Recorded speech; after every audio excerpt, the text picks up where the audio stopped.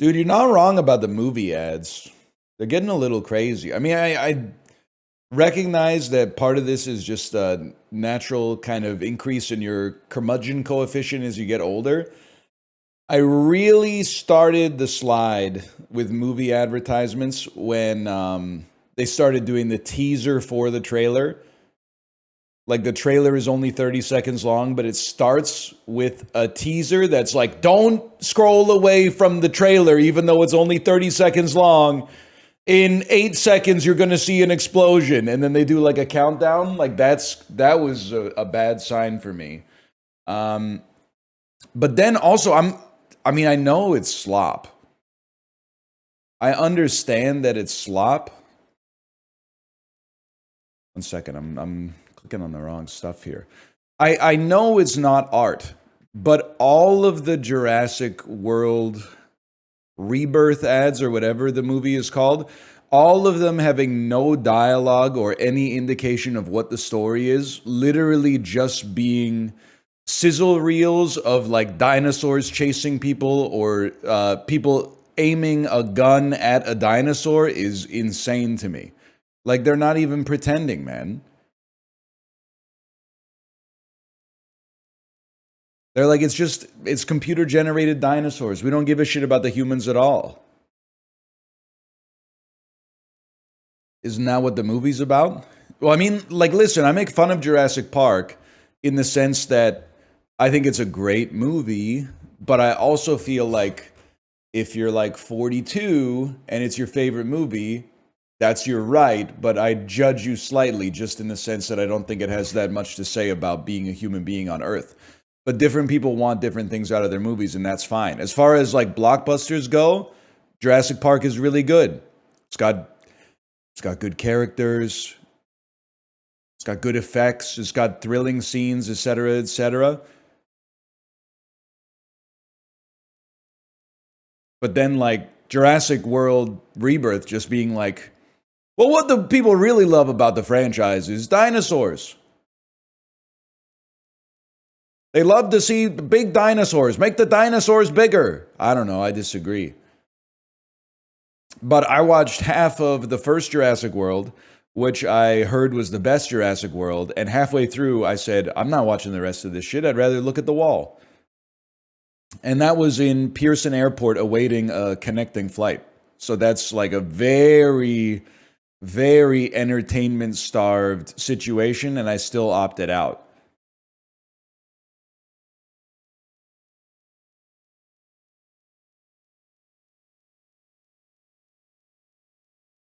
Sorry, by the way, I got a sore throat. I got a little mucus in the throat. I may be muting a little bit, but we tanked those.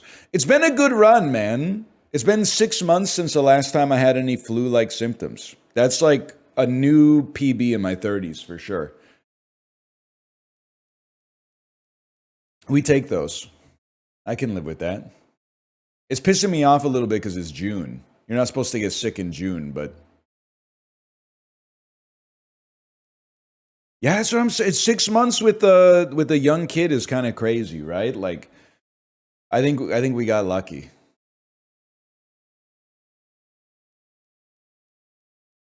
It does feel good to get sick and realize it's been like a year. Let me see here. And even like I felt myself getting sick on, I think it was Sunday, and I thought that I tanked it because like I got a good sleep Sunday night, and then on Monday I felt normal, but then like on Wednesday it snuck back in. Like during Mario Kart yesterday, I had like a horrific headache. And I was like, maybe I just need lunch. So I put on my shoes and I went to go outside, and the sun was staring me like right in my eyes. And I just went, I don't think I can do this right now. Like I was so ready to go out and get a sandwich. And then as soon as the sun like traversed my optic nerve and went to my brain, I was like, it's inhospitable out here. And normally I'm an outside boy. One second here. Hate the sun. I tend to be a big sun fan, to be honest. I mean, Big Star is better, but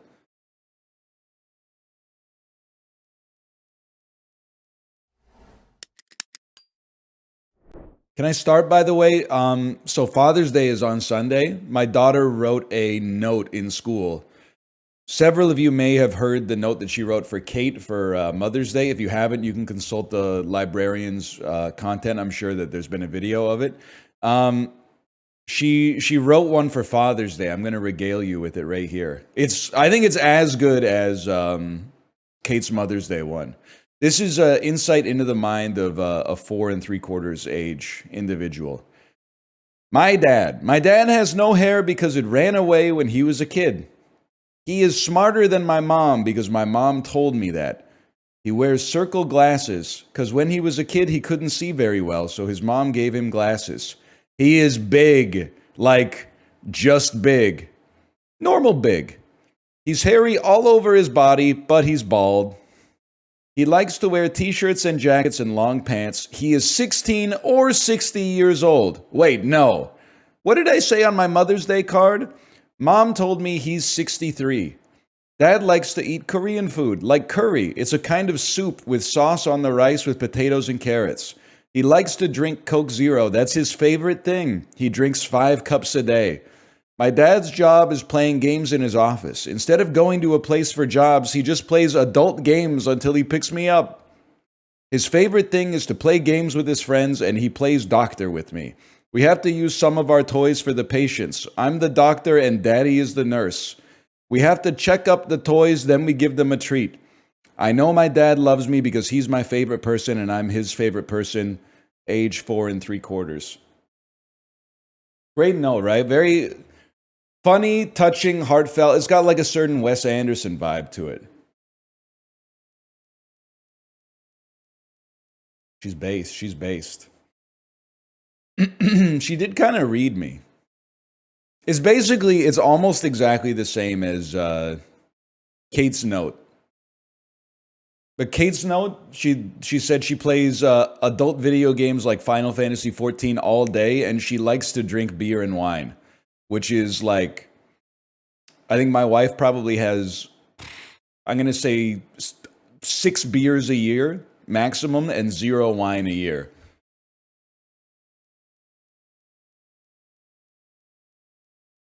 They really they sold her out. But then apparently lots of the moms were like, I don't even drink, and my kid's note says like I drink wine every day. On the Coke she got you? I drink 2 Western Family 0 sugar colas a day, okay? I don't drink 5. Is it my favorite thing in the world? No, but it is pretty close.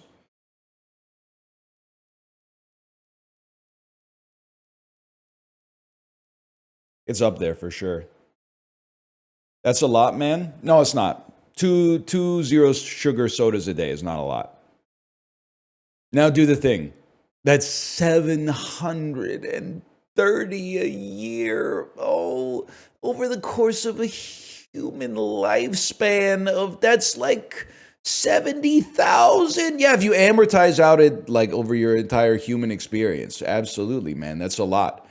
But the thing is, you don't amortize it and then get it in one lump sum. You spread it out over 30,000 days and you're chilling.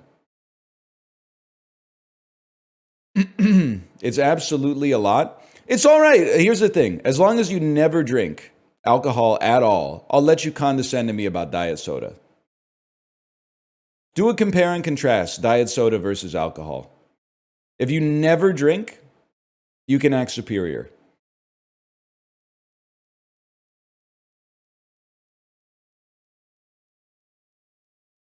I'm getting a few cots at least. I'll take that.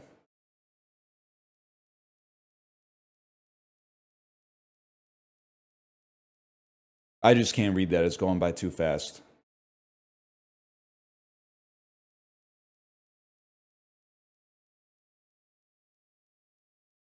You got to slow down the messages. I can't read them. Everyone's trying to get their own pet theory in here.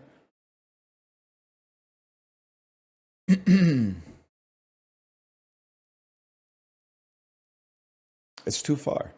It's too far. Occasionally, now they're trying to put some highlights in here. Diet soda more addictive than caffeine? I would plus two that, even though it's addictive. You know why it's more addictive than caffeine? Because it's caffeine that tastes good. I'll give you that.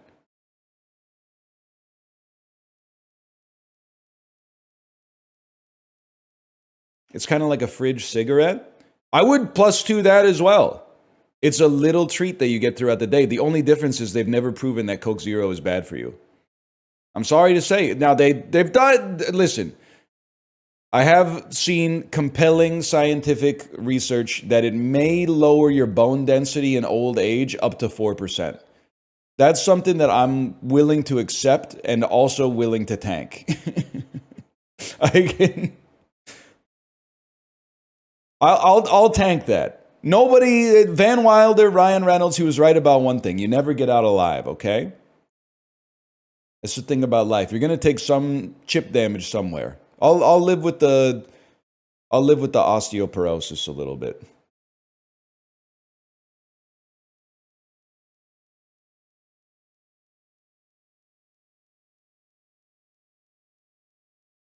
Some pilk though would be nice. That's the thing, man. They got us like so mind fucked that they think it's not okay for a middle aged man to have like a little treat anymore. In fact, it's only okay for a middle aged man to have a treat if it's a craft beer. Like if you tell, they give you the Thousand Island stare when you tell someone that you drink a diet soda as a man who's 36. And you get exactly the same look when you tell them you don't drink beer. If you say I drink diet soda, they would say like, why? It's bad for you. Science has determined that it might be bad for you. It doesn't do anything for you. It costs money. Why would you do it? Then if you're like, I don't drink beer, they're like, well, you have to enjoy yourself at some point in life. What are you going to do? Are you going to be ascetic for your entire life? It's hypocritical, man. I like IPAs. I just, you take damage every time you consume one. You start going, ugh.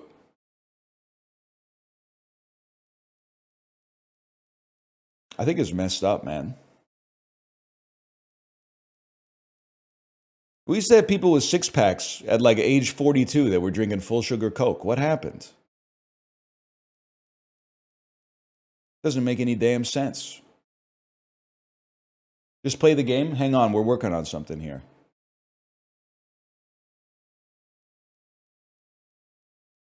Corn syrup? Nah, honestly, I hate to say it. I think it's because we got so sedentary.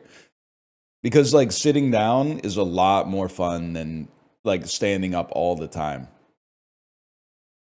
I remember even like maybe 6, 7 years ago, you'd be like out somewhere, lots of people, limited seating space. Someone would like give up their chair for you. They'd be like, hey, why don't you take a seat? I'd be like, no, I don't want to sit. I like to stand. Honestly, I prefer standing to sitting. Society is so weak that people like need to sit down. That's because my job, I'm realizing, is like, I'm in my chair like 80% of the day, man.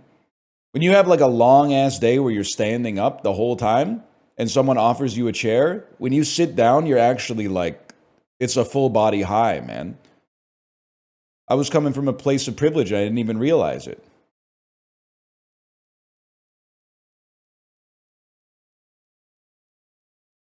Sitting goes crazy when you've been standing all day.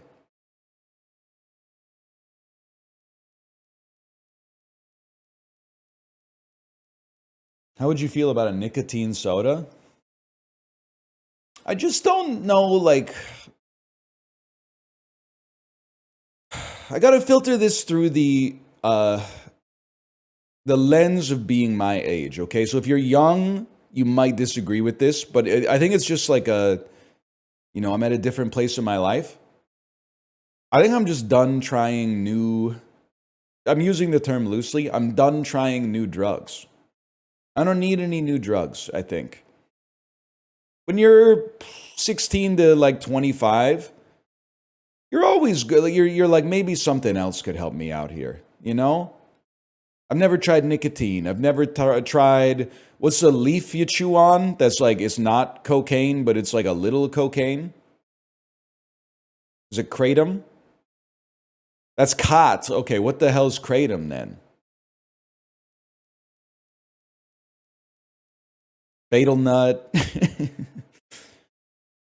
Zins, etc., etc. Yeah, I think I just at 36, I'm like, I think I figured it out. I'm okay with some coffee.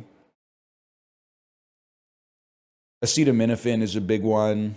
That's important. I'm on acetaminophen right now. Actually, like, don't tell the Redditors because they're gonna honestly like call the Reddit cares hotline on me. But I'm on Dayquil right now, which is basically like turbo drugs because it has caffeine and acetaminophen in it. I'm off the Dayquil right now, man. Coffee and the Tylenol? Are you trying to die?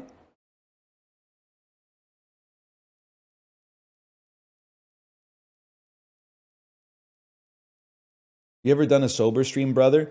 Have we met IRL? Let me see. I gotta. What the hell was that?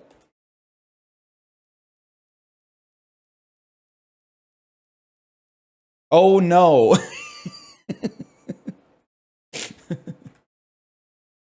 People don't forget, man. People don't forget. I don't know what this sound is. As I'm typing in your username, one of the buttons is making like a spoon rattle.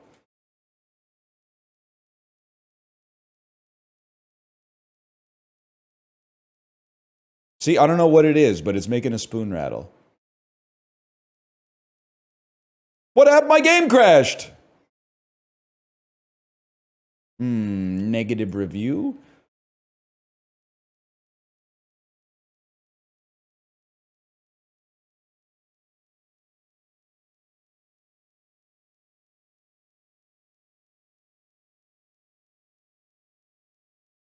Dude, I was looking up reviews of Dairy Queen this morning. Society's not okay, huh? I mean, I think you've been telling me that for a long time. Why? Well, every once in a while, like I didn't work out this morning because I was feeling bad, like physically. Every once in a while, I like to look up reviews of fast food locations just as like for me, it's kind of like a barometer of the broad mental health of society. And I gotta tell you, I feel like people are not doing super well right now. There's a lot of reviews of Dairy Queen that were like, I've never been to a store where I've been treated more disrespectfully than this Dairy Queen. Or ones where they're like, they take a picture of their ice cream and the ice cream looks perfectly normal. It looks exactly like all the ice cream I've ever gotten at a Dairy Queen. And they go, I've been coming to Dairy Queen for 28 years and this is the worst ice cream I've ever received from Dairy Queen. 1 star. And I'm like, it's crazy, man.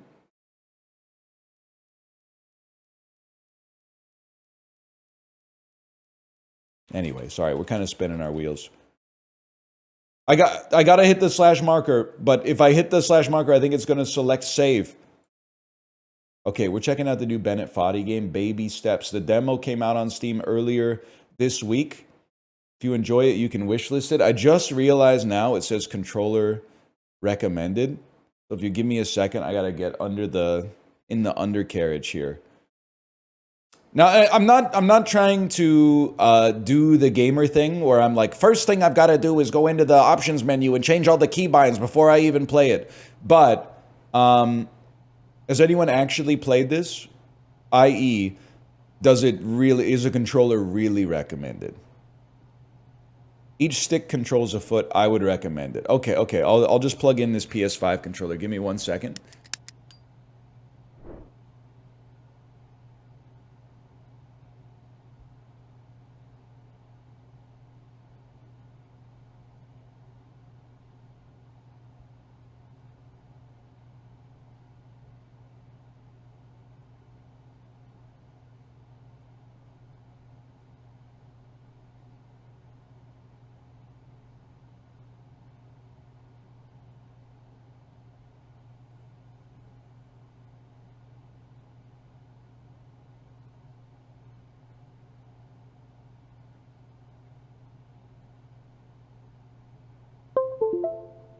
I think it's a good indicator of my mental acuity today. It took me 45 seconds to plug in a USB cable. Oh, and then it's gonna fuck up my sound, right? Like it's all gonna be coming out of my PS5 controller.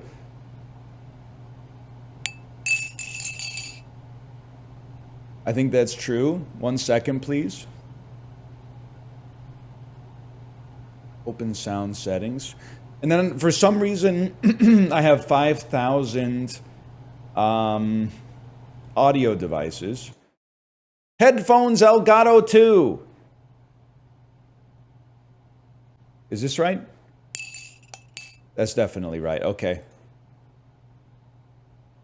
Slash marker baby steps. Sorry, we're a little late in the recording here for baby steps because I had to get a controller plugged in. My bad, y'all. My bad. Now that we got it plugged in, I can tell you this is the new Bennett Foddy game. The demo is available on Steam right now. Maybe on PS5. Nate! I don't know. Holy cow. Nate! Nate! Nate, buddy. Family meeting. Let's go. Is that actually Squeaks? Not right now. About this. Not right now. You are okay? literally killing him with these pizzas. You just want to throw it. I'm not trying to just do a Dan bit. I was like, that actually sounds 100% like Squeaks. Some kind of discipline out there. Maybe if you can hear my voice, I want you to come up here having a family meeting. It still sounds like him.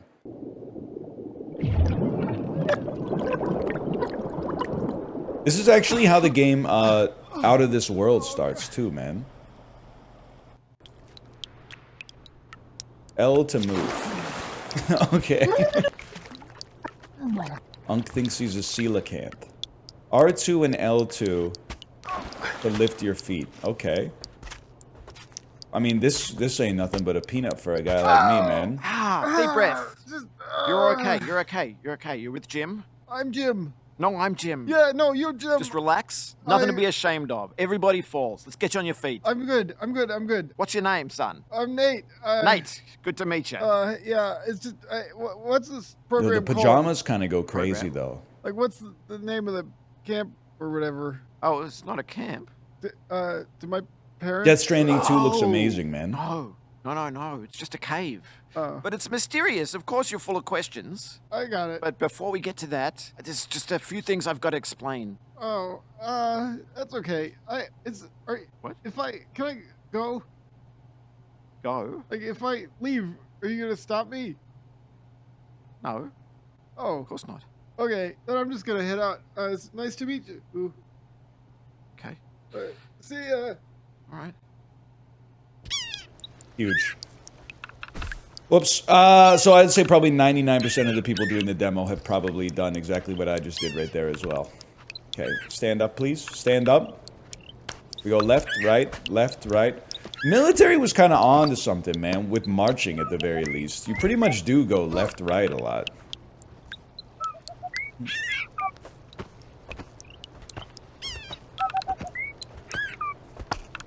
That's one thing they got on lock. What do you mean -2? That's how you march, bro. You go left, right. And then if you get out of step, you do like, I don't know if you ever had to go to Fort Henry on like a field trip, but if you ever got out of step, you got to do one of these really quick. And then that puts you right back into step. True. You know what's... it's not my story to tell, but I'm going to tell it anyway. One of my wife's friends got a summer job playing a brass instrument in a Canadian military band as a university student. I gotta turn this down. This is crazy. So at first, it was like, that's sick, because you get paid like way more money than most student jobs to do. I gotta turn this down. The birds are taking me out, man. I'm in the middle of my story, Nate. Can you just chill?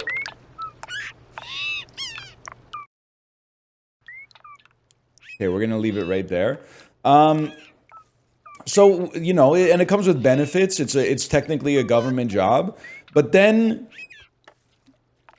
it turns out that like to play a brass instrument in a military band, you don't just like play your trumpet and then go home. You have to like live in the barracks. You have to march. You have to do like the same physical education and exercise regimen that like the infantry have to do. Oh, I gotta figure out what we're doing here. So like you're basically just a soldier, but like instead of a gun you have like a bassoon or whatever. And then she ended up getting like a permanent injury as a result of her student job. Why everyone's saying like no shit, but like why should the trumpet player in the military have to do basic training? Wait, That doesn't make sense to me. Jim. Yeah. Now I can't really hear you, Jim, but the birds are so loud. I feel like we got off on the wrong foot. Let's just cut straight to the good stuff. Come with me. It won't take a minute. Just very close. Actually, I do have to. Because they have to play on the battlefield? Buddy, in 2025? I'm just trying to get you some shoes. I don't think so. I don't think anyone's going out onto the battlefield with a euphonium. That's how I like it. I just do. They're going out onto the battlefield with nothing. Aren't they just getting into like a bunker and then flying a drone over Discord screen share or something? This is pretty far, man. I'm worried about your kidneys. I've got strong kidneys. Yeah, just go behind this bush. I'll wait. I just went away. Pea shy. No. Yeah, no, you don't want me watching. Can't hear shit? Well, you gotta pick your battles, because if you can hear shit, it's just it's like being in the Rainforest Cafe. Yeah. Ooh. Uru. Like we say goodbye around here. Yeah. Subtitles, bro? That's what happens when you press the pause button right now.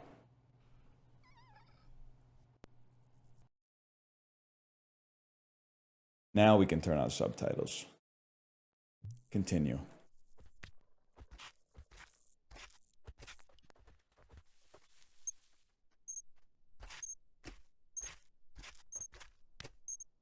Why he kind of thick though? Sedentary lifestyle. The one thing that's interesting to me so far about baby steps is I thought it would be hard, but it turns out it's actually like one of the easiest games I've ever played. It's just like getting around IRL. What was the permanent injury? I don't know. She screwed up her knee doing all the marching or something like that, and it's never been the same since.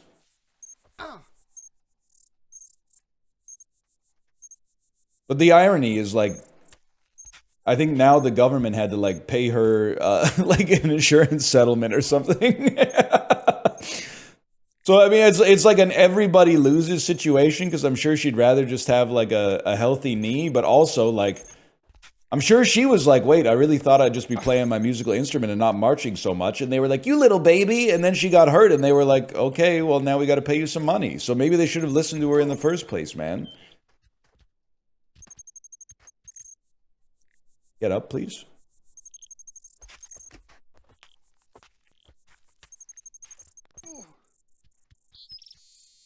You have to sign something beforehand. No disrespect, I'd be signing all sorts of stuff where it says when you sign it that you waive your right to like sue them for compensation or negligence.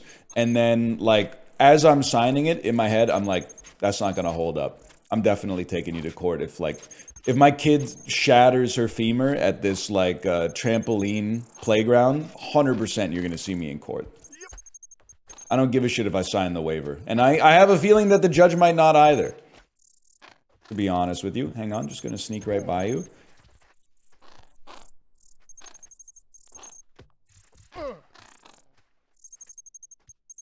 Hold. Hold.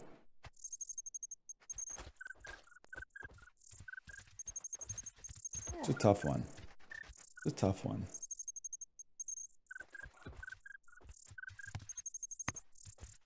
Surely you read your deployment contract? Buddy, that's just one more step keeping me from getting in the driver's seat of my new Dodge Charger, okay?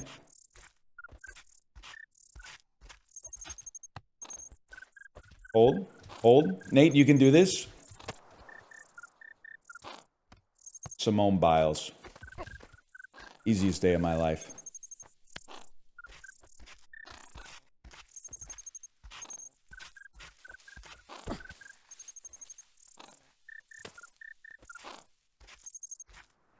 $29% interest. I did read a story yesterday about a guy who bought a truck The truck was like already expensive. It was like $105,000.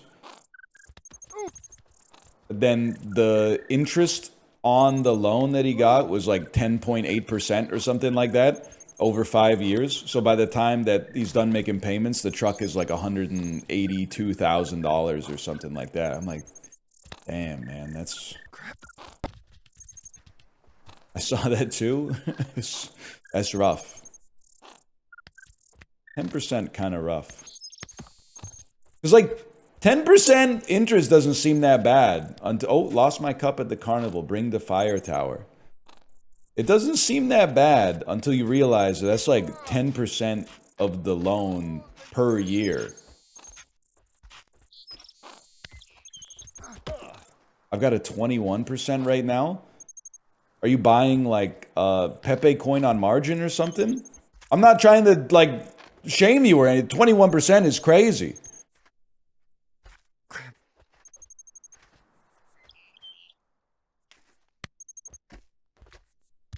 My student loan is 11? That should be criminal. That's crazy. 11% means it doubles like every 6.5 years.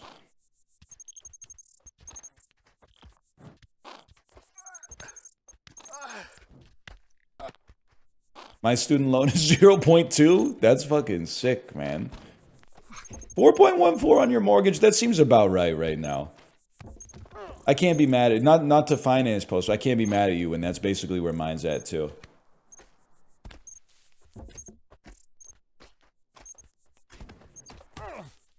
In Kelowna? That makes perfect sense, man. 2.3 here. Okay, I have to tell you, sorry, this is not what anybody, like, actually the people watching this are going to get so upset because we're talking about, like, extremely grown-up shit when we should be, like, talking about Twitch clips and stuff like that. Did you know that in the United States, most people are on 30-year fixed mortgages? This is something that it's a difference between Canada and America, and there's good and bad that comes with both of it. So when you buy a house in the United States, you sign a mortgage where you're like your rate is locked in for 30 years. So if you buy your house in like 2021 or 2020, probably 2021, you got a sick rate. You might have paid a lot for your house, but you got a sick rate. Okay, I guess maybe we should be going up this way. In Canada, we don't really do that. You sign mortgage renewals every like 2 to 5 years or so. So I don't know, when we bought our house, I think we had like a 2.25 or something like that. But then when the renewal came up, it went up to high 3s, I think. Now there's good and bad. A lot of people, Americans, say that it's bad because like, well, what if you get a great rate? Then you don't want to lose it. That's true, but that's like, to me at least, that's a little hubris, right? That's like, you feel like you can time the interest rate market. There's also the flip side happens a lot of the time too. You buy a house because you need to buy a house whenever you buy it. And then like the rate when you buy it sucks ass. And then 5 years later, you're like, oh, the rate's actually better now. Lucky me.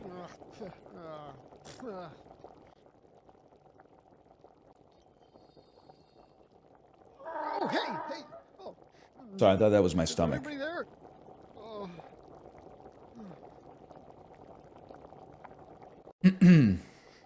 You refinance in the US? Don't you pay a penalty for refinancing though?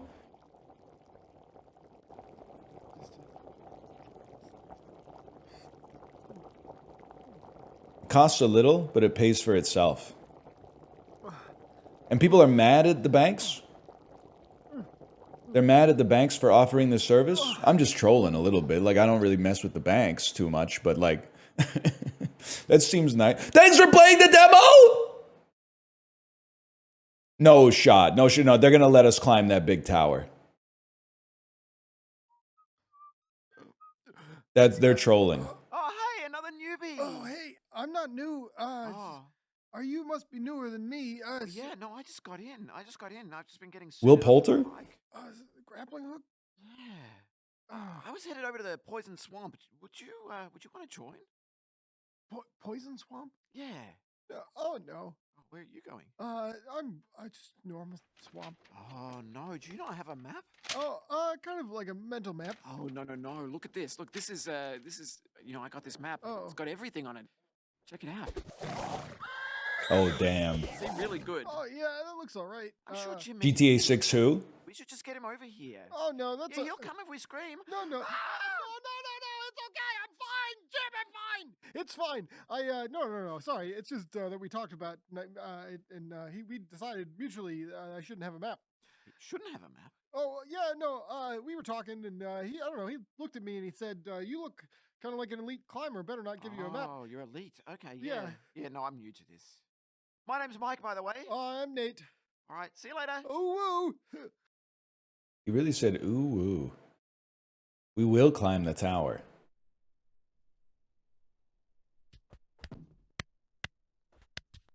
Anyway, back to the important stuff, talking about mortgages. You guys see Wealth Simple is about to offer, what?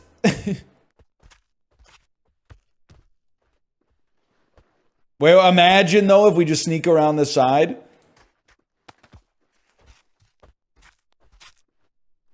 Maybe we can turn around and go up that way instead. Dude, you're right. Maybe it's like a deconstruction. Maybe they intend for you to sneak past it.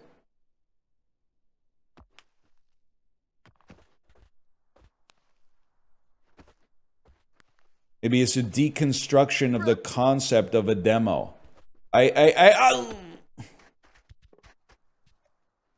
There's another path. This one's called the Golden Path. Paul Atreides.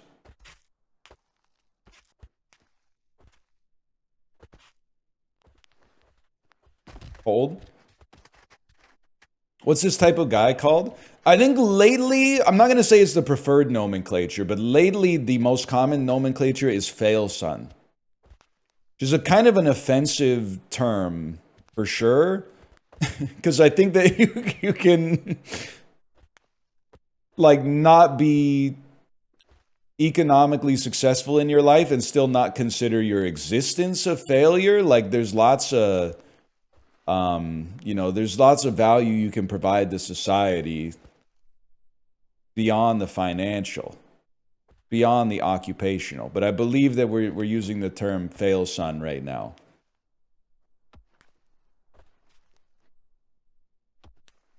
Not a very good foothold here. Just give me a second. I don't think you can sneak that, man. I really tried.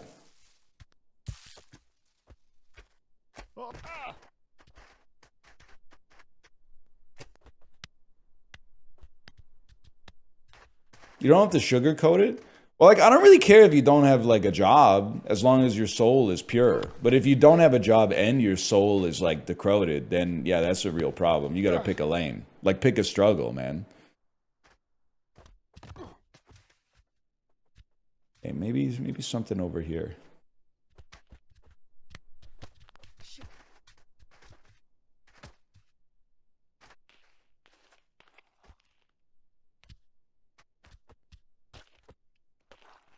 We never came this way to start.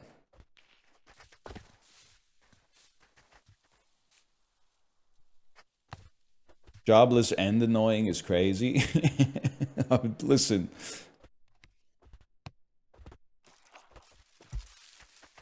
I'm only one job away from being in that camp, so I'm not trying to make any enemies right now, is what I'm trying to say. You were talking about Wealth Simple? Yeah, they did a press conference yesterday. They're going to allow mobile check deposits on the app soon, man. That's crazy. Not to mention bank drafts, and apparently they'll Uber cash to your door to save you from going to an ATM, which is a service I don't care about at all, especially because it's going to cost money to get the cash, but, like, it's bold, that's for sure.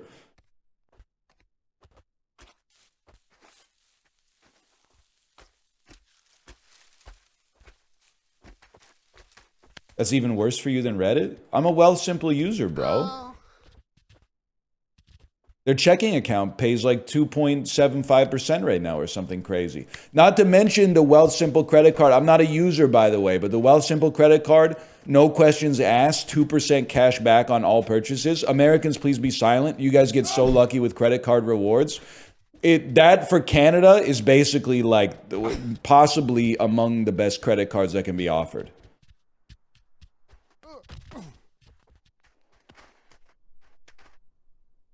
I'm not advertising to you. If I was advertising to you, I would give you my referral code because we each get $25 when you sign up.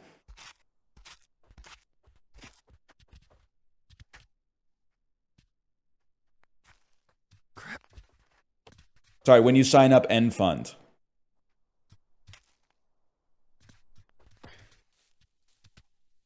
Hold. Does your code still work? I think I need to generate a new one.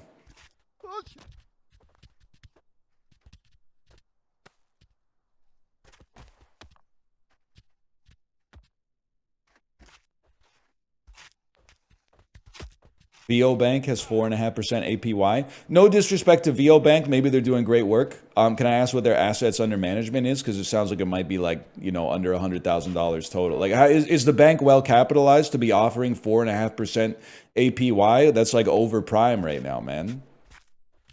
Anyone here work at VIO Bank? I use it. Did they send you any emails in like March 2023 when Silicon Valley Bank crashed and they were like, hey, just so you go, hey, our ATMs are going down for scheduled maintenance all across our network, just so you guys know, we'll keep you posted on when they go up. Nah, they're probably chill. Unk's out of pocket for this one for sure.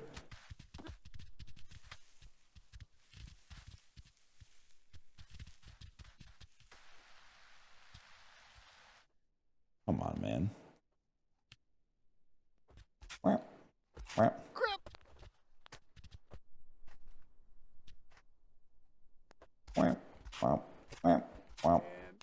Watch it burn.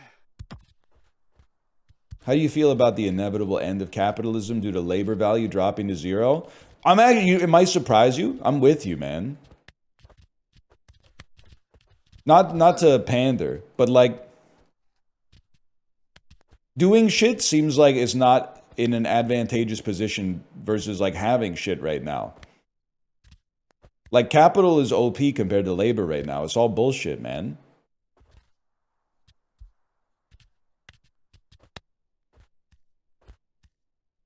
Always has been? I don't know, maybe. I mean, back in like the year negative 10,000, doing shit was probably like really highly valued. You'd be like, okay, you got 6 blueberries. I'm doing shit. I took your blueberries. Labor beats capital in that situation, I suppose.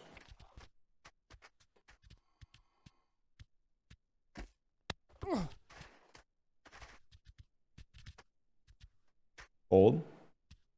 Hold.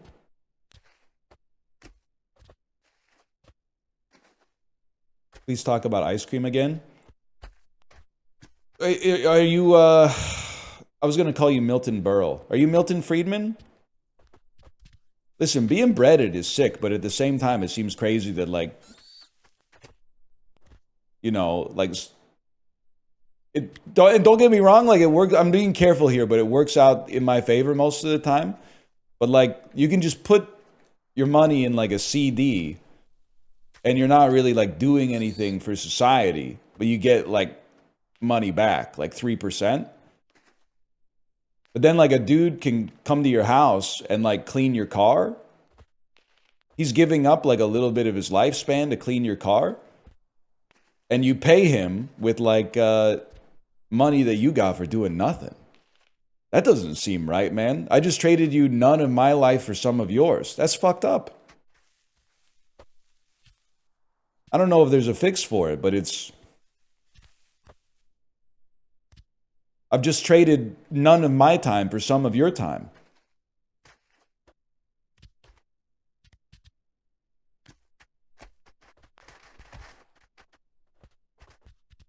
Get up, Rock.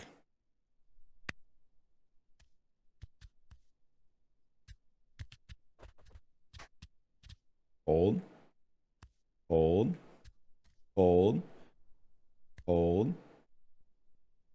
right, that message is too long. I'm going to say you got the spirit, but the message is too long. I can't read it. Hold. Okay. They were trolling when they said the demo was over, man.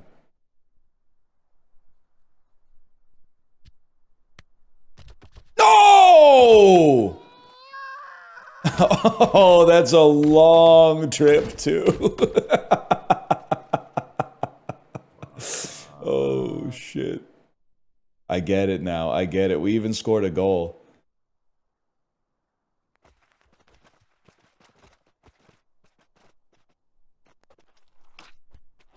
Like, I think I agree with you guys broadly and even specifically on most things. The reason I get mad is because you keep telling me it's offensive to say we needed Chinese Rizzler. The word Chinese is not offensive when applied in that context.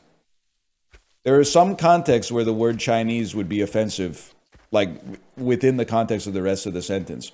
We need a Chinese Rizzler is not an offensive sentence.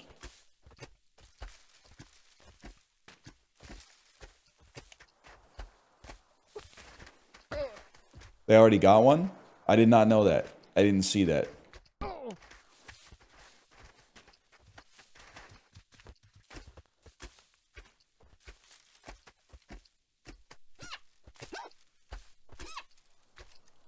Why does he need to be Chinese? Because he was born in China.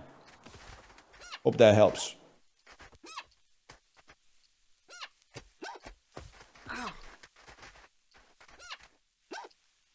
You hear this, man? There's like a dolphin over here.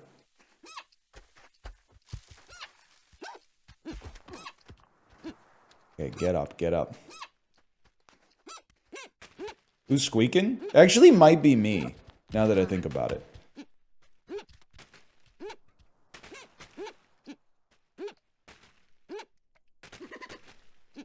It really is Death Stranding, man.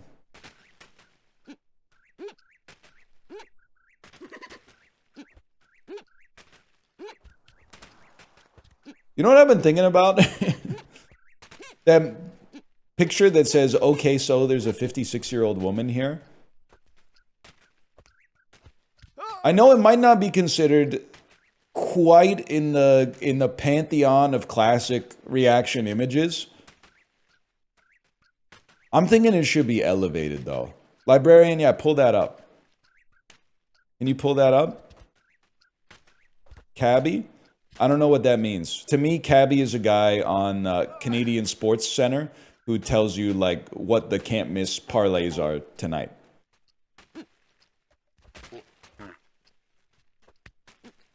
Twitter user. Okay, that makes sense. Okay, so there's a 36-year-old man here. I'm not gonna lie, I feel like that. Some of the restaurants I go to, I'm like, damn. They ain't ever seen a player like me walk in here, huh?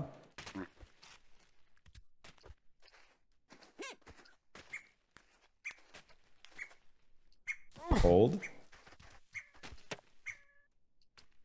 The 56-year-old just showed up uninvited to a college party and refused to leave. Queen's homecoming energy.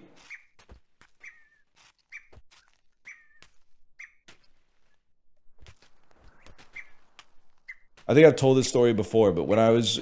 I mean, I guess this is the tradition of homecoming at, like, all universities, but, like, a homecoming weekend is where alumni for the school travel back to their college, or maybe their high school, depending on where you live, to relive their college experience for a weekend and watch football. When I was an undergrad, it's probably like 2007, we threw a party for homecoming. And then, like, a bunch of dudes in their 40s kept trying to get into our party. And we were like, no, man. We're like 18, 19 years old. You can't come to our party. You're 40. I'd bring this story up from time to time, and people would be like, that's kind of sick, though. I imagine, like, when you're 40, you'll feel differently. No, man, now I'm 36, and I'm like, that's even worse. There's no shot I would go back to Queen's University and then... roll up to like a random house and be like, I also went to this school 20 years ago. Let me in. I got nothing in common with you. Enjoy your weekend, man. I got my own shit to do. No shot. I'm not saying there's anything predatory. I'm sure, like, you know, it happens, but like, I'm not gonna judge them to that degree just out of nowhere. But at the same time, it is weird.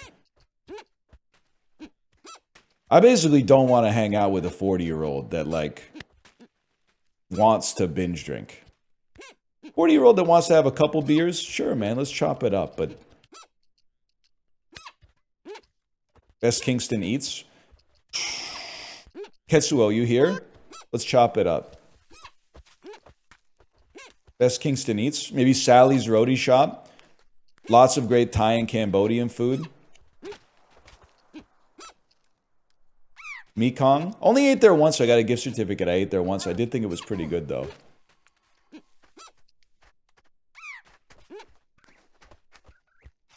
McDonald's? Nah, not the one on Princess and Sydenham. After dark, at least.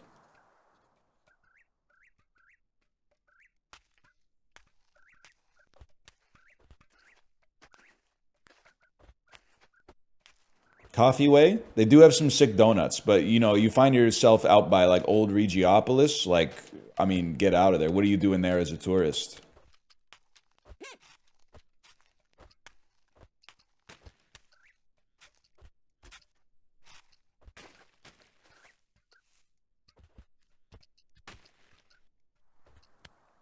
Hold. Hold. Hold. I lived on Pine Street during law school. Coffee Way was not the place to be. Yo, but East Side Village, right in the same plaza as that Coffee Way before they changed ownership, was actually dynamite Chinese food. That might have been the best Chinese food that I had ever had in Kingston. And then they sold, and they apparently they changed the recipes. My parents are telling me all the time that it's not as good as it used to be, but prime East Side. Silverwalk is good too, but didn't Silverwalk do the, like, post-COVID, they're still takeout only or something like that? I don't want to get sued for, like, slander, but I also heard that Silverwalk is basically just running the restaurant because they also own the building. So they're running the restaurant just for, like, something to do until private equity comes in and goes like, hey, I'm going to buy the building from you. Like, it's a real estate play. But Silverwalk Chinese was, when I worked downtown, was nice for sure.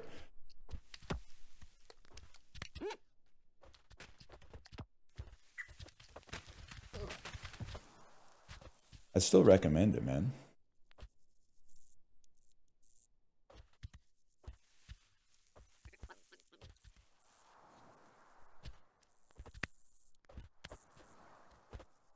Any slide updates?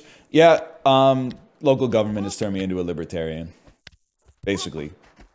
Federally leftist, municipally libertarian. I kind of don't understand why they won't take my money to build a slide. It doesn't make any sense to me. I recognize that maybe I'm trying to put a slide in an overserved park, but the slide was already there. It just broke, and they won't fix it until, like, Oppenheimer Park gets a zip line or something like that. Can't I just give you the money for the slide, and then you take what would have been the slide money and give it to Oppenheimer Park for the zip line? Like, I don't understand. It doesn't make sense to me.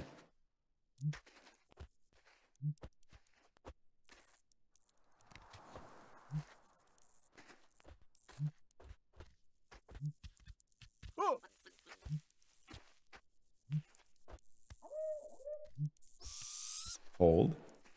Hold. You can't make a flat donation.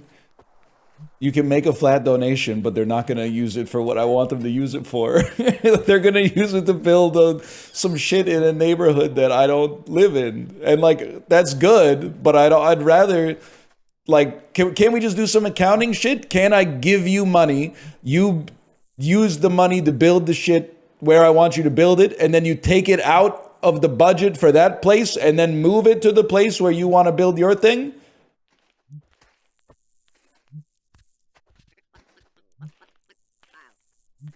It's not a bribe. The slide is broken, man.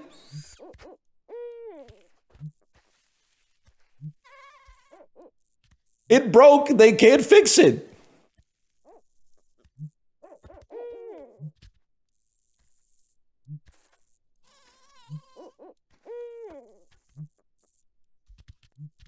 It all sounds so simple. Well, like, I get you're making a joke, but also I'm like, they're the ones who complicated it. It could be that simple.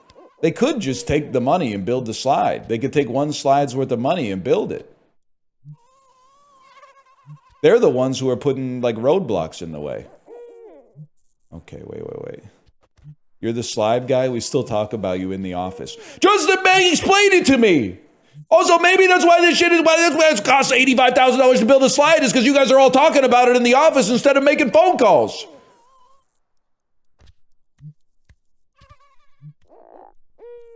We still talk about you. Okay, hang on. Post up. Confidence.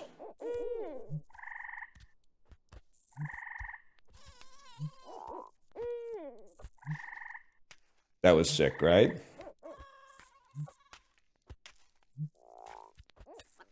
Just fix it yourself? No, I can't do that because then, like, first off, I don't have those kind of skills. Secondly, like, by the way, I made up 85,000 as a number. So don't get too hung up on that. It might be, for all I know, it might be 2,500 bucks. It might be 10 grand. It might be 200 grand. I just picked a number that I thought would get your attention. But then also, I'm like, if someone gets hurt on the slide after, like, the city doesn't... I mean, it just, you know what? They would love it. They would fucking love it if I just did some tactical urbanism, fixed the slide, and then some kid sliced open their femoral artery on it, and I got put in prison. They would love... I'm sure they'd be coming around to all the conjugal visits going, see? That's why we need a project manager and 17 engineers to see if we can fix the slide that was built in 1992 by one dude over a weekend. Piss me the fuck off, man. No, you're not going down like that.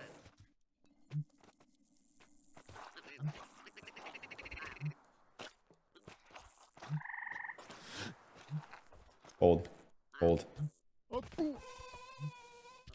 That's true. Couldn't I just spin up like an LLC for $100 and be like, an anonymous benefactor gave us exactly enough money to build a slide in this park, and then immediately fold the corporation after the creation of the slide?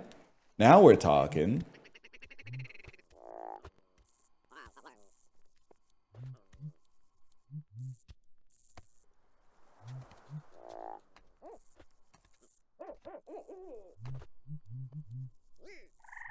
They'll tear it down? Maybe that's the problem with society, man. They're so good at destroying things. So ass at building things. Even like the building is not that bad. It's just the process of like getting them to agree to build it takes 100 fucking years. And then they're like, I'm sorry, I'm crashing out. It's not the lady's fault that I talked to on the phone. Like she's just a, you know, not to be rude to her, but she's kind of like a mouthpiece for the broader policies that have been put in place. But like, she's telling me about how, don't worry, like the parks are on like a 10 to 15 year renewal timeline. And I'm like, cool, my kid will be like 26 by the time the fucking slide gets fixed. She's not gonna give a fuck, man.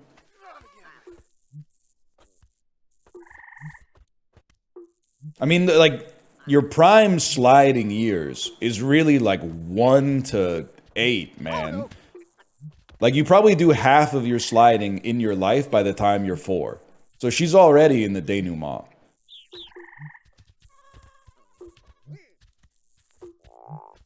I'm not saying, like, you're never going to go down a slide again, but, like, I probably went down a slide at, like, age 14, and then I didn't go down again until I had to go down the slide with my kids. So there was, like, almost a 20-year window where I didn't slide at all. To be realistic with you, I wouldn't be surprised if I've done 95% of the sliding I'll ever do in my life. Maybe 98.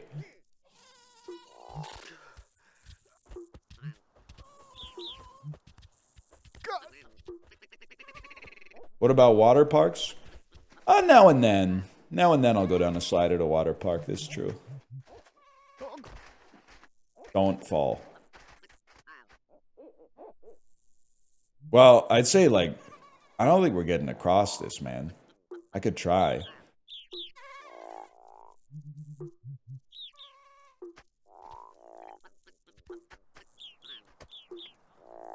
sad ass realization.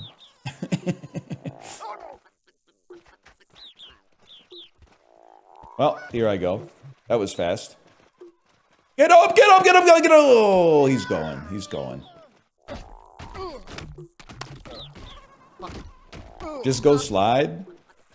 I get you're telling chat to, like, you know, seize the day. But the other thing is, like, there's a reason you stopped sliding. Like, age 35, the slide really isn't that much fun. You should, like, you know, go for a walk or something for sure. That can be life-affirming. But age 35, going down the slide, you're kind of just... Especially because, like, most of the slides are maximum, like, 2 times my height. So you kind of, like, get on, and then a second later, you're at the bottom. And you're like, okay. Also, being at a playground by yourself as an adult. I'm here to tell you, I think we should normalize that more. It's good that people care about the kids, but, like, I'll be at the playground, and then, like, adults will come over and be like, hey, they always, like, almost ask for permission. They're like, hey, I'm just going to use the pull-up bar really quick. Is that okay? And I'm like, yeah, man, it's a public facility. You paid for it. Go ahead, use the pull-up bar. I get that they're being, like, overly, like, concerned that I'm going to call the police, and I think it's sad that society's in that place, but I get where they're coming from, at least.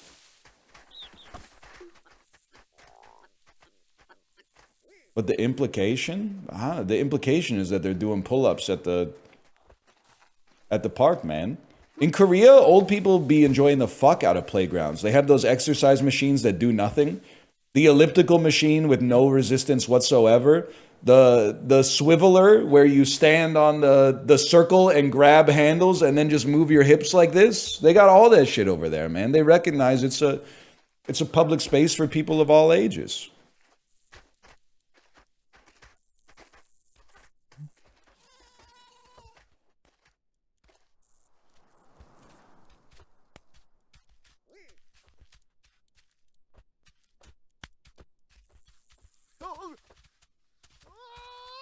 I don't think I can make it up, man.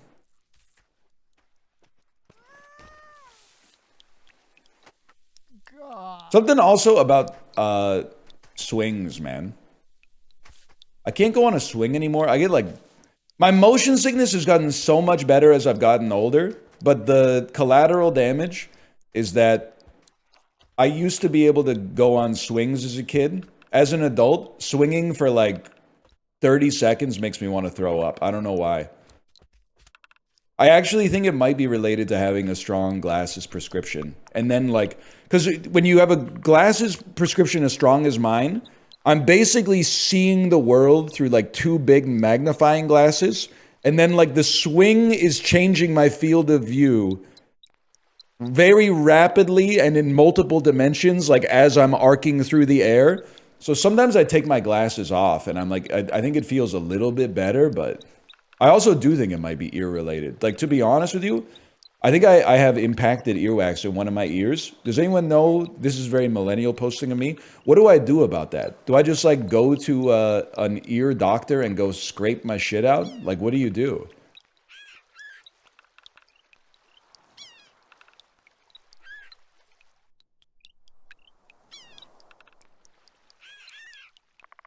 I'd rather a doctor did it, to be honest. I don't trust myself to do it. I don't have that kind of, that detail-oriented personality. Kate does, but I'd really rather just have an expert. Because, like, you've only got 2 ears, right? Like, I know that it's, like impacted. I'll tell you why. I can push, like, you know you have that little, like, tab on your ear? I can push on that tab on my right side. My hearing is completely unaffected. Like, this is exactly the same.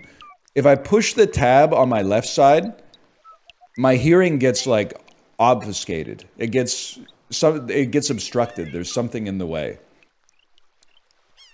So I think I've got too much earwax in there. I gotta get it handled.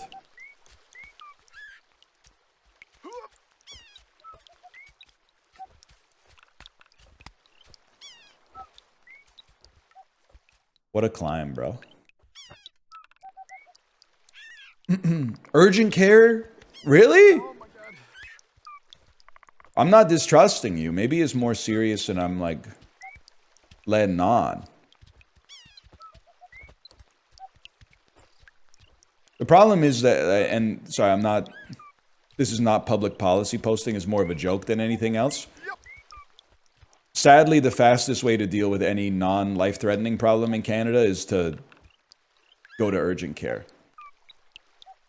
Because, like, if I call my doctor and go, hey, can you, like, set this up for me? That might be, like, 8 months. I should maid bait them.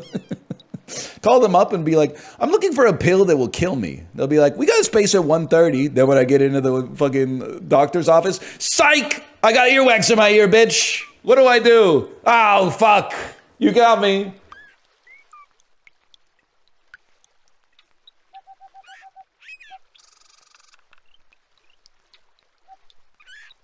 Too bad you will die. That's damn true. Dude, I still think one of the greatest stories in Canadian history was that dude who had got hospitalized because he asked his friend for a sip of his made cocktail.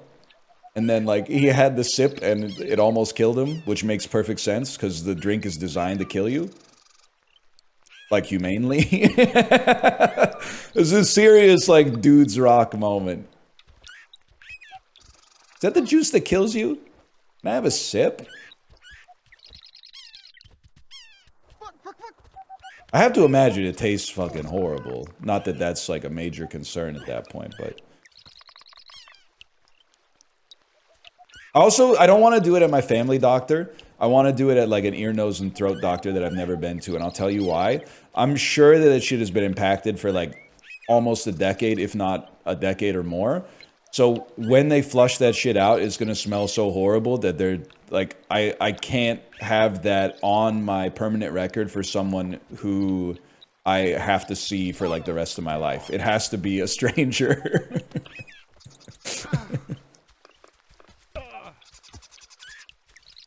Come on, man.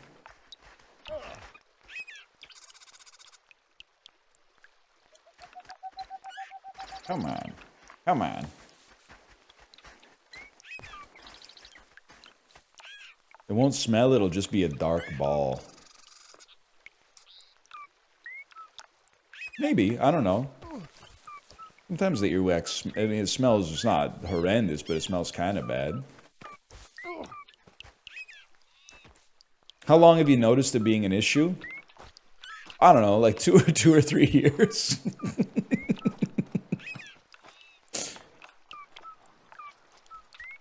Just like a short-term problem like that.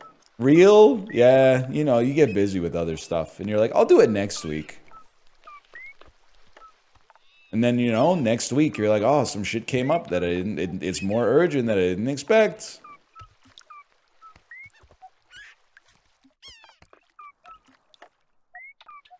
Maybe up there.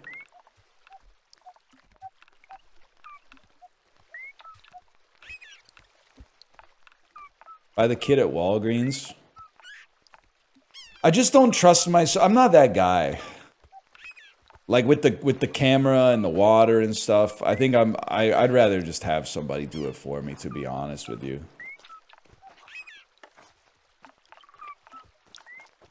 But I'm excited to get it done and then have my ears like hear better again. Like my right ear is as good as it's ever, well, it's obviously not scientifically accurate, but like my right ear is fine. Like it feels as the same as it's ever felt, so I'm sure it's just like age-related hearing loss, but nothing too severe. I'm pretty serious about like not ignoring the warning on my phone to like turn the music down. Whenever the Bluetooth icon turns orange, I turn it down a couple notches. But my left ear, I don't know. I also get like crazy swimmer's ear, which I think is also related to the earwax. Like if my ears ever go under the water, it's like 2 days of trying to get the water out of my ear. It's very annoying.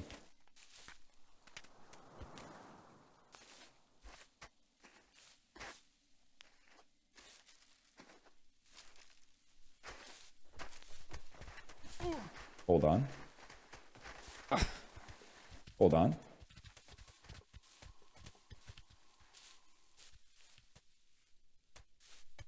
Yeah, maybe I'll have supersonic hearing.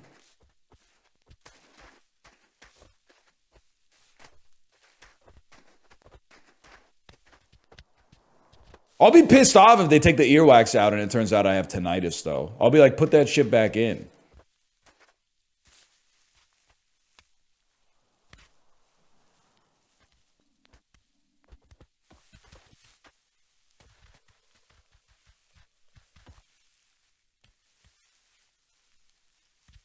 Oh, crap!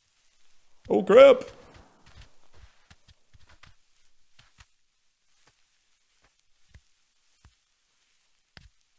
Fuck! Oh, no! I think we might be tapped, man.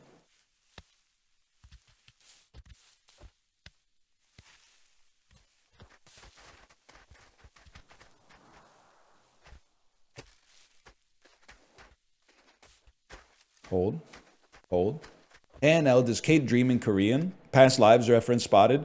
I don't know. She does tell me about her dreams a lot, but not so much the language. Also, Celine's song stays winning, and even I didn't think she would. Every trailer for Materialists, I was like, you know what? It doesn't look very good, but Past Lives was so good, I'm willing to give her a free pass. All of a sudden, the reviews are like, actually, this movie's pretty good. She did it, man. Maybe. I don't know.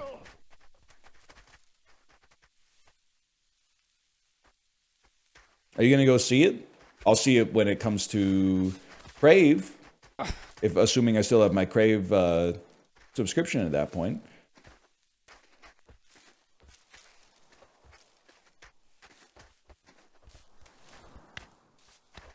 Past lives in my letterbox top 4. That's huge. Can I ask you something? Are you Gen X, Gen Z, or millennial? You could be a baby boomer, but let's not be ridiculous because you didn't say Jurassic Park. Sorry.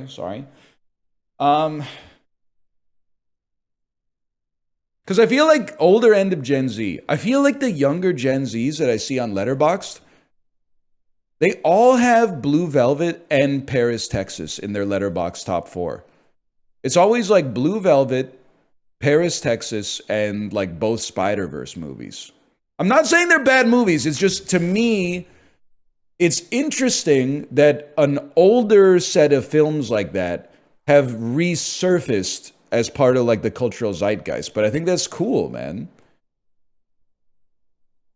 Because there's probably shit that like millennials resurfaced from the 70s and the 80s, but I don't know what it would be. I'm trying to think of what did our generation save from the 70s and 80s that, I guess, like The Thing. I feel like millennials are responsible for bringing The Thing back in the public consciousness.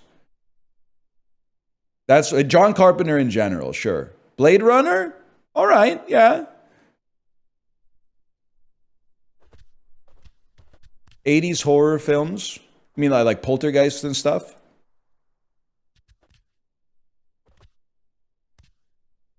Star Wars? Don't put that evil on me. Anything I don't like that is attributed to millennial culture, I just pawn it off on Gen Z. Or sorry, Gen X. Gen Z's innocent in that one.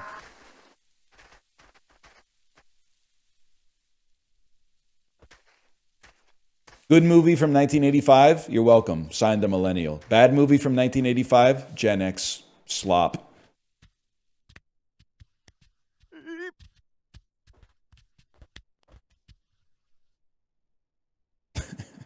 Sorry.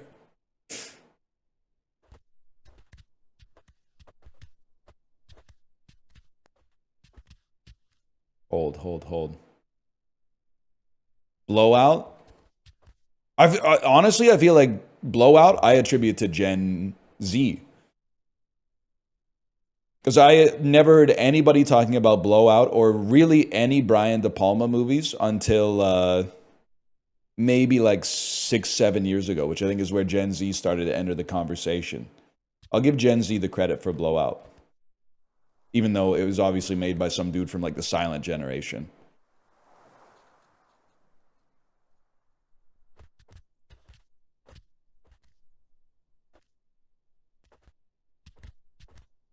Yeah, people are talking a lot about Sorcerer. Sorcerer, Thief, Paris, Texas.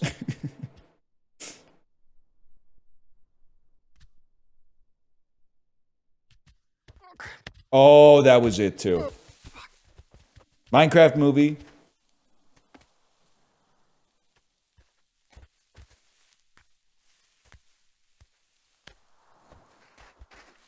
Melancholia.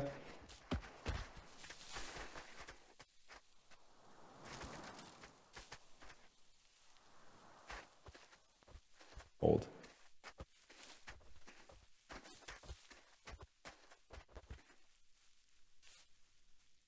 Old. Old. Melancholia, not good. Not to be that what I hate, but I read the Wikipedia synopsis for Antichrist, which I've never seen.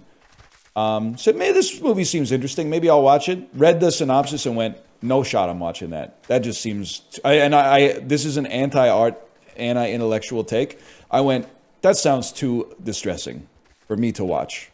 I gotta be in the...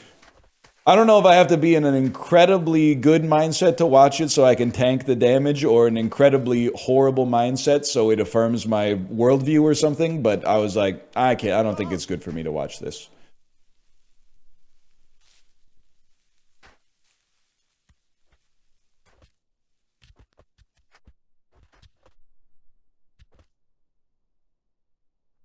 I'm not even, it's like, I'm just thinking about what I was about to say to describe part of the plot made me wince a little bit, so I'm not gonna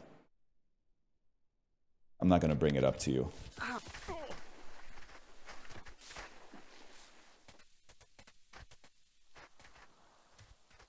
Lahain is also in a lot of Letterboxd top 4s. You're not wrong. And I'm not saying that this means that they're not good movies. I'm just saying it's interesting to see how like the consensus changes over time. Like the consensus in 2009 was that Revenge of the Sith. Would you believe that I'm sorry to talk about this every day. Would you believe that I was one of Revenge of the Sith's greatest defenders for like 2 fucking decades? Almost. I guess it's barely been 2 decades since it came out. Everybody hated the prequels, myself included, but I was always like, wait, Revenge of the Sith is actually not bad. People were like, you're stupid if you like it. And I'm like, let's not go crazy. I didn't say I liked it, but it's not that bad. People were throwing the baby out with the bathwater. Now, 20 years later, people are like, it's actually a classic. Pump the brakes, kid. It's still pretty shit, okay? But like, it's by far the best of the prequels, and it's better than Return of the Jedi. And I don't even say that as bait. Return of the Jedi is like The Force Awakens 15 years before The Force Awakens came out. They just play the hits again.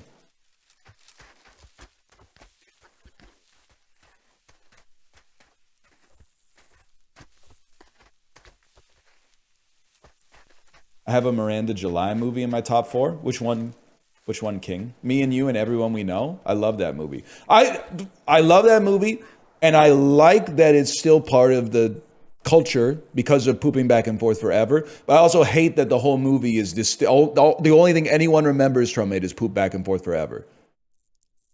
And they always say some shit like, whoa, isn't that weird? Whoa, that's so weird. This Pooping Back and Forth Forever thing is so weird. I like Miranda July, man. She did the narration for Fire of Love.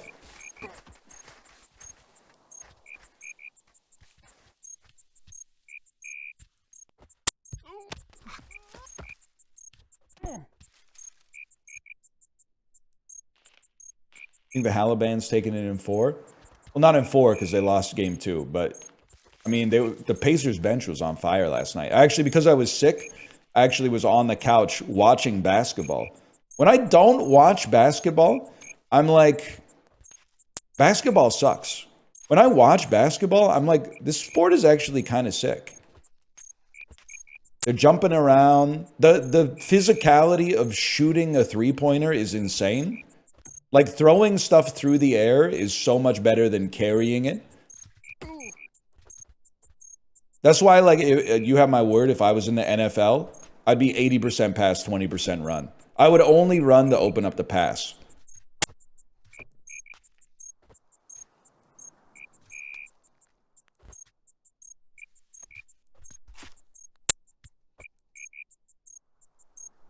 Hang on.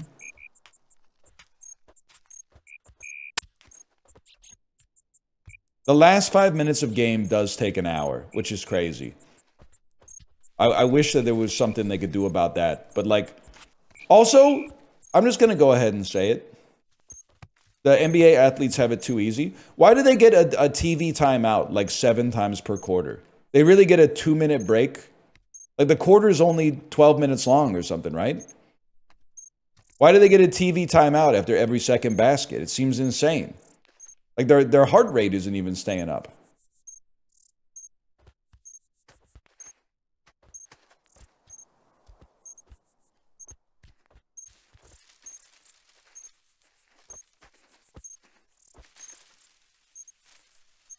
Oh, we haven't been here.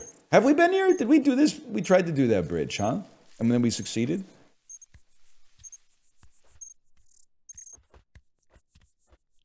Gave a hobo a quesadilla yesterday, y'all. That's pretty sick. I love that for you.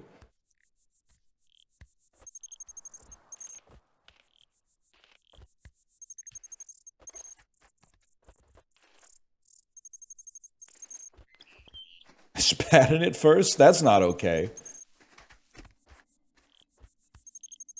Hobo is not the preferred term.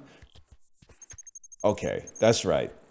What you should have said is I gave a person a quesadilla yesterday. But if you just said that, I see where it would have gone wrong. Because chat would have been like, wouldn't be me. I would never give my quesadilla away. They're too crazy. They're crazy delicious. So I see why you would say that now. What's wrong with hobo? I think you can only call them a hobo if they have a bindle.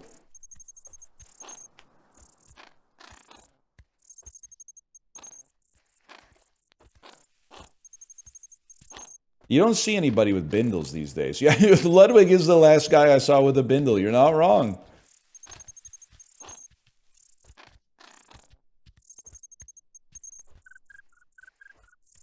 It's insane that he travels with a garbage bag.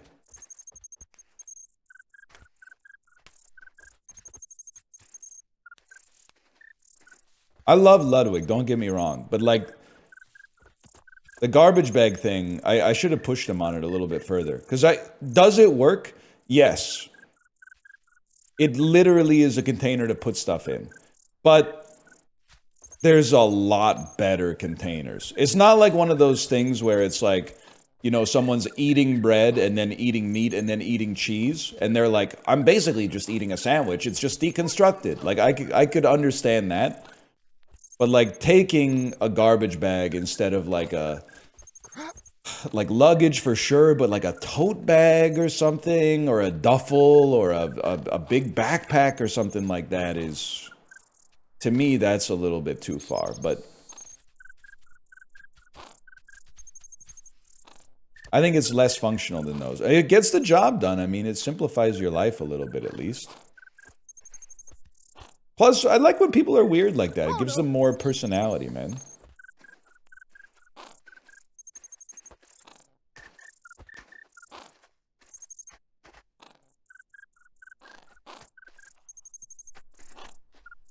Hold. Hold. Hold. First step. Second step. Third step. Third step. Fourth step. Fifth step. Check this one out. Sixth step. I wanted 2-piece on that one.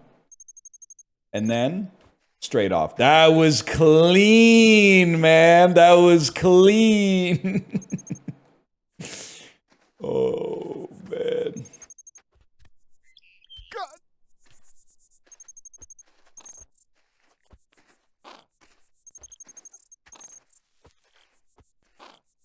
Pitchfork Facebook account started posting old reviews trying to be relevant. What did they post today?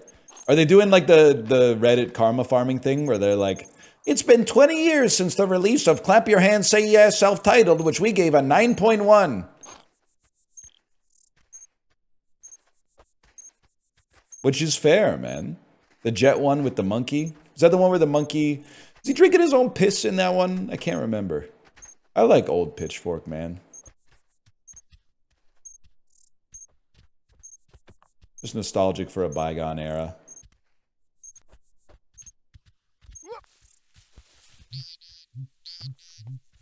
Don't fall.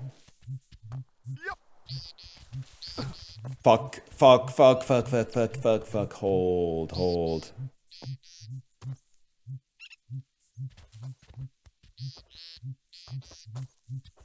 They gave Addison Rae an 8?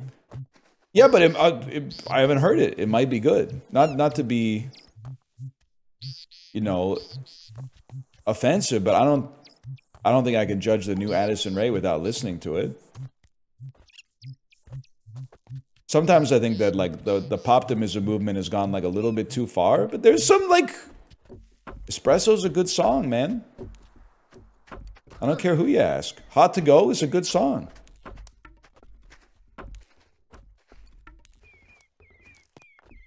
Hold.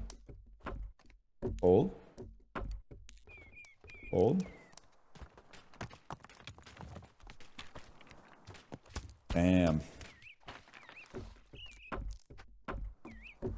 At me if this is your doppelganger. Just kidding.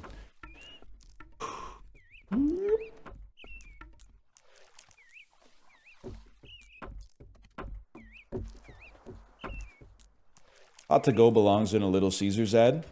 Well, sure, maybe because of the content of the song and it matching the Little Caesars brand. If she sells out, we'll have like a different story about it, but it actually clears like 90% of classic rock, and I consider classic rock to be like an unassailably important genre because I'm just happen to be from that era where we deified it. Like Hot to Go clears at least 99.9% of AC/DC songs. Maybe there's one AC/DC song that clears Hot to Go, but I'd have to think long and hard about which one it is.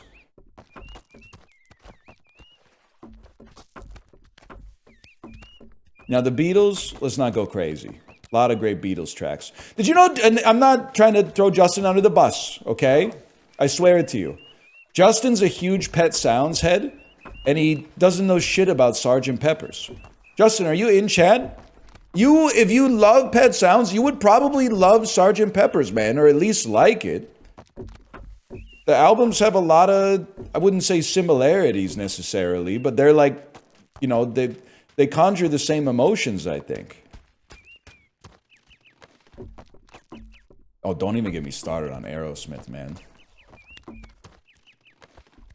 Pet Sounds is better? I don't know, man. Pet Sounds is really good, but Sgt. Pepper's is really good.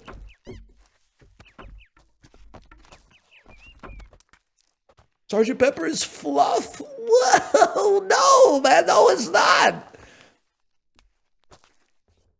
Meet the Beatles is a little bit fluff. Sgt. Pepper's is not fluff. That's crazy.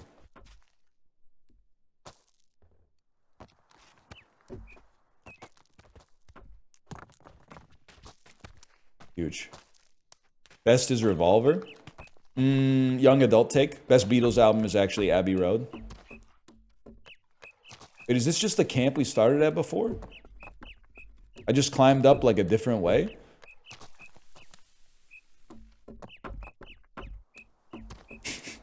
I thought I was making progress, man.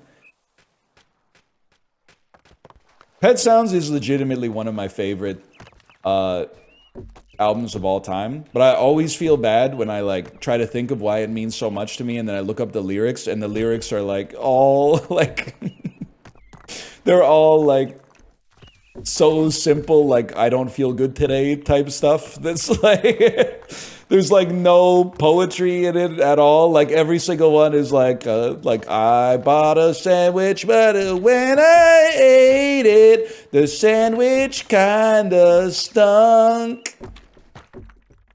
They say I got brains, but they ain't doing me no good. It is real though, you're not wrong.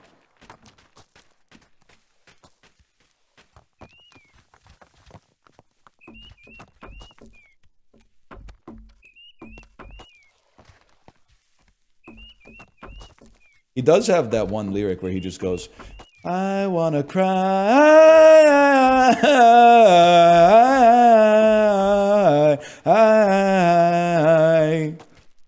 And then in case you didn't get it the first time, they run that shit back, man.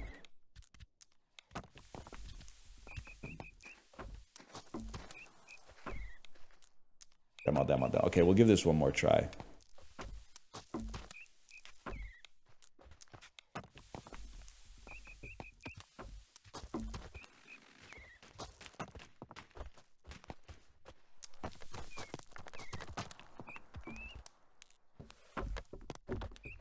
It might work, man.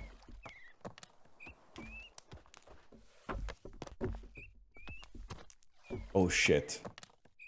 Oh shit. This is like new ground. This is new progress.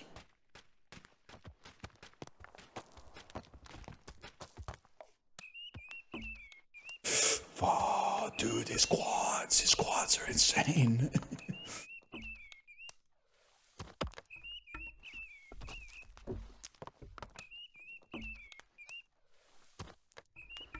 No, it can't be done.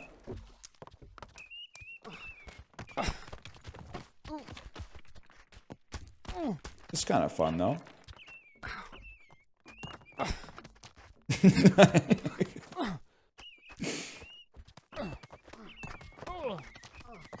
Who getting the best head? Nah, I'm just chilling. Freaky ass game. You know, it's crazy. Mozart doesn't know what it's like to be 36, man.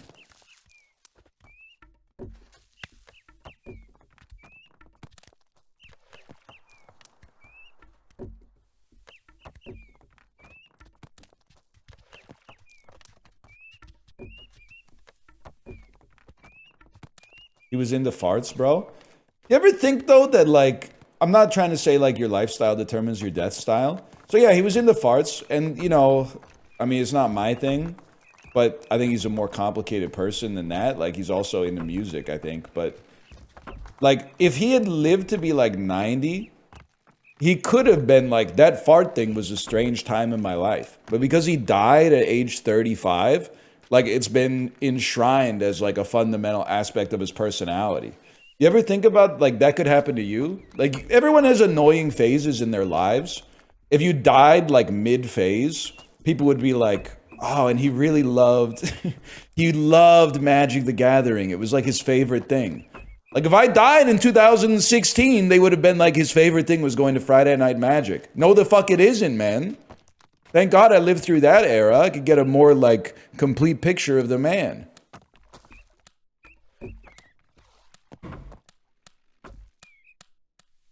Like, you never know. Life's long, man. That fart stuff might have just been like a footnote if he kept it up. His favorite thing was Coke Zero. At my funeral, I heard he used to drink up to 5 cups a day. The sick fuck. The sick bastard. It's a wonder he made it as long as he did. That's a lot of sorbitol. Actually, it's aspartame. Whatever. Same shit.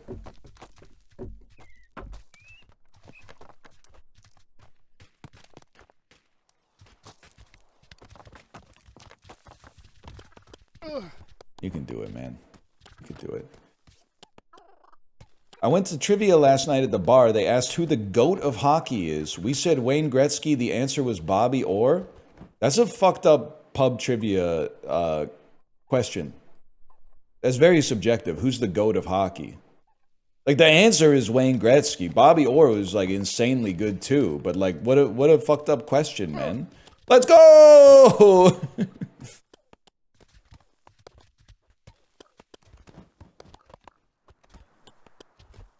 Is it really like the question was who's the GOAT of hockey? I might never go back to that pub trivia though. That seems insane. We do need a Chinese Wayne Gretzky, man. It's not Ovechkin. Oh, I'll meet you in the middle. I think Ovechkin might be the best goal scorer in hockey history.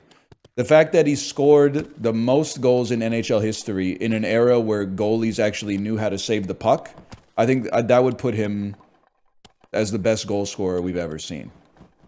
When you factor in his peak, his consistency, his longevity, etc., etc.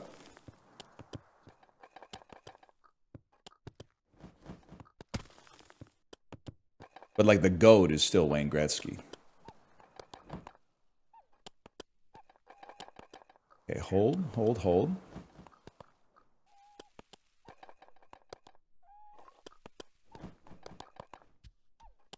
Gretzky was playing against some milkmen. It's one of my favorite bits is like when they show a Wayne Gretzky clip of him scoring like his 700th goal or something like that, and it's literally just him taking a slap shot from center ice, and then the goalie, like, his pads are thinner than his legs. He's got like 2 rulers taped to his shins, and he just kicks out his leg impotently, and the puck goes in, and everyone's like, "Oh my God! Wayne Gretzky's 9th 6-goal game of the year on an unsavable shot from way downtown."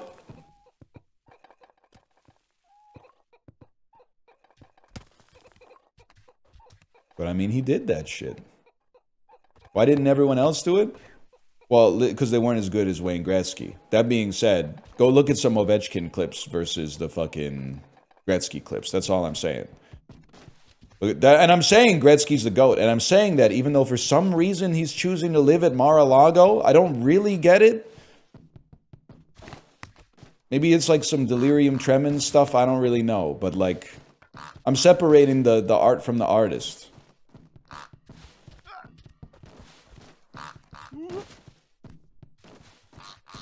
Here we go. I don't know if we can make it, man. The hell of a song.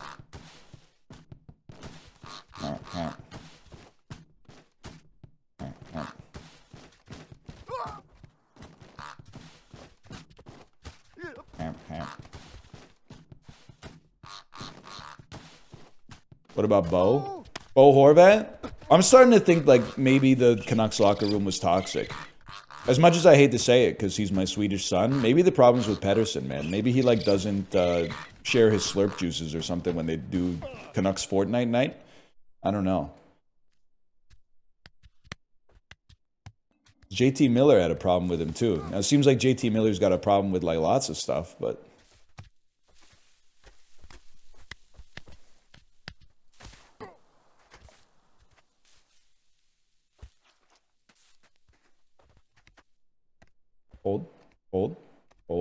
hold. I mean, we're cruising, man.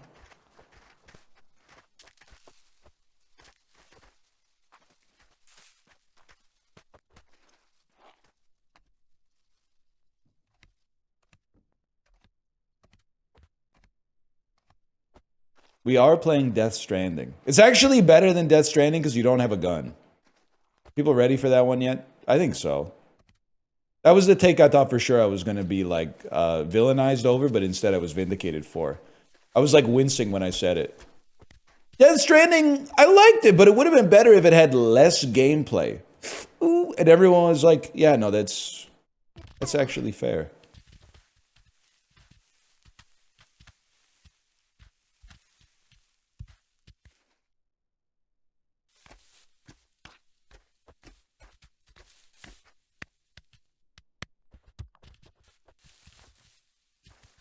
Gonna play the second one? Nah, I don't think so. Honestly, if they made like a Death Stranding style game where you just deliver packages and like I'm actually doing like the cringe version of that, like there should be more games where you play as a cozy witch looking for lost cats in Switzerland. But like if you just like built infrastructure using the stuff that you got, the resources you generated from your job delivering packages, like I think I would like the game more. Because I was always like, whenever any like gameplay showed up, I was like, don't give me this fucking gameplay. I'm like so close to being able to build a bridge that will mean that I don't have to walk over these jagged rocks every time I leave the base.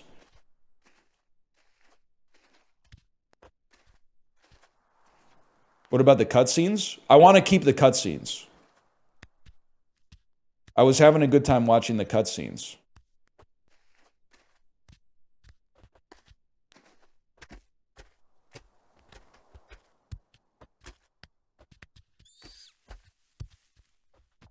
It's a new area. Fuck. That's damn true. All that shit you wrote about David Hume and Kant? Yeah, that's damn true. I don't know shit about that, though. I don't think Hot to Go clears Thunderstruck. It depends on the venue. No, it doesn't. I think it clears it. I'm not just, like, appealing to my Gen Z audience, too. I think Hot to Go clears everything AC/DC has ever made. And Hot to Go isn't even my favorite Chapel Rowan song. Oh shit. Old? Pink Pony Club? Nah, bro, it's casual by a mile. Wait, I've already been here! I've been here!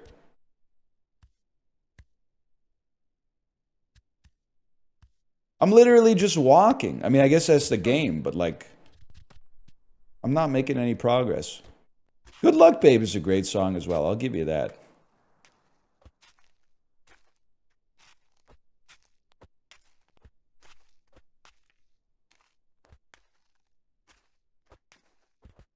You failed this path, you get one more chance. Okay.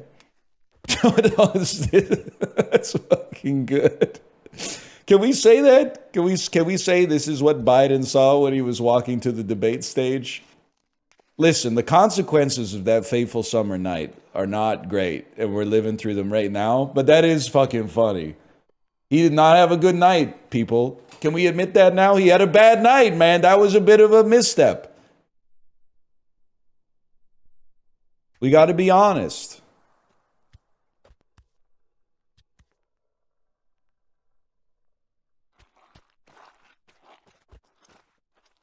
I think he won the debate.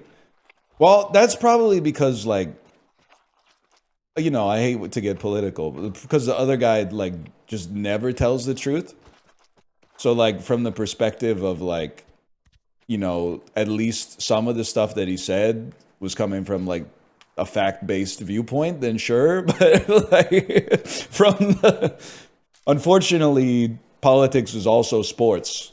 So the dude coming out and then like tripping over his skates like 6 times, people are like, something's wrong with him. And I mean, there was, but.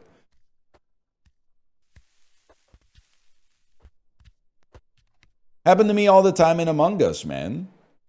Not to, you know, make light of a serious issue like Among Us, but I don't know if in Among Us or like Secret Hitler I've ever been wrong. Then all of a sudden, someone talks louder than me, and all of a sudden, they're like, okay, you're right. He's sus. Get him out of here. They shoot me out of the spaceship or, like, you know, kick me out of the caucus or whatever. Then the worst part is it turns off your comms, and they all go, it's his fault we voted him out. Why was he acting so suspiciously? It's his fault we made a mistake. Yeah. Stupid ass.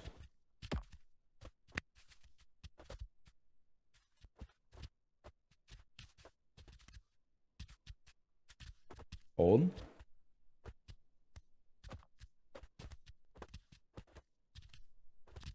You do act sus when you're innocent? All I do is be bad at tasks because I'm bad at like most things in video games. And then also, whenever someone says, you're so bad at tasks, you must be the imposter. I go, no, I'm not. I'm a crewmate. And they go, that's what an imposter would say. And then I go, yeah, but that's also what a crewmate would say. And then they go, emergency meeting. NL's the imposter. How do you know? He said he was a crewmate. Well, it's an open and shut case. Vote. You have ejected a crewmate. Why would he do that to us? Why?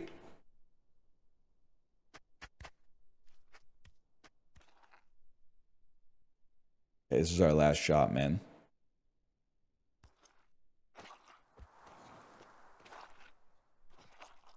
I'm focusing.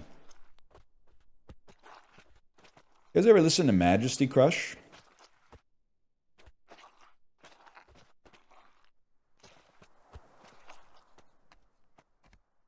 I can't look at chat for a second. Don't answer that. I think I want to move over to the side a little. Slowly, please.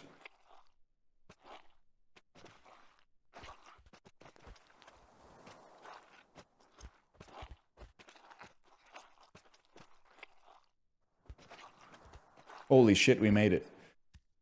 You guys ever listen to Majesty Crush? It's been coming on shuffle because I keep telling Amazon Music to play Soft as Snow but Warm Inside by My Bloody Valentine.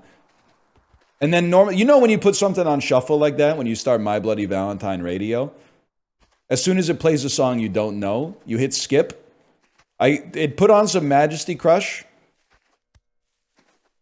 And I went to hit the skip button because I didn't know it. But then I heard the doom doo doo doom doo doom doom doom doom doo doom doo doo doom doo doom doom, and I was like, you know what? I'll give it a chance. I'm glad I did. Secret passage. I said, hold up, playa. You fuck with Lush? I do fuck with Lush. I fuck with Deluxe by Lush, and I fuck with the Sweetness and Light EP, which I think is even better than the one that Deluxe is on. What's going on in here, man? I love Lush. Horse on a pool table, bro. What about Lush the store? To be honest, I fuck with it. I don't mind getting some soaps or some bath bombs. Is this Blueprints? Is there a riddle or something? That's literally a donkey?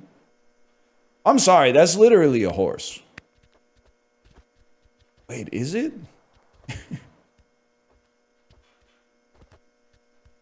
How do you know whether it's a horse or a donkey, man? And don't say some shit like it looks like a donkey. Like, what's the difference between a horse and a donkey? Its ears. That's a kangaroo, bro. I don't know what to tell you. You're all wrong. There's not a horse or a donkey. That's a fucking kangaroo.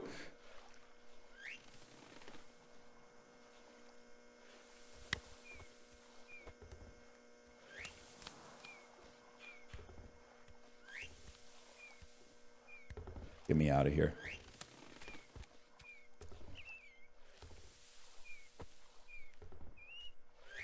Kangaroos are funny, man.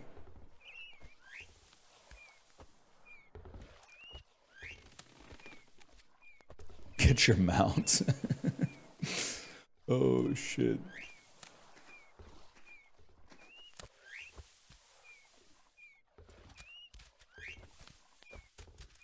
guys ever listen to Perry Grip? Now this, if I'm being honest, this looks really tough.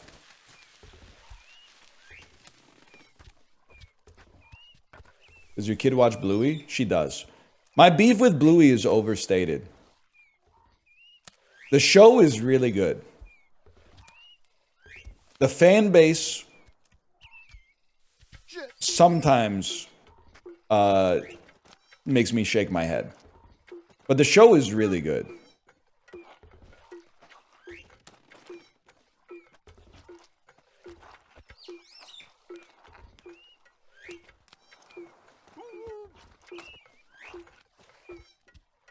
There we go. Total Drama Island is better. Okay, Kai Sanat. I feel like isn't Total Drama Island is more for like 10-year-olds. Bluey is for like 2 to 5-year-olds, I think. Maybe 2 to 6-year-olds. Yeah, hell of a jump.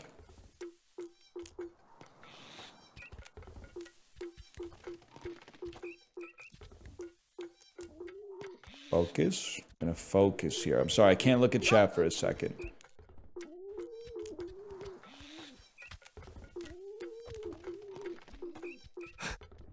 That's actually fucking huge, man.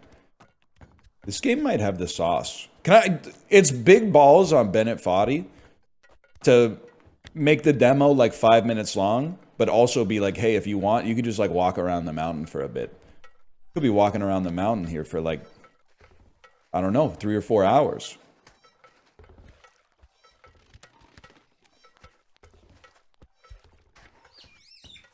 Big balls better than hot to go.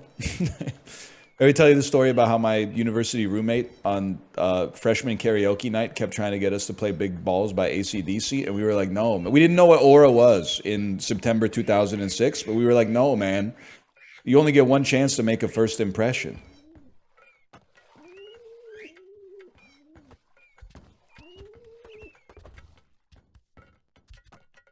Hold. Hold. That would have been Aura? I don't think so, man. I don't think so. Oh, fuck. I think we gotta go back up. No, because if we try to make that step, we're gonna fall. Like, the big rock to small rock to plank, we fall. So I think we gotta make it across on this one, but... Devastating. Heartbreaking. Shit.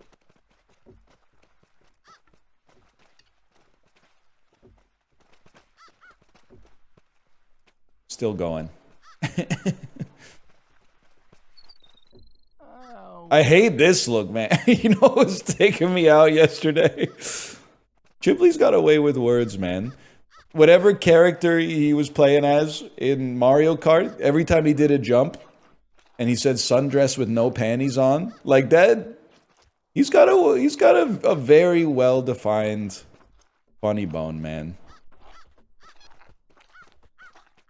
Sundress with no panties is such a funny line.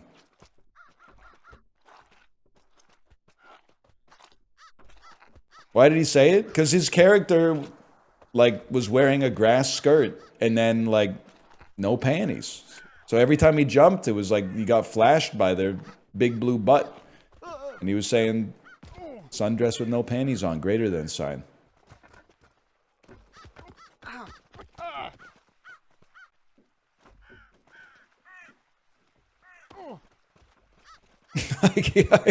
Stop. Stop, man. Stop with the... This is gonna be so funny when it comes out, man. Oh, shit.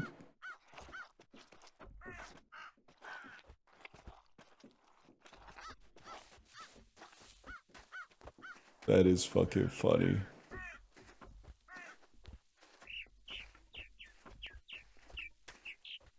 Ooh.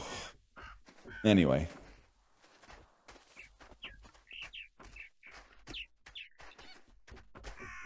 Accidentally sent a +2 to my boss in Google chat. Oh no. Is your boss cool? Are you gonna have to explain it, or are you gonna have to make up a lie? You're gonna have to be like, oh, that's how the younger generation says I agree. Which is, I guess, is actually kind of true. I was using the calculator app. But then, like, what if your boss calls you? You were using the calculator app to add 2 to a number? I think... I think we might have to ask you to leave.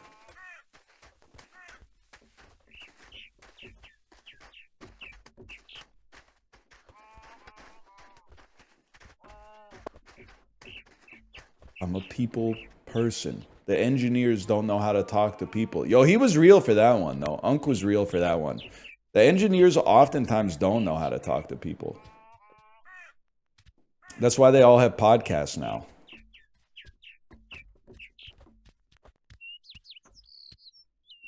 Old brother. Let's be realistic. We're not making it up that. We're not making it up that.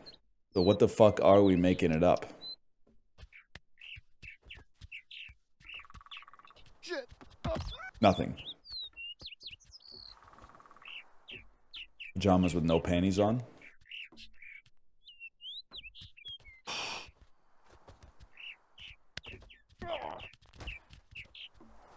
He's done. I think that might be it for baby steps, but I had a great time, honestly. I'm excited even more for the actual release. To be honest, like, and I'm not saying this to bait you, I think this might be my most anticipated game of 2025.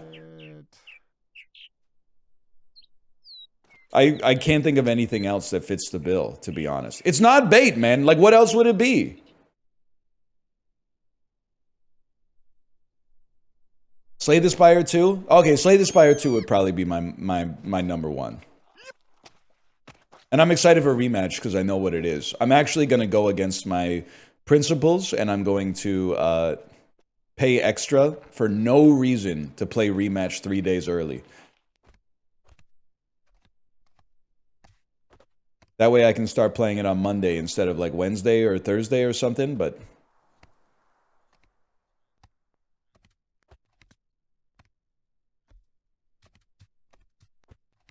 You're the only person in my follow list now? Oh, maybe they, there's a bug where you can't see channels that are playing Mario Kart. Did you see that?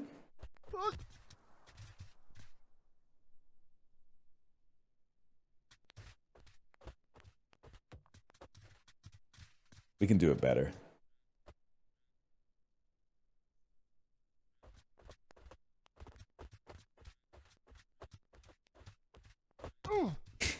Whatever. Okay, I'm just wasting my time now.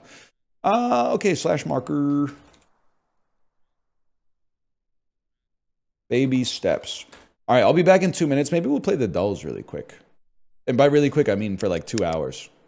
Don't leave. You can't leave. There's no follow list anyway.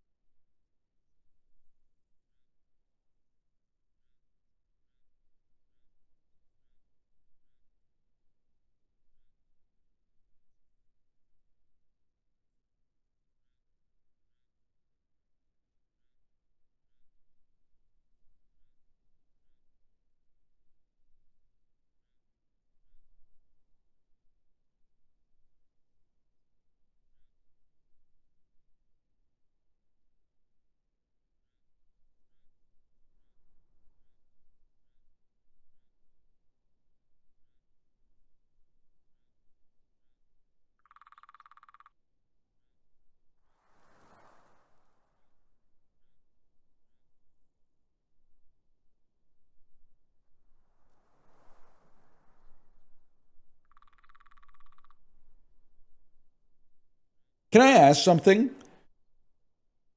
If you're a hottie, is getting like a summer job at Hooters like the same way that nerds feel when they get offered a job at like Google?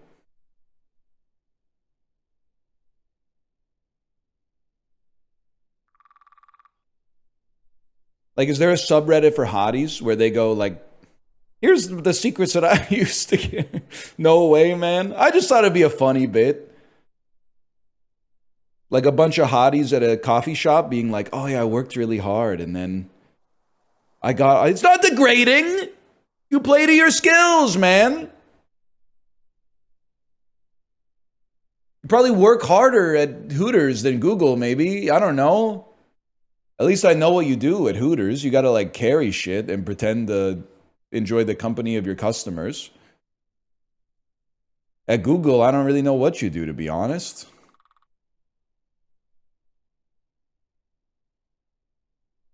There's some good stuff for all the like Butt Larry and Jihad posting I've been doing. Google Photos is kind of sick. I like that every now and then I open up my phone and it's like, here's some thematically linked photos from like 3 years ago. And then I look at them and I go, oh, those are great photos. And then at the end, it's like, do you want to buy them? And I'm like, no, man, they're my photos. Why would I want to buy them? I already have them. It doesn't make any sense. Who are you to sell me my photos? I fucking took them.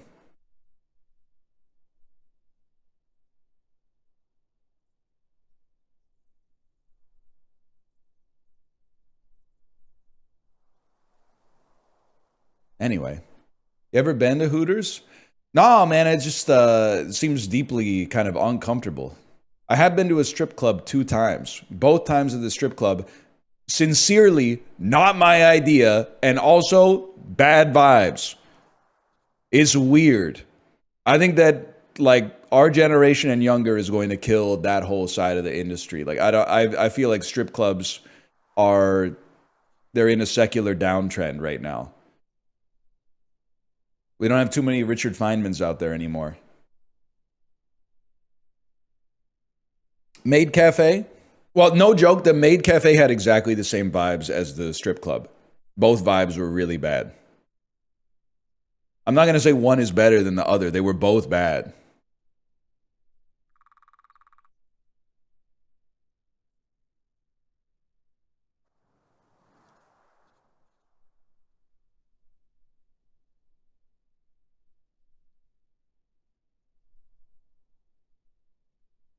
All right, let's get the dulls going, man.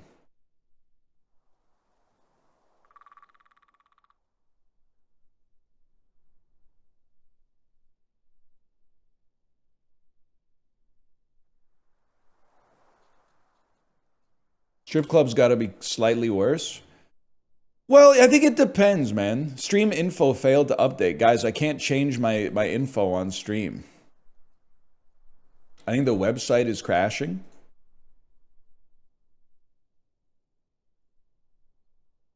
Which might be broken. Stream info failed to update. All right. At least it's like still working. Discord also dying. We're under attack, boys. The thing is, and again, you're entitled to disagree with me on this. I almost feel like the strip club vibes were, and if you'll forgive me for lampshading this, I think this comes up with a lot of sexually adjacent Japanese style businesses. At least the strip club is honest.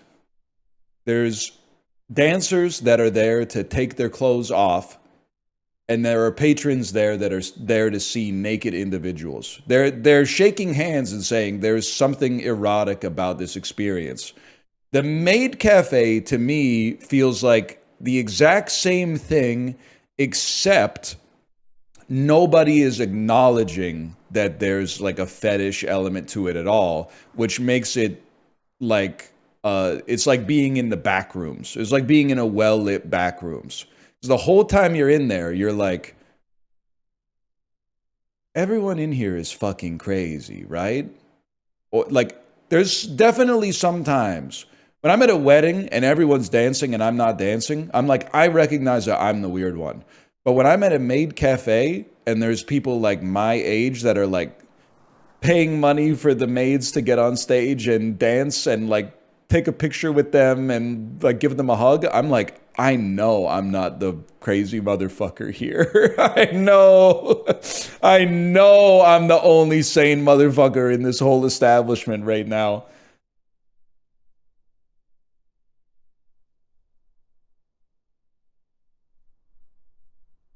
Yes, thank you. It's the gentleman boners discussion all over again.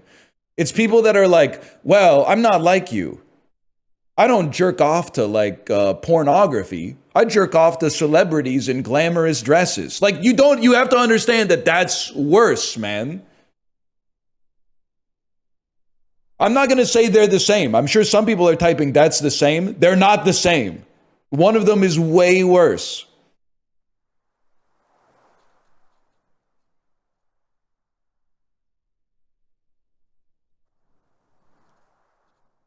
Like it's somehow classier to jerk off to like a red carpet paparazzi photo than like someone's OnlyFans or something like that. That's crazy to me.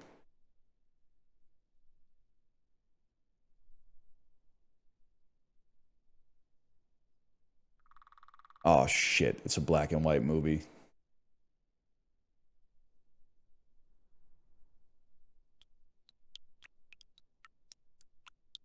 What is this sound?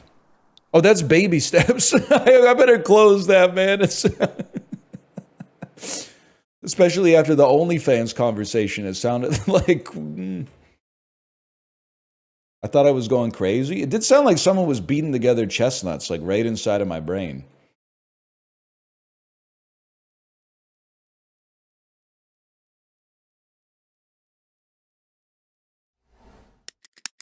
I don't even know why I'm putting the slash marker here, because like I don't think that the website is going to keep a record of the slash marker given how broken it is right now. If you're joining chat and you're like, where's baby steps? I want to change it to just chatting, but man, I can't. I can't.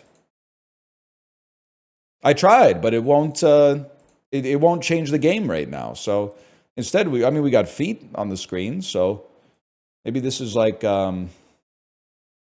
maybe this is The Apartment. It's like one of the only black and white movies I've seen. Guys, it's just a black screen. Be honest, Katsi? Is the whole internet broken? A to G with some tennis rackets. This is probably dial M for murder. It was old, huh? Maybe this is like arsenic and old lace. Raul Julia? That's Jack Lemmon. I gotta tell you that for a fact. That's Jack Lemmon. But this is not The Apartment. Could this be... Pretty sure Jack Lemmon was like 82 when Glengarry Glen Ross came out. Is it Death of a Salesman? Death of Sales? Is it Grumpy Old Men? Is it The Odd Couple? The only other Jack Lemmon movie I know. Strangers on a Train. That's not Jack Lemmon. That looks a lot like Jack Lemmon, bro. If it's not Jack Lemmon, Alec Guinness maybe. But that looks a lot like Jack Lemmon.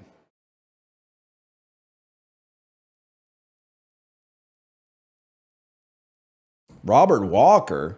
Nah, man, that's Jack Lemmon. Are you thinking of this guy? Jack Talk Thai. If I ever don't laugh at it, something's wrong with me. I've been replaced. If I ever don't at least giggle at Jack Talk Thai, they've replaced me with a generative AI, man. They had 3,300 yards on this AFC team. Wait, okay, after totaling over 3,300 yards with an AFC East team in 3 years, this RB had over 1,000 yards for the Ravens in 2007. That's Jamal Lewis, bro. Never mind. That's not Jamal. I can't talk. I'm sick. You can't make fun of me. I'm sick. It's not Jamal Lewis is the important part. Oh, Willis McGahee, of course. Willis McGahee from the Bills. Nolan Ryan pitched for the Texas Rangers. People, he did. Okay. Eastern Conference team won 3 of the first 4 MLS Cups. I feel like when the MLS first started, Columbus Crew was goated. Or was it like the New England Revolution? Who was good when the MLS started? It was the Revolution. Okay. Never mind. Apparently it was DC United. Capital of Nevada? Reno? Carson City? Reno? I don't know the capital of Nevada. That's a tricky one. It is Carson City. That's Jake Gyllenhaal. And I want to say it's Dakota Johnson. Liv Tyler?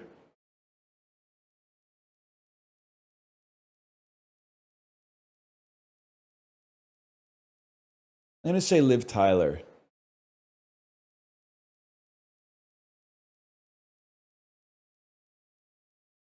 Fuck! Who do you see Dakota?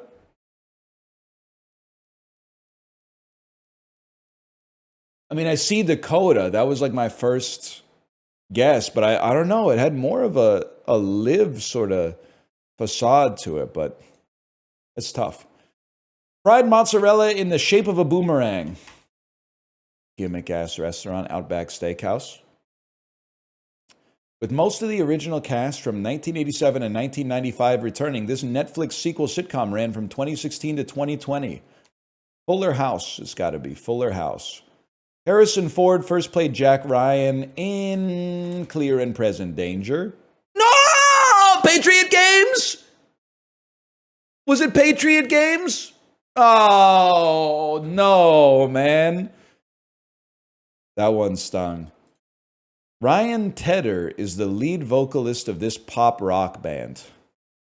Yellow card. Ah, shit. Simple Plan. I feel like Simple Plan might have been trucking earlier than O2, though. Pop punk. No, not pop punk. Pop rock band.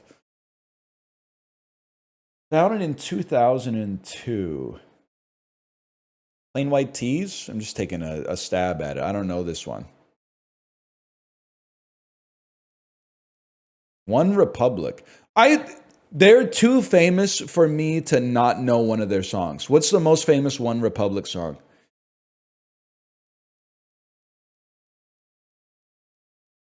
Oh, It's Too Late to Apologize. Counting Stars. Okay, I know both of those. I know both of those ones.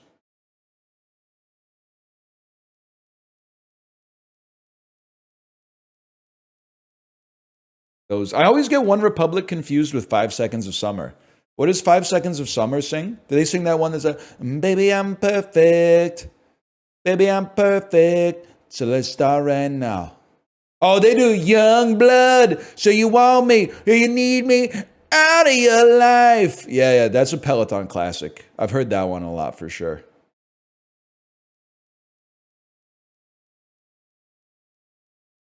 Perfect? I don't know if I know that one. We hit zone 2 on those. That's like a 62 cadence out of the saddle.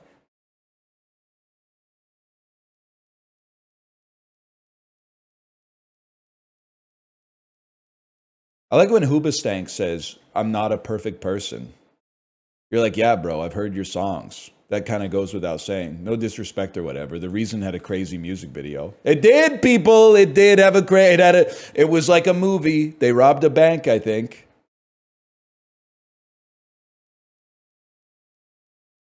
Why'd you say fuck Hoobastank? Don't care. Incubus clears. Let's see.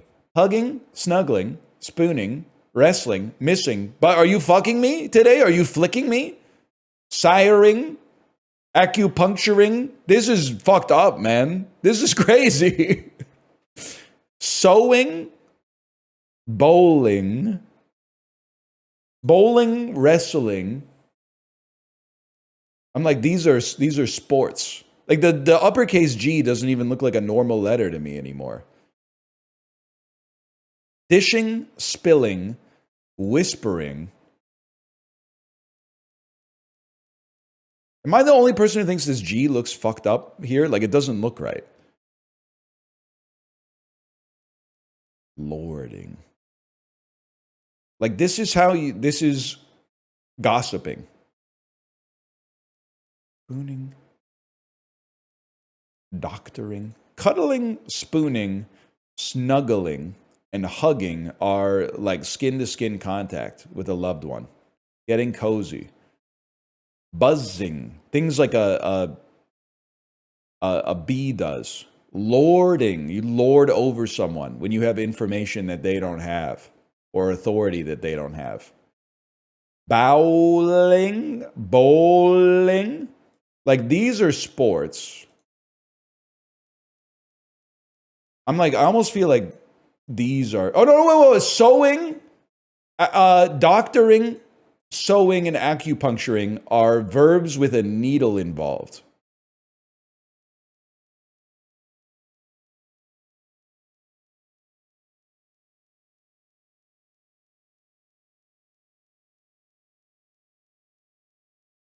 What other one here has a needle? Tough, man. That's tough. Oh, sirring, missing. Like it's hers and his and hers and his. It's like a pronoun plus ing, or a title, Miss, Sir, Lord, Doctor, title plus ing. Starting with titles, okay. Beau or bow, beau, so. This is a really tough one today, man. Because we lost our needle one too by giving up doctoring. Like sewing and acupuncturing, they're both verbs with a needle. Buzzing, whispering, spilling, and dishing. These are like to tell somebody something, to talk. Gossiping, sewing, acupuncturing, bowling, wrestling.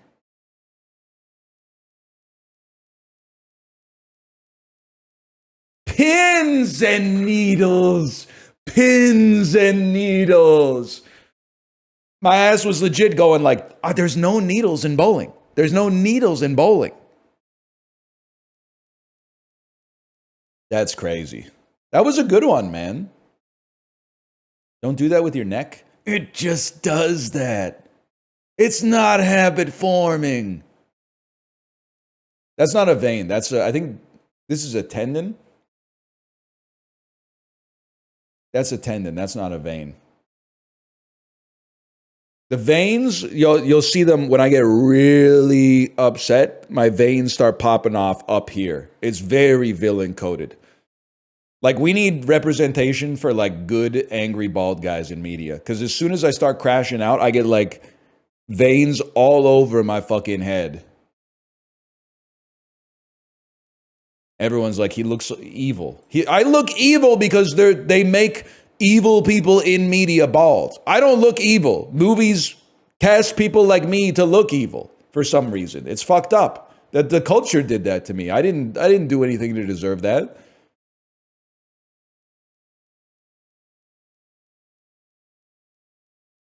Note, solving today's puzzle requires the use of AI. I think they're trolling because that doesn't make any sense.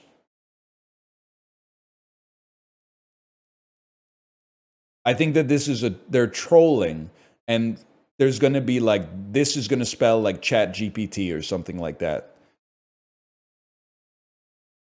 Blank chi.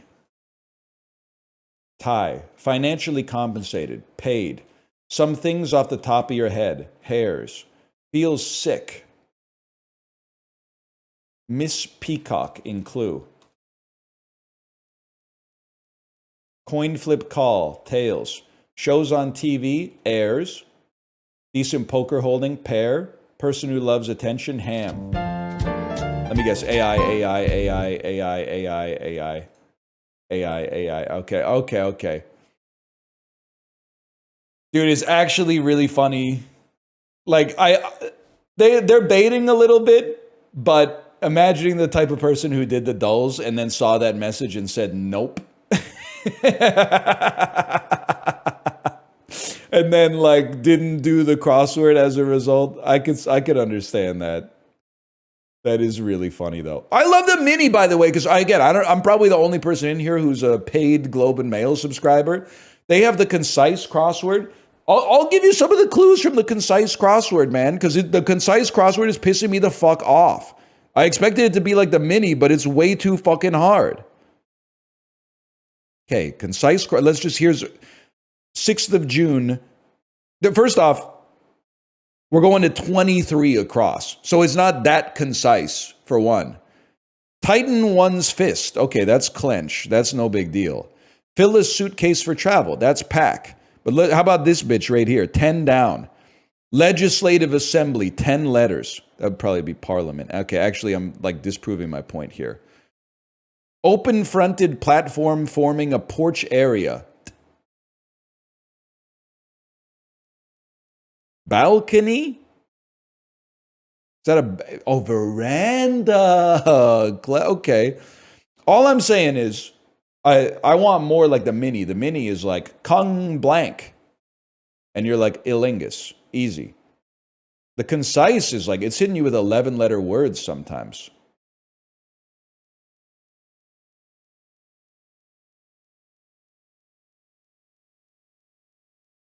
Their puzzles aren't very good. Yeah.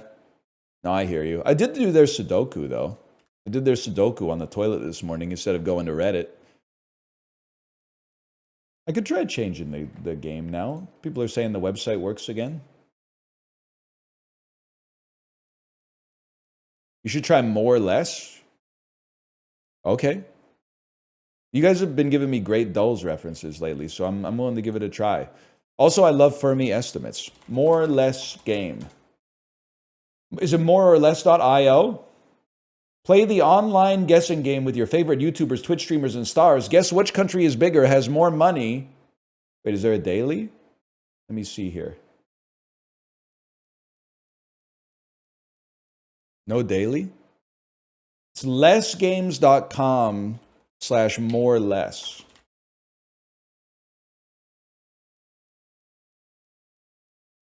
Oh, shit. Okay.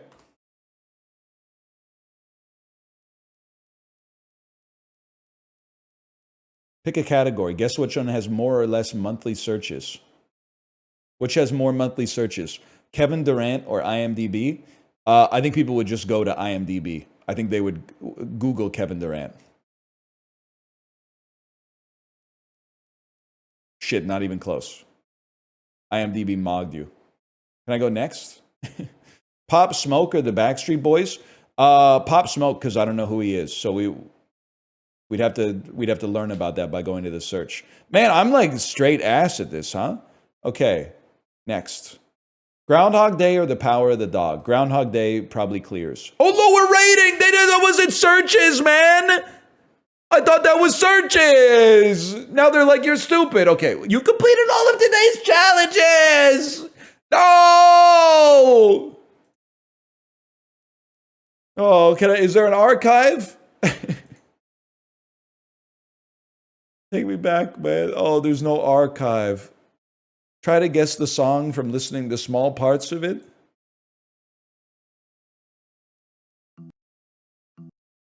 That sounds like You Make My Dreams Come True, Hall & Oates. God, the aura would have gone insane on that. It would have gone insane. Because it had like a... 500 miles Proclaimers. Fuck.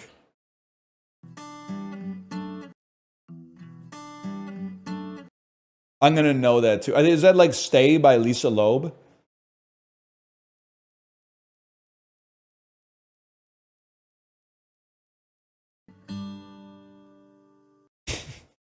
I don't think I can play anymore, man. It's gonna get me DMCA'd.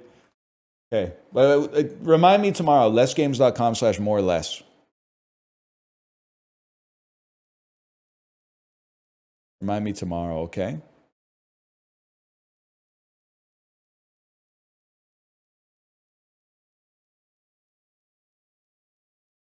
Ocean Spray Cran Tropical 2X 96 ounces. 96 ounces. 200 ounces?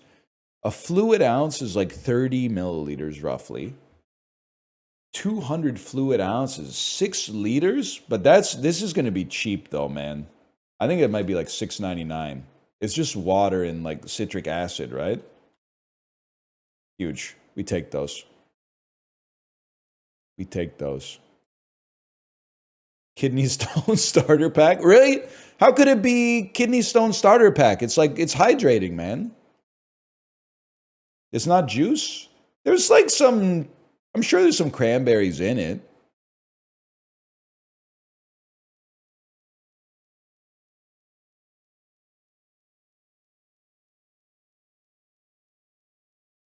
Can't believe some of the prices we see on this. I refuse to get a Costco membership out of principle, but damn, sometimes I could really go for 92 ounces of peanut butter for $10. I hear you. Here's what I'm going to say, okay? I understand your principle, and people have to draw the line in the sand somewhere. Paying money to go to a grocery store is crazy. But when you look at Costco's financials, almost like 100% of their profit just comes from the membership, which effectively means they're selling you the groceries at what it costs them to buy them, keep them in the store, and pay people to stock them and like run the store and the electricity and stuff like that. So you actually, like, if you go to, it pays for itself.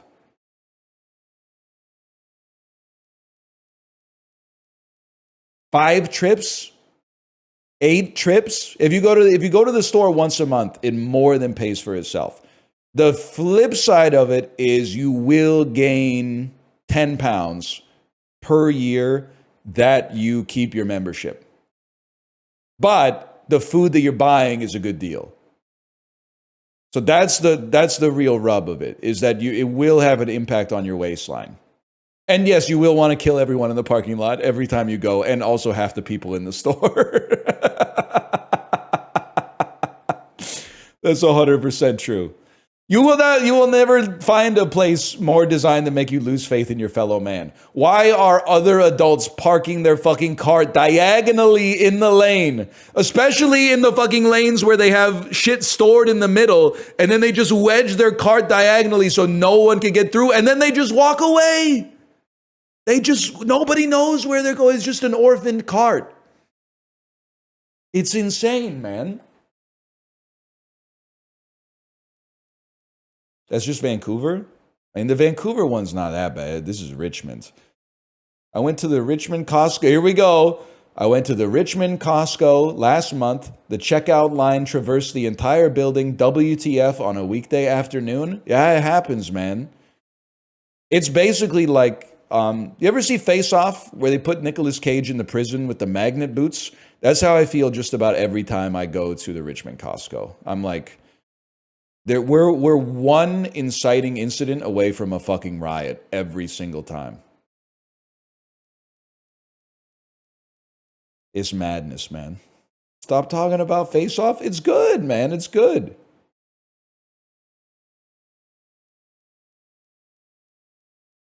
I want my face on his face. My old ass was was about to legit type in Siam. I don't think the country has existed as Siam since like 1951. Why the hell was I going to type Siam? That's crazy. How about Madagascar? By the way, in Canada, we do things a little bit differently. Country girls make do. Our Costco's only take MasterCard. Interesting, right? I know what you're going to say. That's reverse. They only take Visa. Nah, man. In Canada, Costco Canada inverted it. I swear. But we just tanked that because the Wealthsimple prepaid debit card is MasterCard. So I just keep it around, load it up before we go to Costco, and then pay with that. It used to be Amex. Only taking Amex is crazy. I can see why they got off of that. It's like the exact opposite of most stores. Most stores are like, hey, your payment got declined. And I'm like, do you take Amex? And they're like, no. And I'm like, oh, okay, fair enough. What are we fucking doing here? It's 11,000 kilometers away from this. How about Colombia? 800 kilometers. Haiti? Further away. Bolivia? Further away. Suriname? Curacao? Also known as the Netherlands, I think. Excuse me. Guyana? French Guiana? Okay, France? Are you trolling me? Trinidad and Tobago? Yes! Oh. Lucky.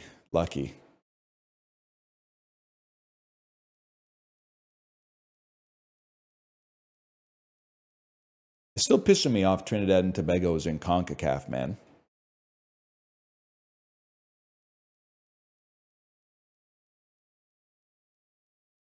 I used to work for a business that had Amex. The amount they take from the business is crazy. Yeah, but the amount of free airport lounges I get into is also kind of crazy. That's not me. That's between the business and American Express. They can negotiate. I'm just buying coffee.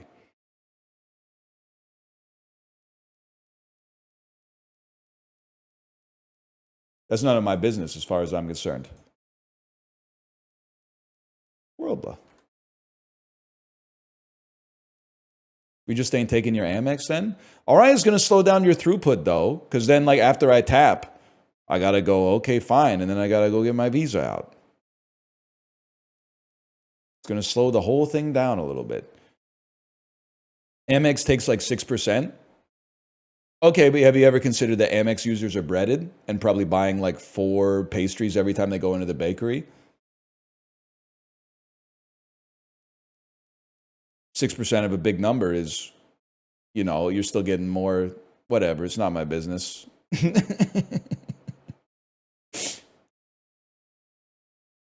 I don't know what this is. I don't know what you are. You're like a ramen spoon. You might be Somalia? Why are you so like, you're fuzzy on the edges though, which is strange. Ecuador?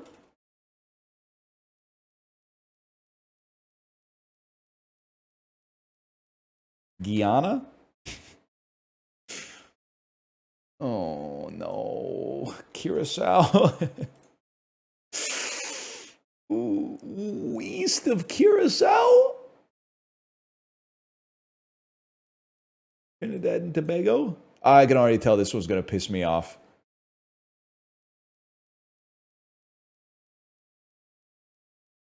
I have no idea what it could possibly be.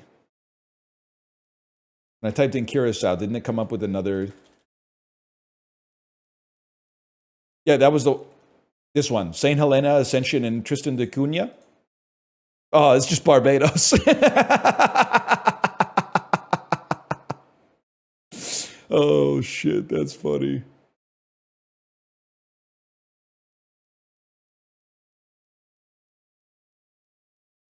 Yeah, I've been to Barbados. Yeah. This is not, it's a knock on me more than anything else. But when you like travel to a location via cruise, the city and the cruise line do, they're co-op trying to stop you from experiencing or interfacing at all with the culture of the place where the boat has stopped. The cruise lines own all of the businesses on the port.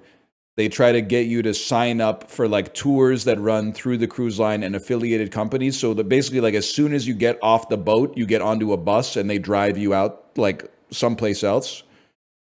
So I don't know shit about Barbados. I don't know shit about the Bahamas. I know a little bit about Jamaica. Namely that after listening to a lot of Jamaican music, I understand why they have so much love for Bob Marley. Because at first I was like, I don't really think I'm fucking with Bob Marley that much. But after like half an hour of listening to non-Bob Marley Jamaican music, I went, now I get it. Bob Marley was kind of like a breath of fresh air. I don't know what happened in the Great Sound Clash, okay? I wasn't around during the Great Sound Clash. But all the post-Bob Marley stuff that they played on the bus, I was like, I'm not interested in this at all. But then again, I was on a tour bus from a cruise line. So I think, like, you know, everyone else was probably going, woo!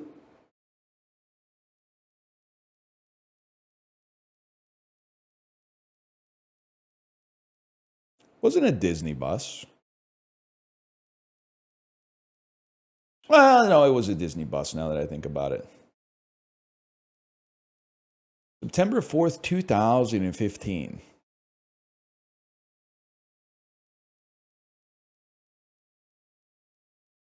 September 4th, 2015. Week 2 of a Sony Pictures film that hasn't made a ton of money, starring Karen Abercrombie. It's a drama. Prayer is a powerful weapon. I just have absolutely no idea what this could be. The Flying Nun? Priscilla Shirer? This was 10 years ago. I was alive. What was happening? What is this?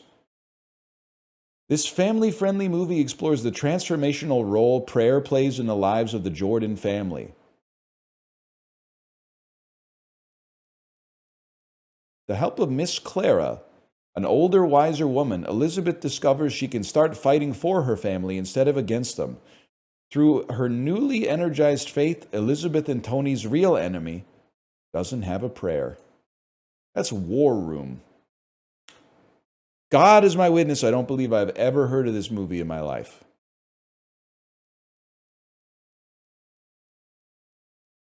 It was number 1 in week 2. With a 16% drop off is fucking insane too. That's like that's like Titanic. I mean, not the movie Titanic, not the dictionary definition Titanic, which means gargantuan. That's like Titanic, which was losing 2% a week for 500 weeks or something like that. Holy cow. 34% in week 4, starring O'Shea Jackson Jr. That's probably straight out of Compton. Now we're talking. Broad Green Pictures, starring Robert Redford. The movie's called Alone? No, adventure comedy drama is not the one where he's an alcoholic sailor. When you push yourself to the edge, the real fun begins. Robert Redford, Nick Nolte, and Emma Thompson. So this is some old guys having fun movie. After spending 2 decades in England, Bill Bryson returns to the U.S. where he decides the best way to connect with his homeland is to hike the Appalachian Trail with one of his oldest friends. The hike. I give up. A walk in the woods. All right, fair enough. Europa Corp. What was going on in 2015, man? Ed Skrein. That's the dude with the tattoos. An action thriller crime movie. A turbocharged thrill ride through the French Riviera, full of hairpin twists and dangerous curves. Criminal underworld in France, where it's the Transporter remake. Refueled. Damn, this was like a fucking horrible week at the multiplex, huh? Paramount Pictures, week 6, 11% down. This could be like Star Trek Beyond. This could be Star Trek Into Darkness. This could be something completely different starring... this could be Mission Impossible. Could be Mission Impossible. Let me think about this. Pre-Fallout was Rogue Nation. We take those. Star Trek Booby Galaxy. Those are the only movies he makes now? Yeah, it's true. Crazy to think that he was TJ Mackey, right?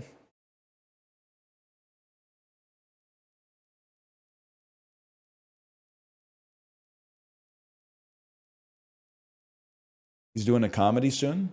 He was Les Grossman, too. They should not make the Les Grossman movie. I'm just saying, don't say men are shit just because you don't like Tom Cruise. I'm not a Scientologist. What's my fucking problem? What's your problem with me? I didn't do shit.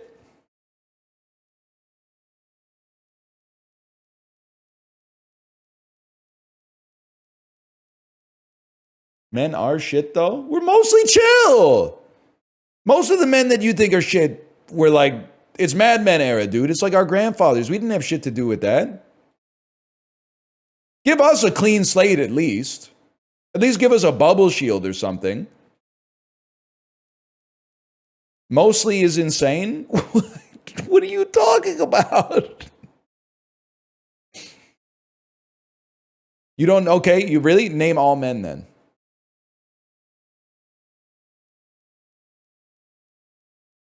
Gen Z dudes are fucked up? I don't know about all that. I haven't seen 23 Jump Street yet. What about Andrew Tate? He's Madman era, dude. The dude's like my age. Got to give the younger generation a little bit more of a clean slate than that, man.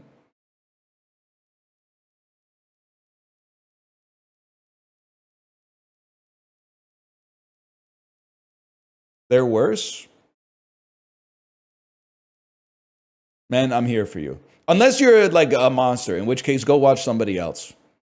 Go watch Mouth. I'm not down with that shit. Neither is Mouth, but I'm going to pawn you off on somebody and laugh about it, okay? But if you're like a good person or you try to be a good person, stick around. I'll defend your honor a little bit. Back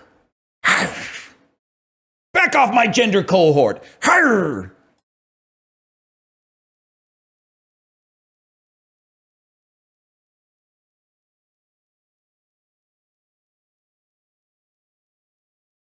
Do you have any tattoos? I'm not going to answer that because there's no right answer. If I say no, people are going to be like, he's a Republican. If I say yes, people are going to be like, let me guess what kind of tattoo. I'm not going to answer that question. I'm not against tattoos. I don't have any personally. I've never seen, like, I've seen tattoos that look cool, but I've never been motivated to be like, I should get that on myself.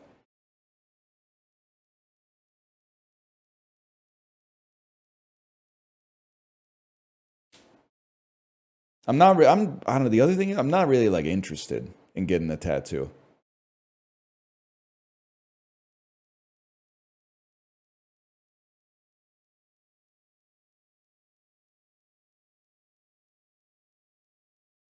Nothing against it though.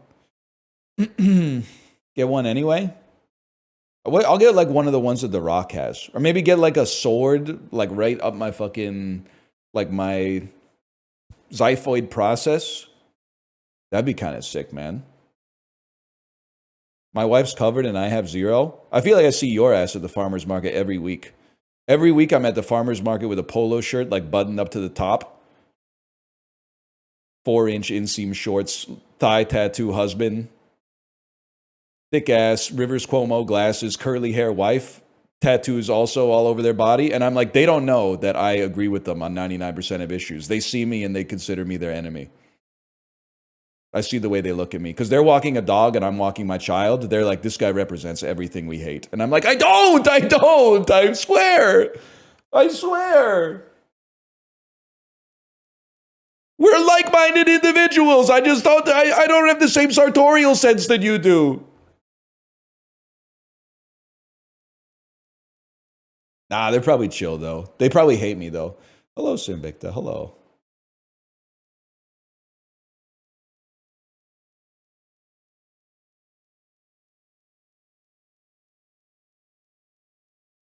Oh, shit.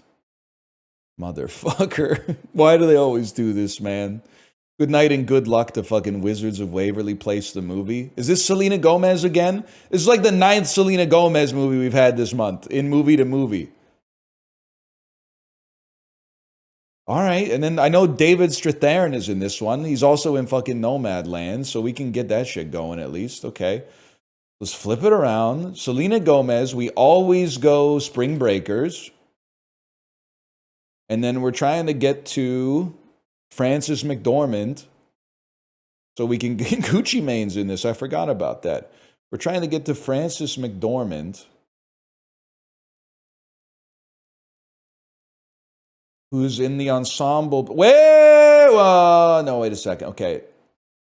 James Franco, Frances McDormand, Burn After Reading, Burn After Reading, Burn After Reading, Burn After Reading, The Interview, Seth Rogen, Ensemble Picture, Funny People, Eric Bana, The Hulk, Nick Nolte, Walk in the Woods, Robert Redford,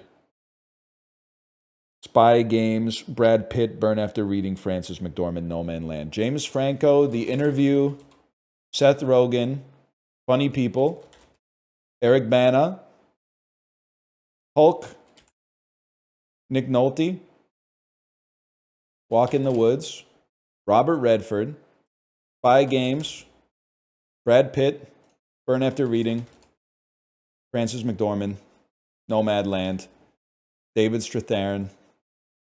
Good night and good luck. Time?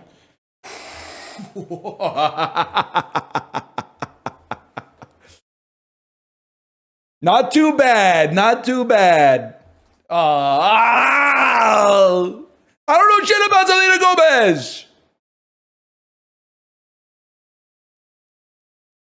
My line is actually more impressive than their line.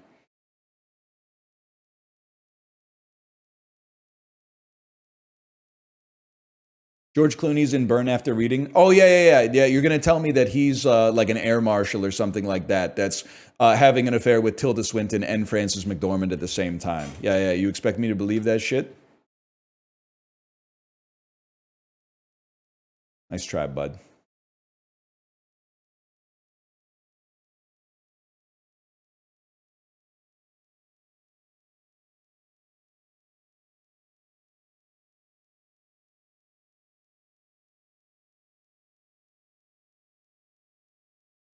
RuneScape 2. Metacritic score of 81. Sid Meier's Pirates. Originally on the PlayStation.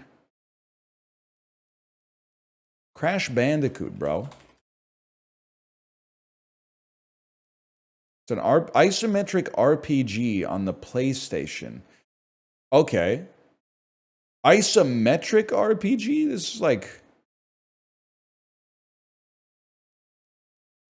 Final Fantasy VIII? That's not how Roman numerals work. Originally in 1998. Klonoa 2 Dream Fantasy Reverie series.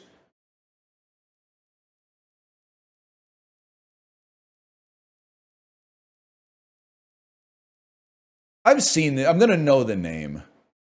Oh, it's Brave Fencer Musashi. Oh, one of my friends was talking about this game like every day for 3 years in high school. Brave Fencer Musashi.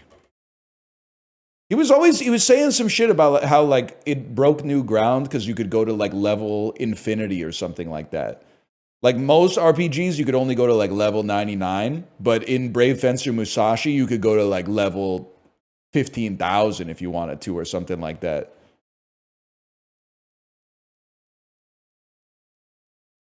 Based alert.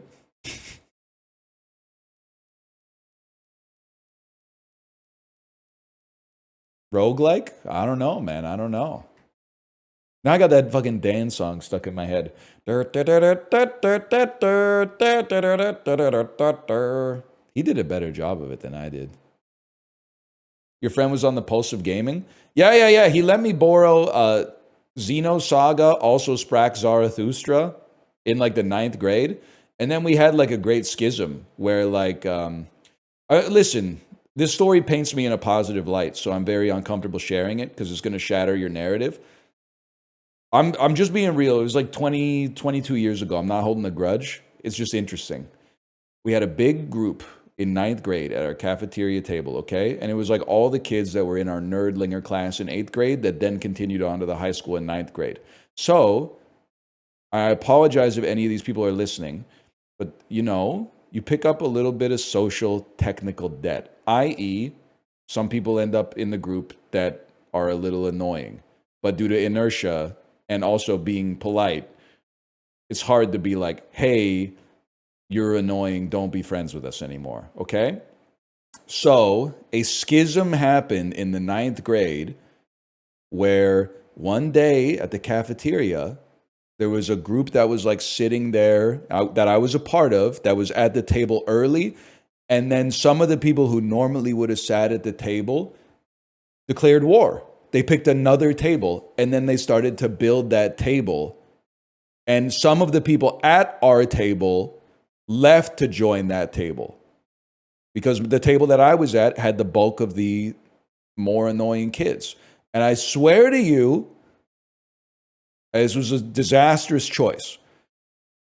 But they were like, come over. And I was like, no, man, because that would make me like a huge asshole. Like I'm sitting next to these people that think I'm their friends, even though they're annoying. I'm not going to like stand up from the table and like shoot them across the bow and be like, actually, I'd rather be friends with them. That's rude as fuck. So I sat there, and then for like the next 3 years, I had like no social life because of that noble ass decision. And then by senior year, it started to like, it repaired a little bit and everyone starts to intermingle a little bit more. But yeah, I made the noble choice there. So that one of the kids who absconded to join the upper class, he had loaned me Xeno Saga, also Sprack Zarathustra. So guess who still fucking owns Xenosaga, also Sprack Zarathustra, because that dude decided he didn't want to sit at the annoying kids table anymore. And I think that shit goes probably for like MSRP on the secondary market now. So fuck you, buddy. Nah, he's chill. He's 37 now, so he's probably like, we could hash it out, but at the same time, fuck around, find out, okay? I would have given it back to get some social life between 9th and 11th grade, but still.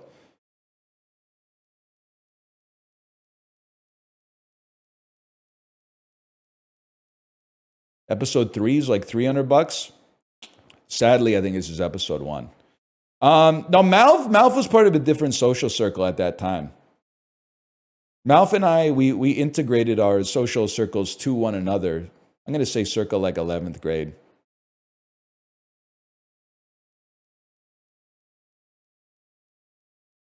And that, honestly, he did me a favor. That was a big come up for me. He was too cool for me. Was Malf popular? Yeah, he was popular. Malf is like, he's very likable. He's like, what's the blood type that you can donate to anybody? He could fit in like any group. Malf was always an asset to have at the function. Yeah, he's blood type O negative. I don't know what this is. Forager.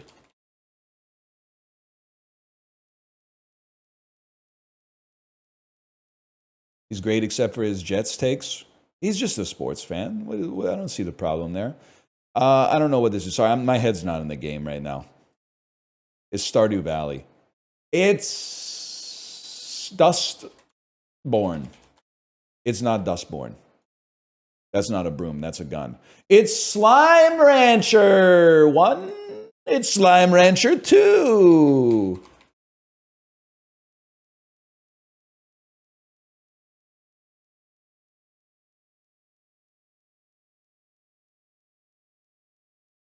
Wait, that was only the first of the games.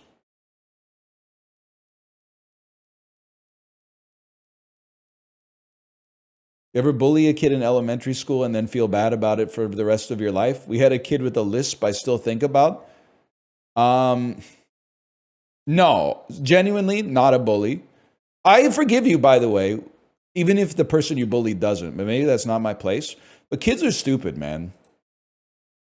I'm just going to type something in here first, just so you don't think I'm cheating when I look at chat in a second. I think this is the Crypt of the Necrodancer 2. They don't have it. Not crypto. It's the sound game Rhythm Doctor. Yes. Okay. I never bullied a kid, seriously, and there was times where I was like I told, like, in my head, my identity was that I got bullied. But then I think back to my scholastic career, and I don't think I was really bullied ever at all, to be honest with you. I did get sucker punched in the nose once in second grade, but that kid just wasn't on, like, his Adderall yet. That's more like the pharmaceutical industry's fault than his fault.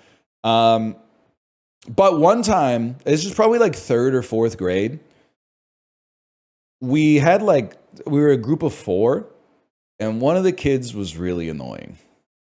I'm just going to say it. It happened. It's probably his parents' fault. His parents were probably annoying as fuck. So he started from behind the 8 ball, right? Either way, we were voting for like who should be in this club that we made. And we would all like take turns walking away, and then the other 3 would vote, and then the person would come back and we would go like, "You made it. You won the vote." And then when he walked away, we all voted he shouldn't be in the club.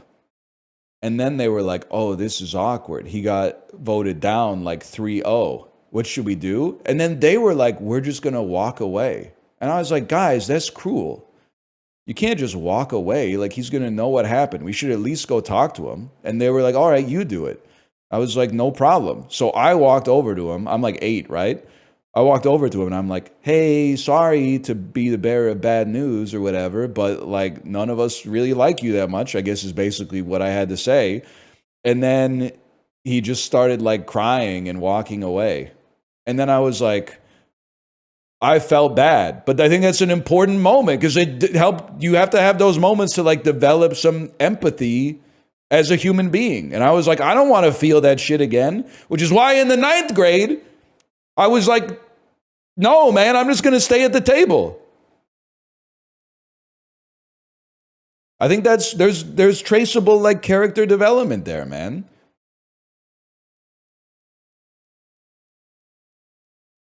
You know, I think it's kind of ridiculous to be like, never did anything regrettable as like a child. You know, you figure that shit out by making mistakes.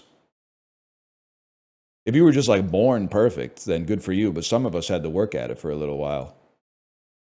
Then you got screwed for it. Yeah, and you know what's fucked up is that 2 of the other kids that were in that like 3rd grade group were also part of the kids that created the schism in the 9th grade. So there was a pattern there is all I'm going to say.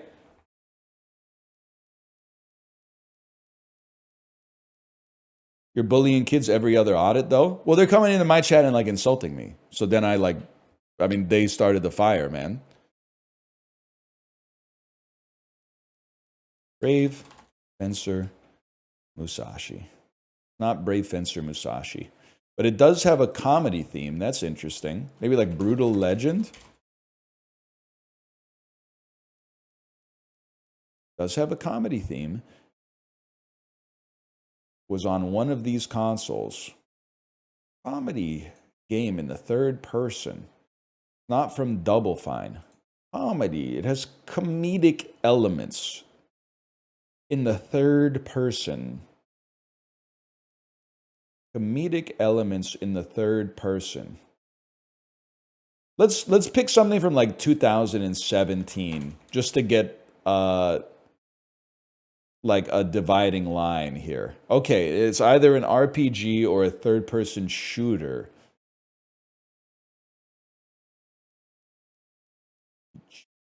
(2010 to 2015). You know what's crazy? I want to type in like Borderlands 2 and just see how the genres shake out. Fuck! It is in the Unreal Engine. It's from 2013 to 2015, and it's got comedy elements. But it's not science fiction or stealth. And it's a shooter, because it's not an RPG. Okay. A 3rd-person shooter with comedy elements from this era, but not sci-fi elements. 3rd-person shooter. Let's just go with 3rd-person shooter first. Let's put in like Gears of War Judgment and then just, oh, it's the right year. I was hoping we'd get right genre as well. And then give me a clue. We're going to need the help. It's a hack and slash shooter adventure.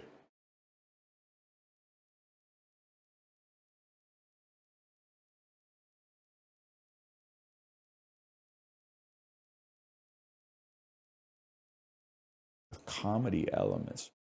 Hack and slash shooter is crazy. Like a Vermin, but it's single player only.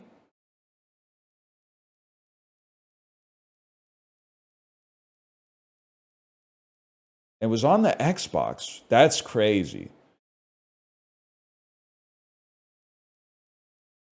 Gotham City Imposter. That's not single player only. In fact, it's multiplayer only. It's a superhero comedy shooter hack and slash adventure.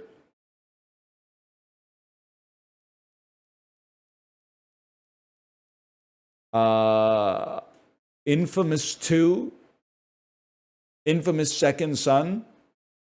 That's the PlayStation game, not the Xbox game. It's Dead Rising 3. Deadpool the game. Oh, brother. Guys, careful, it's rated M.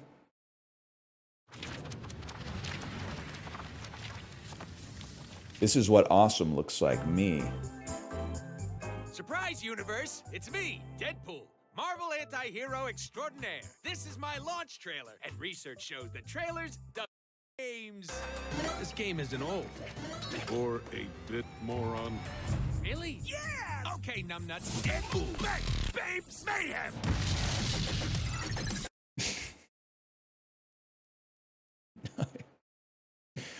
Go with God, man. Go with God. That's not for me to say anything.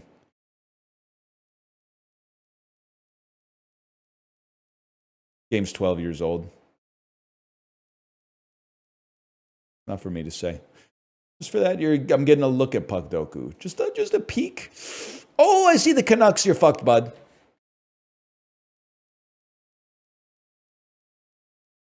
Canucks and Leafs. My son, Chris Tanev. He's probably a year older than me now that I mean, he might be the same age. Canucks and Red Wings. Troy Stetcher. That's not the best picture they could have gotten of Troy Stetcher. I'm going to tell you that right off the bat. Canucks and Bruins. Remember that time we almost signed Milan Lucic? That was a crazy offseason. Instead, we signed Louis Eriksson, I guess, which is like actually maybe worse, to be honest. But all right. Pittsburgh and Toronto. Kyle Dubas. I'm just playing. Toronto Maple Leafs 30-plus points in a season. That's got to be Sergei Berezin. Boston Bruins 30-plus points in a season. Yeah, it's going to be Eddie Shore.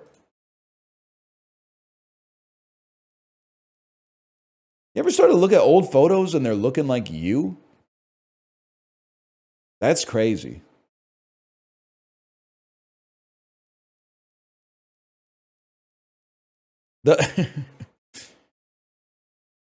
No, I have hair. Well, it's more like the older I get, the more, because when I was a kid, this dude played in like 1940. I was like, we're from different universes.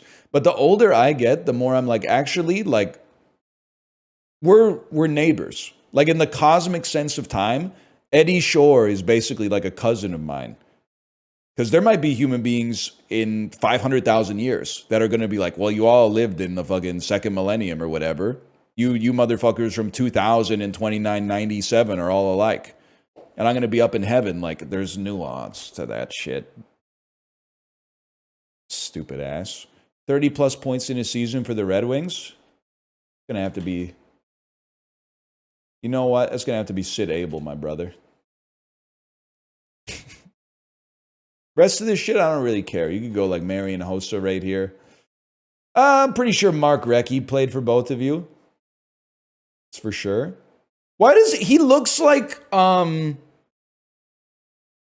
he look like he's from the Costco guy's family?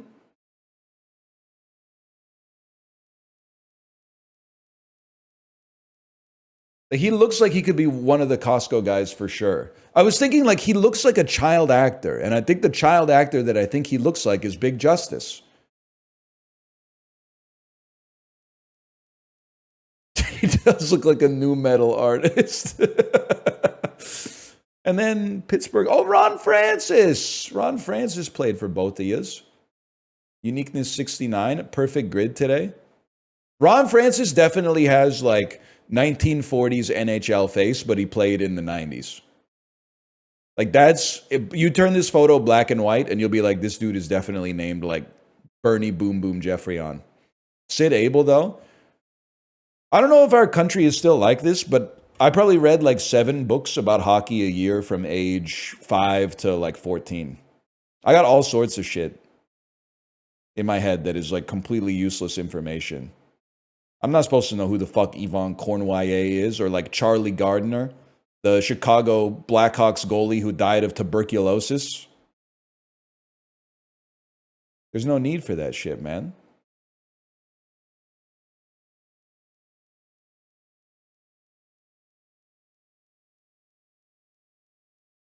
Does look like Norm Macdonald. You're not wrong.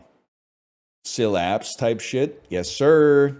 Turk Broda type shit, man. Clarence Campbell. I know these names better than I know my own grandparents. Sad but true.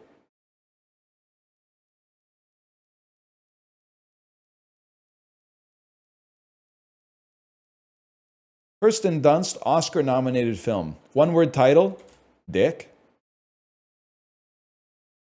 Excuse me, internet? Is the internet just down worldwide? Are they fucking me? One-word title. The movie is called Dick. She's in it.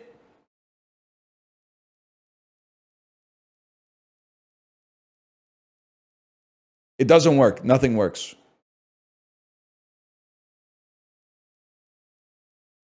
Cloudflare is having an issue today.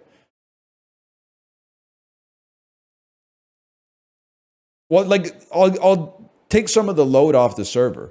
You can just give me the points. Because I know that Kirsten Dunst and Michelle Williams are in the 1999 film Dick. So you could just give me some points for this and I can move on to the next one and they'll have like a little bit less traffic clogging up the pipes. All right, let's do it, chat. We'll do it together, okay?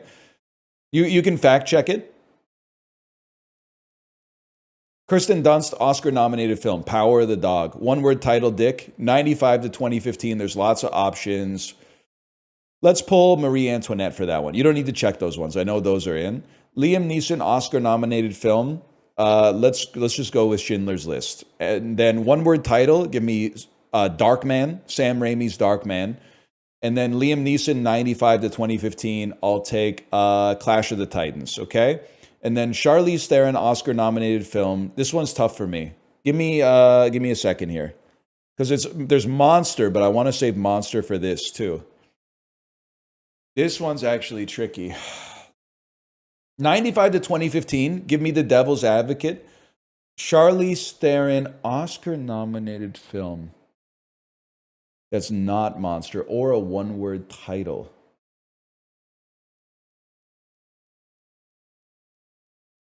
Now you're fucking me a little bit.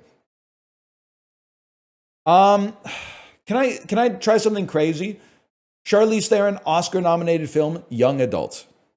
Try that for me. Let me see. It might have gotten nominated for Best Original Screenplay, Diablo Cody. And then one-word title, I'll put Monster. Fuck. That stings. That stings. Mad Max, you're right. Mad Max probably got nominated. Best Kiss. Oh, Prometheus is a one-word title, of course. Tully, Bombshell. Oh. That was fun. I'm not even going to try spell check. If every other website's broken, there's no shot spell check's working. Let's be honest. Hancock. Oh. That's a milkshake, bro. That milkshake is fucking steaming. I have to assume a milkshake is from the United States. It might be the best tasting food that's ever been made. If anybody clicks yuck on a milkshake, you're actually out of your mind. Only 4% is within the margin of insanity. I can live with that. He's 5 years old. It just tastes good, man. It tastes amazing. 4% I can live with. Okay, it's working. These are shrimp balls. These are balls with shrimp in them. Shrimp, pork fat, shallots, fish sauce. This has me thinking we must be in Vietnam, man. Plus, Vietnam, they love to serve you a big plate of green leaves next to your food. Would eat, man. Would eat, for sure. Fava beans. Olives, cumin, coriander, pureed fava beans. So it's probably like Levantine. Bread for scooping. Pureed fava beans. Can I get like an Egypt? Oh! He's fucking crazy, man. He's insane. And there was only one answer. That's not luck. That's not luck. That's skill. That's skill, dude. 15,000 today. Huge.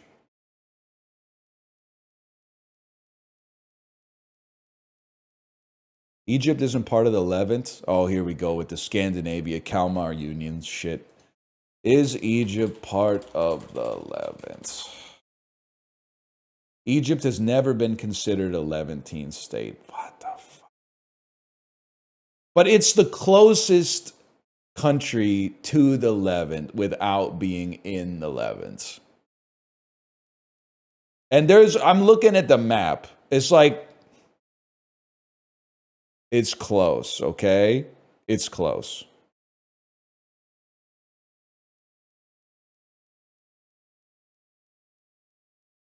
Moving the goalposts? Nah, man. Is Egypt considered part of the Levant? The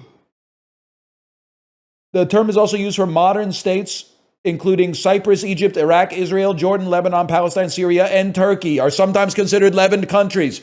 Oh! Unk mogs you? Unk actually mogs you? That's from the Wikipedia. That's Wikipedia, not AI. We accept those. Turkey is not part of the Levant. I don't know. That's between you and Jimbo Wales, bro. Don't get me involved in that shit. It's a prickly issue right now. I don't want to be.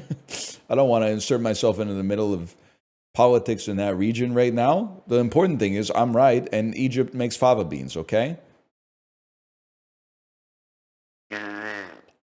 That was Food Guesser. Take me to Thrice. No, take me to Scrandal. Scrandal's the watershed.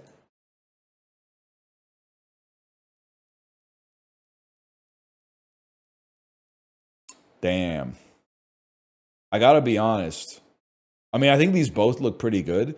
I must be sick today because this looks good as fuck. Maybe that's like my British genes chiming in for once. That looks fucking good, man. Canadians have a lot of similarity culinarily to Britain. I think that we just happen to like leave a lot of the insane shit behind. Like we left the mushy peas behind. But we keep the gravy on fries and we keep the malt vinegar on fries too. And I honestly think they're cooking with that one.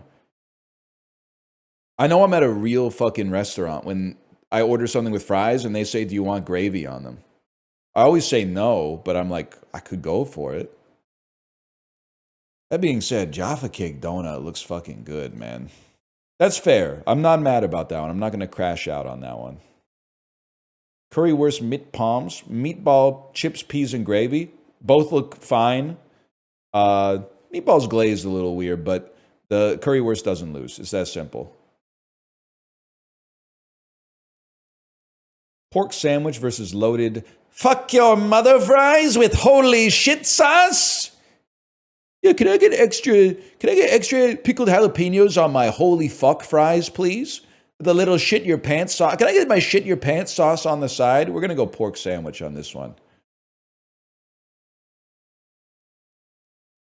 10 snails versus cheese fries. Cheese fries look pretty bad, in my opinion. But I'd rather have it over the snails, for sure. And I've eaten snails before. I just don't want to eat those. This might be my favorite picture in any game, man. The Silent Hill onion sandwich is so fucking good. It looks so much like a PlayStation 1 consumable that's like rotating around right now. And then it says some shit under it that's like, an onion sandwich. Guess I won't be kissing anyone later today. We're going to go Christmas chips. It's fucking funny. That whoever took that photo is a damn genius. I think that both of these look really bad. And I'm going to take that one because it looks less bad. That obviously looks horrible. Fried chicken versus 2 battered sausages. Japan doesn't lose. They take no L's in this game. That looks great as far as I'm concerned. That looks great. This, I think that they both look pretty bad, to be honest with you. But I'd probably go with the Korean fire fries. Pizza, Papa John's tagged in tweet versus onion bhajis. Pizza looks pretty bad. I hate when you get a pizza where the crust is like the same height as the rest of the pizza. Unless if it's a thin crust pizza and it's all the same height, it's okay. If it's all puffed up, if it's all yeasty, that ain't right. It's got to be the bhajis. 80%? I thought it would be like 30%. It's got to be peri chicken and halloumi wrap, my man. No doubt about it. Getting the first one wrong kind of stings, but Pizza spun the block. That's damn true. Soprano's getting kind of goofy. You see the councilman had that house on Frelinghuysen Avenue raided? The gangbangers were shooting guns off inside of the house. One hit the door jamb, ricocheted, shot the dude in the cock. That's a little too crazy. They're getting a little comedic with it.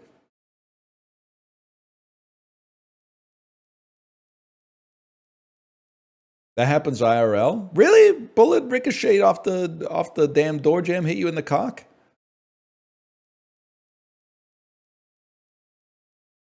The show does have both comedic and dramatic elements, T.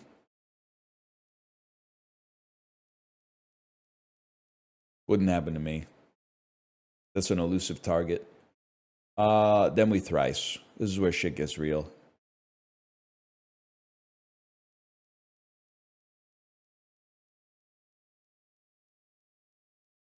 Way back in 2018, YouTube Premium went by the colorful name YouTube Red, which is what I still thought it was called to this day.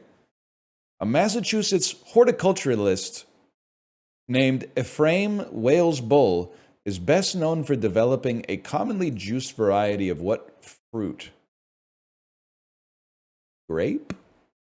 Okay, who will take those?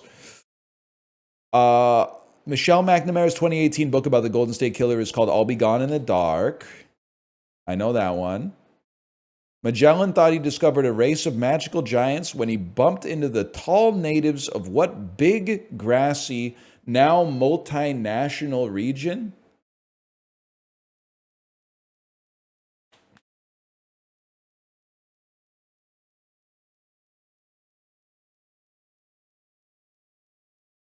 Samoa. I have no idea. South of the Pampas and north of Tierra del Fuego, you'll find what area the size of Egypt that's home to just 2 million people?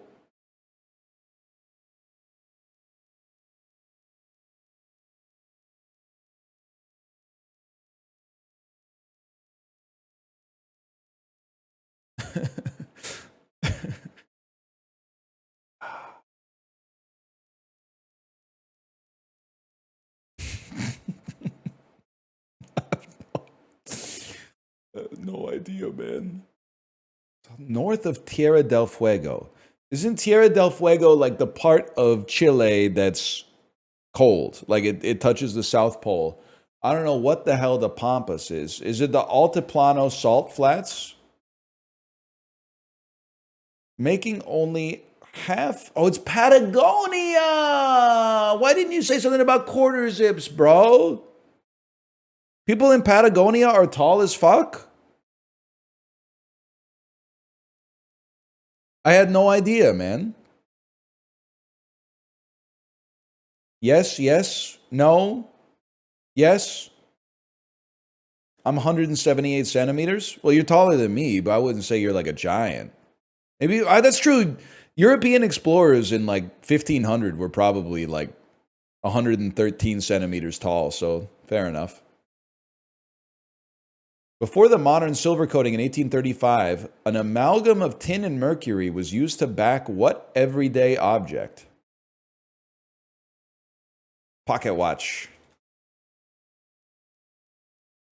The imaging problem on Hubble Space Telescope was a few nanometers worth of polishing imprecision on what important part? A camera part that's also an everyday object.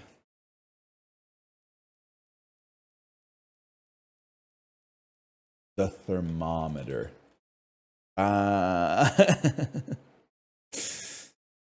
WikiHow teaches you how to make a homemade periscope in 5 minutes using 2 milk jugs and a couple palm-sized mirrors. Mirrors, man, of course. Why would there be a thermometer on a camera? Because it's in space, man. Because they gotta be like, they're like, oh, it's too fucking cold to turn the camera on today or some shit. I don't know.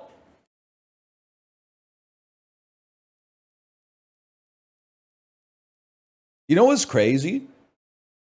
I'm sure this is a solved problem, but this is just because I have a curious mind and they hate me for it. How do you describe the position of a celestial body? Because I know how to describe the position of something on Earth, but it's from an Earth-centric viewpoint, right? Like I'm like, that's to the east, that's to the west, that's down that way. How do you describe, like if I went to NASA and I said, all right, nerd, you think you're smart? What's the position of the moon going to be on July 2nd, 2041? What data would they spit back to me?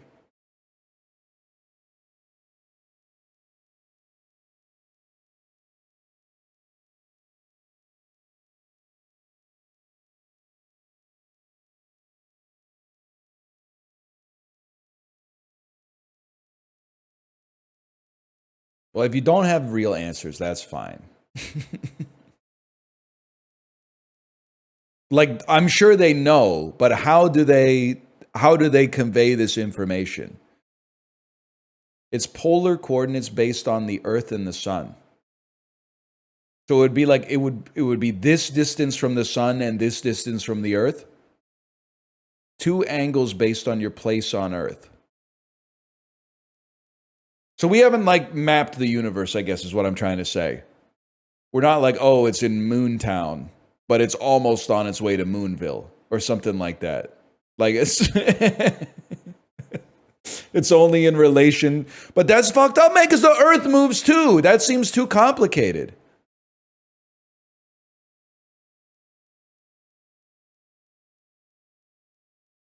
Everything's constantly moving, man.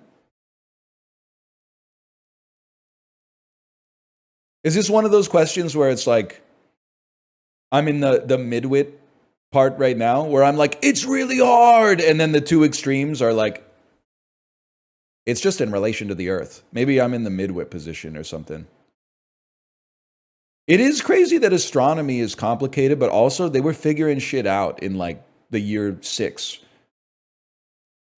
Like Ptolemy was literally just like squinting, and he's like, there's a planet right there. What the fuck was he on, man? Dude came up with like the existence of Neptune in negative 1003 or something like that. Like the dude was on, he was on one. He was off the damn pen. They didn't have Netflix, that's true.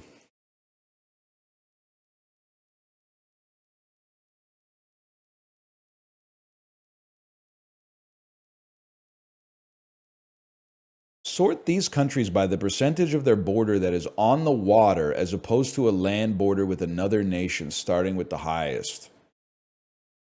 Holy fuck. Okay, Sri Lanka's the highest because 100% of its border is water. And the rest, okay, I think India might be the lowest, man. This is really hard because it's shapes. All of the other countries have Canada also is probably pretty low, even though it has a lot of shit bordering like the Arctic Ocean, not to mention the Pacific and the Atlantic. It has a very, very long land border. So proportionally speaking, I'm guessing like probably like 30% of Canada's border is terrestrial and 70% is coastline. And South Korea has a straight line border with North Korea, the rest borders. That would be a lot. Chile, in my mind, I'm looking at Chile, and I'm like, Chile feels more like 50-50 to me. Because it's like a long rectangle almost. Half of it is adjacent to the Pacific, and half of it is adjacent to terrestrial South America. Because it's based on percentage, not like area or circumference or whatever. Then Italy has like a little bubble, but then it goes down much longer than like South Korea. So I feel like Italy is going to have a higher coastline percentage. I'm comfortable with this, to be honest. Okay, now that's crazy to me. The only thing I can think of is I'm underestimating Canada's northern border. Now, 96% coastline, holy fuck! Our country's big as fuck. Get mogged, Europe. Get mogged. 4%? That bitch is huge. You got to multiply that by 25?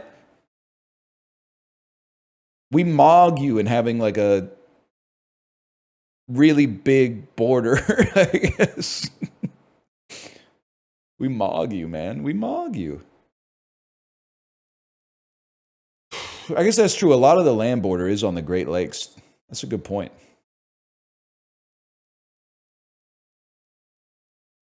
Pretty good though. Pretty birdie. Am I a fucking Fermi estimate god or what? I said it's 50-50. It's 51-49. That's better than me in the fucking steak game in Mario Party. You got 0 and high-low? Yeah, that's true. I didn't know what I was doing.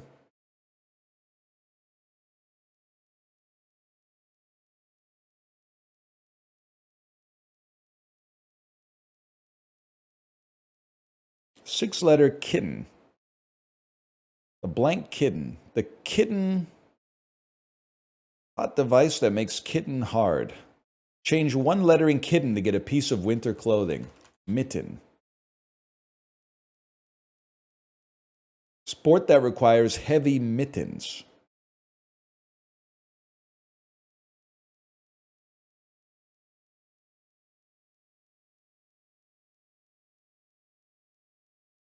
Is that really it? No, a mitten that is more digital. Glove. You fucking cryptic crossword motherfucker. That know your place, Rattle. You're not supposed to be doing puns in Rattle, man. Crossword clues in Rattle now. What's next?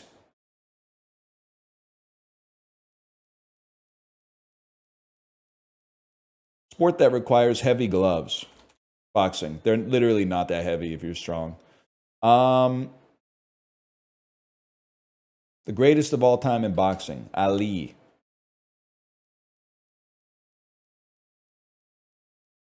Hot device that makes Ali hard. Birth name of Ali. First name of actor, Ali.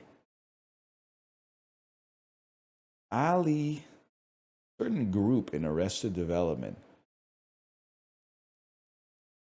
Not going to be word this.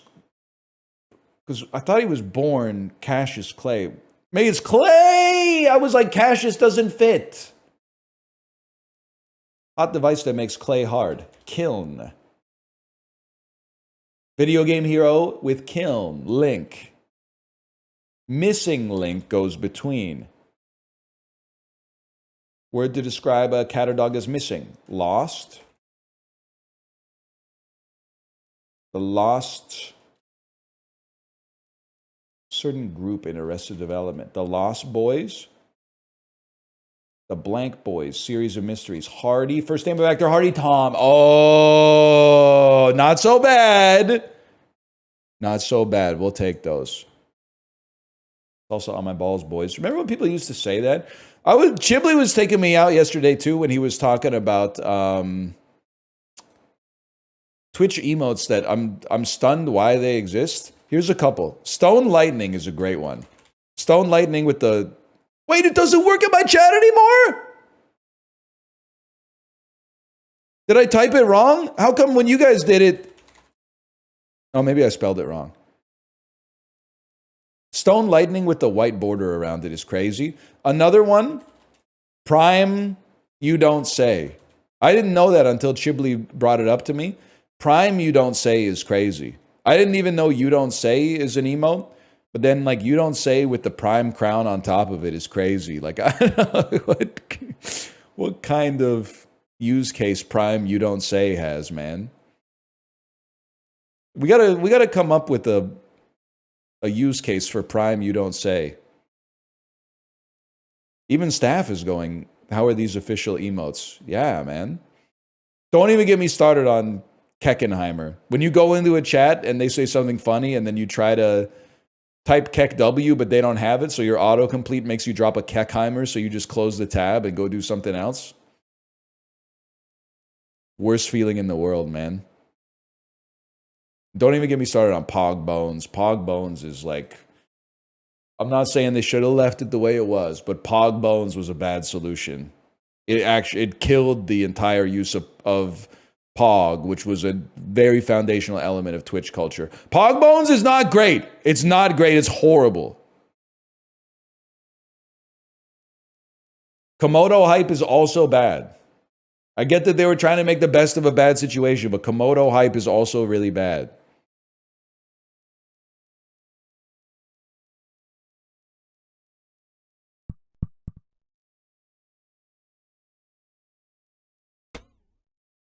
Hold.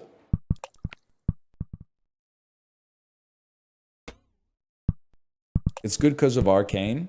No, it's bad because it sucks. Hold. That's fine. Return to checkpoint. They counted it.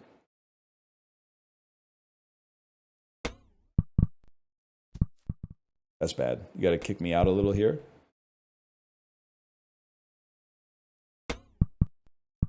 Now that's good. And then just tease it downwind.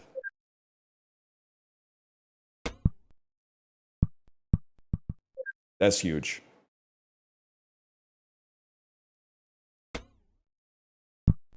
Oh.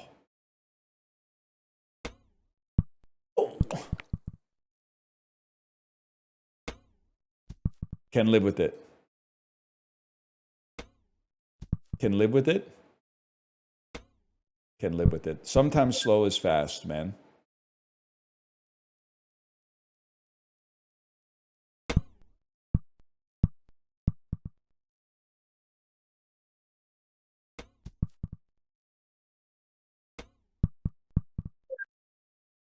Look at this, man. Look at this.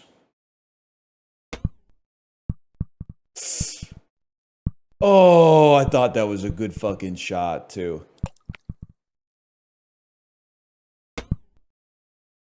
That was greed.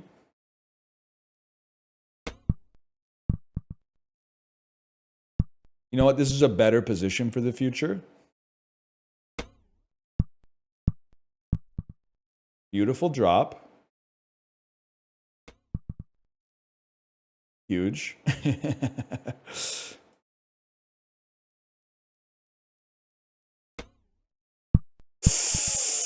Oh, this is a hard one.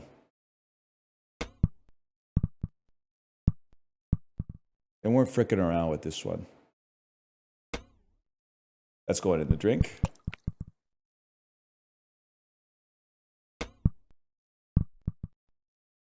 That's sticking. I should have shot. I should have shot. Beautiful. Not beautiful. It took an errant bounce.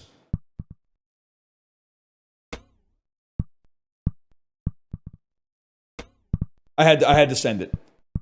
Grade save. It was gonna teeter.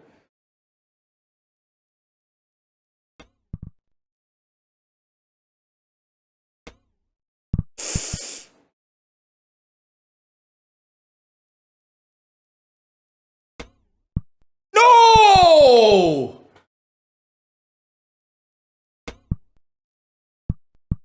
Okay, lock in. Lock in. Absolutely beautiful. Landed it right on the seam.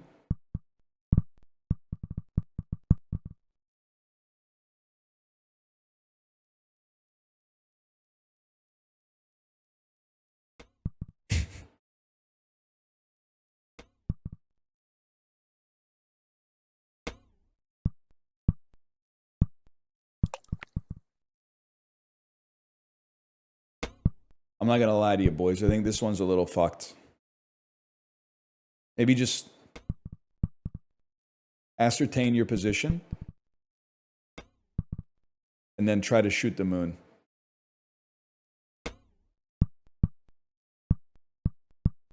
Fuck you.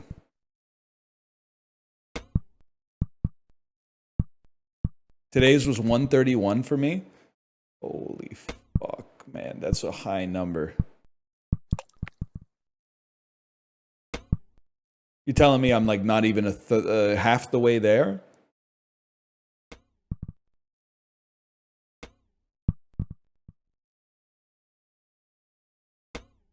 Oh, that's fucking uplifting.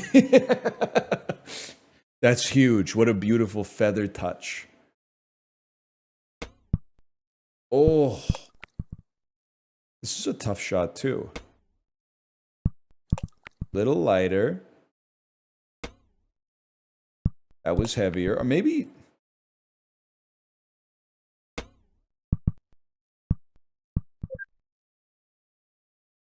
we take those. Jump it, jump it.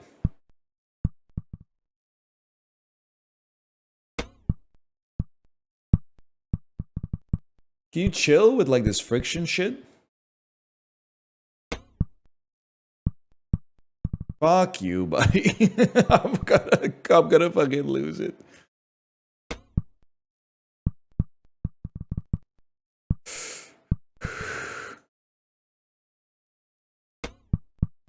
You fucker. No, wait, that's good.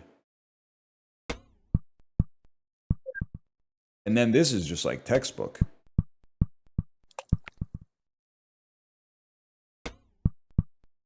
Beautiful. 62 is not too bad, man. Average, not applicable, percentile, ... Is the internet okay?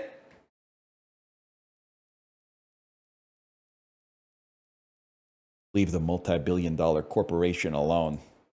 As long as angle works, we're chilling, man.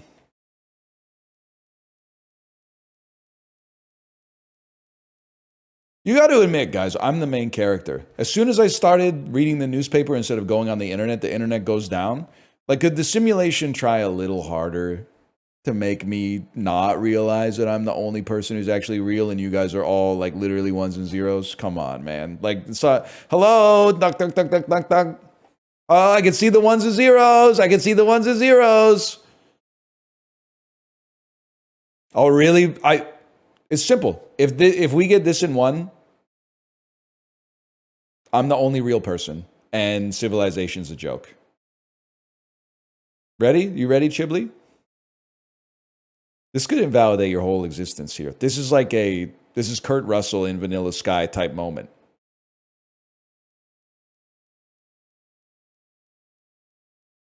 Guys, I don't think we're going to get it in one. Because I can't imagine where the 90 is. That doesn't look like 90 degrees. I got to turn my head.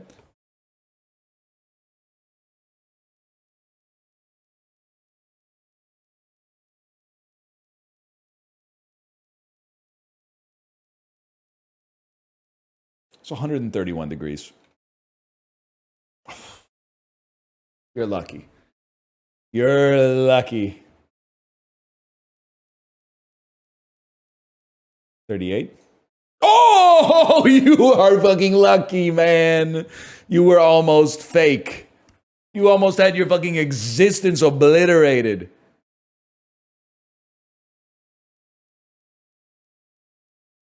That would have been crazy. Clip that. Clip that shit. Just kidding. I don't know. Dude, catfishing's got to be the best game in the dulls lately. It's perfectly challenging enough, man. You get to feel like you're flexing when you get some right. And then when you get it wrong, you're like, I learned something. Not that I'm going to remember it. Georgian dishes, cuisine of New York City.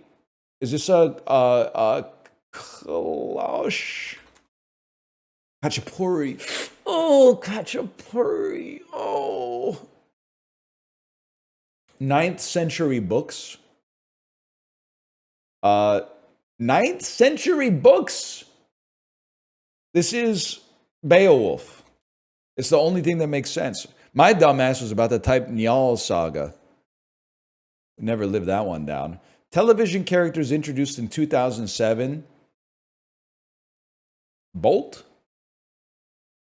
Harry the Platypus. This is millennial erasure. I don't know who the fuck this is, to be honest with you.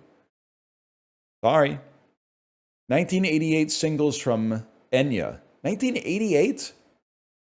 What's the one that goes gum, ke, gum, ke, gum, ke? And Enrico Flow. Tell me what the name of the song that I'm thinking of is. It's not called Enrico Flow. It's called Oronico Flow. Orinoco Flow. I think they would have given me the pass on that one. Because as we call it in the business, we call it sail away. I actually feel bad if you're like more than 6 or 7 years younger than me. Because you never walked into like a Shoppers Drug Mart and heard this shit. Gonke, gonke, sail away, sail away, sail away. Gonke, gonke, gonke. This was a vibe, man. Then they brought her back for like the 9/11 tour, but that was only time. 1967 in Egypt and Israel, the 7 Days War. Yes, I did. Thank you for that. Sorry, I misspoke. I did mean the 6 Days War. My mistake. 2000s American films. Best Drama, Golden Globe. Cultural depictions of economists and mathematicians. This shit is a Ron Howard. This is a Beautiful Mind, bitch. Fuck you! 1951 musicals that are cultural depictions of Anna Leonowens. Shit is fiction about Buddhism. That's The King and I, bitch. That's the fucking King and I, motherfucker! I love Catfish and Game! Oh, shit. Port cities in New South Wales?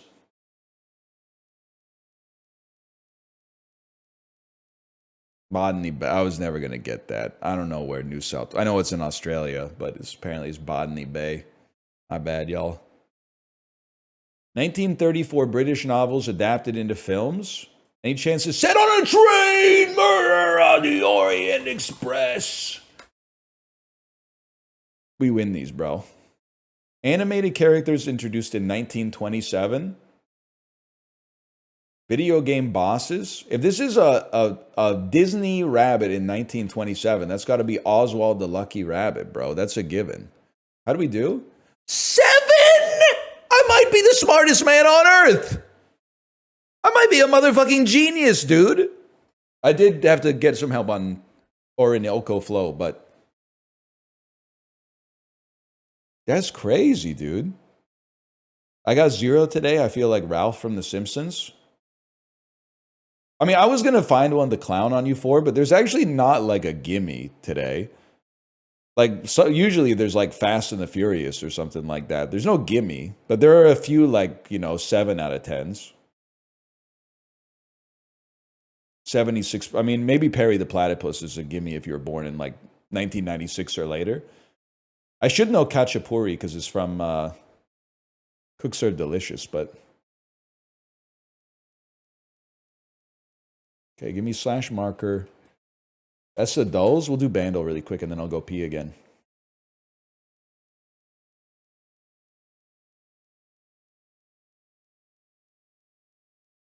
$2010, 26 million. This must be a situation where it was like uploaded by like their official channel and then they rolled it into Vivo. Because if I'm going to know a song from 2010, it's going to have more than 26 million. This sounds like Party Rock Anthem, bro. I can't believe it's not Party Rock Anthem. Are you shitting me?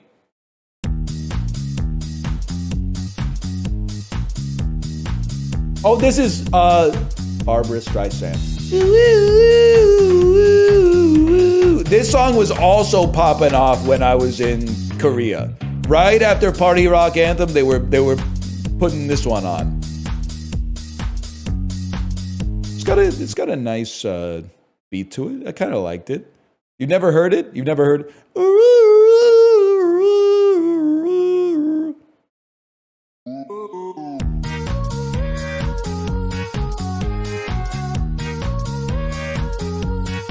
Barbara Streisand.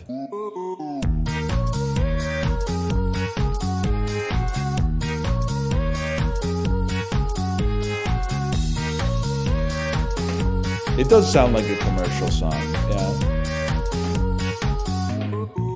That glorp is them saying Barbara Streisand.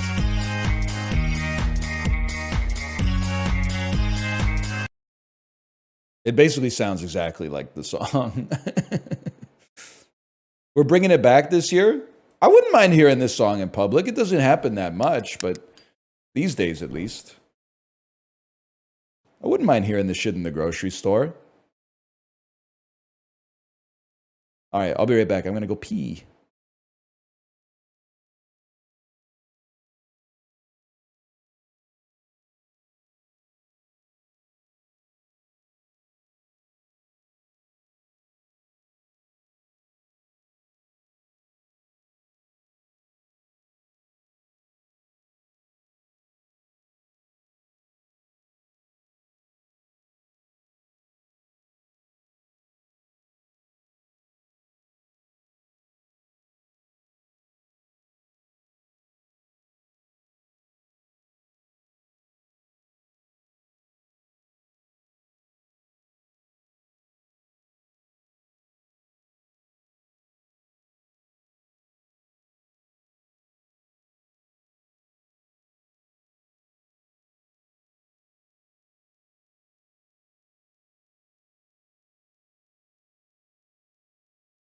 Chili, by the way, you're so real for saying you can't have a crush on someone if you're 30 years old or older.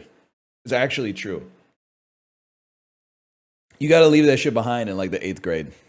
You can't be 30 and have a crush. I know your chat was like pushing back on you because, you know, the end goal of society is to have like adults be in a state of like arrested development forever and like childhood never ends. But you can't be like 42 years old and have a crush. You either gotta like stop the crush or you gotta act on it. I'm sorry.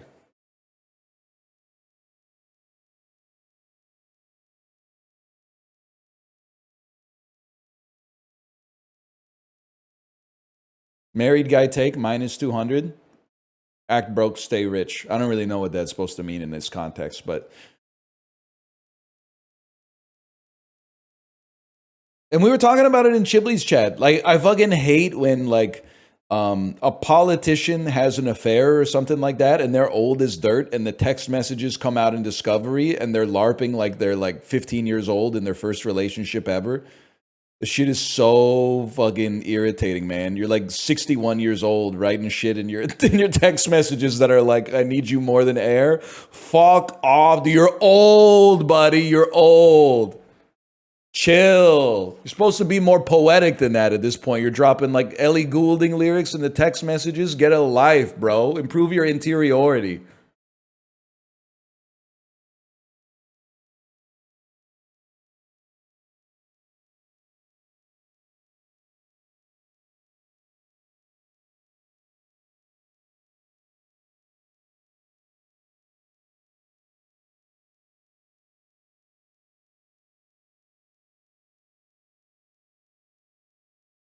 You can be a yearner, but saying you have a crush is something else. Yeah. And also, I'm sorry, it's kind of like, it's 2000s, oh, I'm unfulfilled in my life, even though I have a good job core.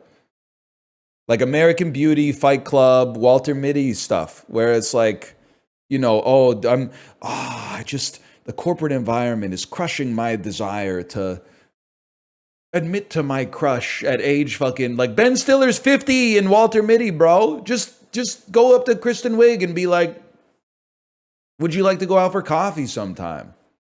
And if she says no, just fucking quit your job and move, I guess, because there's no coming back from it. But still, man.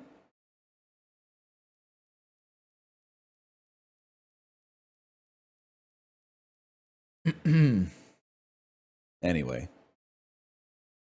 that's loneliness and depression. Here we go. Walter Mitty, because I don't like Walter Mitty. All of a sudden, I'm ableist. You're right. You can't just get over depression. The movie teaches you how to get over depression. Fly to Iceland and learn how to longboard. That's the secret. It turns out it is just that easy.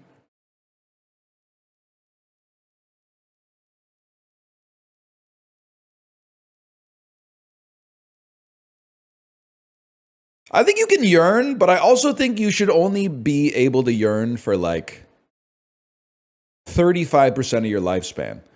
So if I burned all of my yearning age 12 to, I don't know, like 25-ish. If you didn't yearn as a teenager, I think you can burn your yearning as like a middle-aged individual. But if you've been yearning consistently for 40 years, it's time to nut up, is my 2 cents. Not to tell you to just be a man, but if you're 45 and you've been a yearner since 11, maybe it's time to mix it up a little bit. Because people are going to get sick of that shit, man. People are going to get tired. Oh, here we go again. Let me guess, another instance of unrequited love? Oh, who is she this time? Oh, she's your mail carrier. Okay, yeah. No, no. Remember like 3 years ago when you were hopelessly in love with the barista who made your coffee every morning and then the lady who sat across from you on the subway like twice? Here we go again. Get some new material, bro.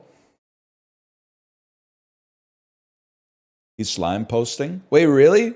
I've been slime posting a lot. Every time I say chop it up, I think of slime.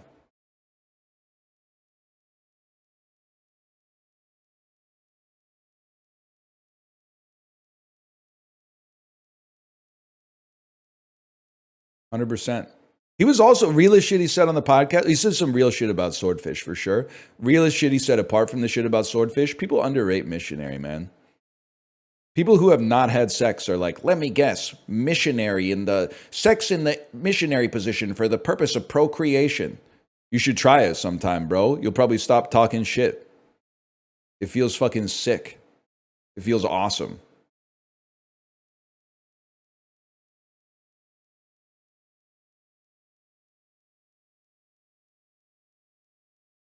I say it's up there. It's coming, but we're bringing missionary back. We're bringing it back, people.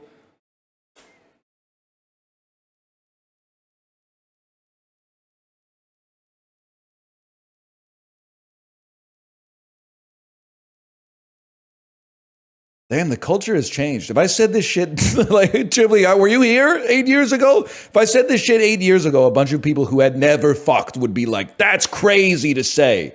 It's crazy that you would say that. According to WikiHow, that's one of the most boring positions. Culture's changed in some bad ways, but there's some good ways too, because people are giving me more +2s than ever before.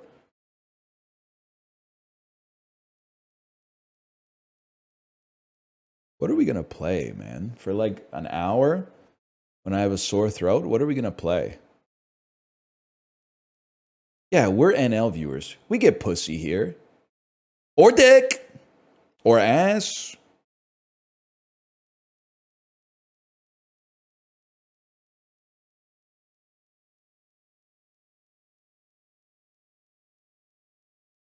Guy who's trying too hard to be inclusive. Or mouth, or hand, or apparatus, or just talking sometimes, or just talking.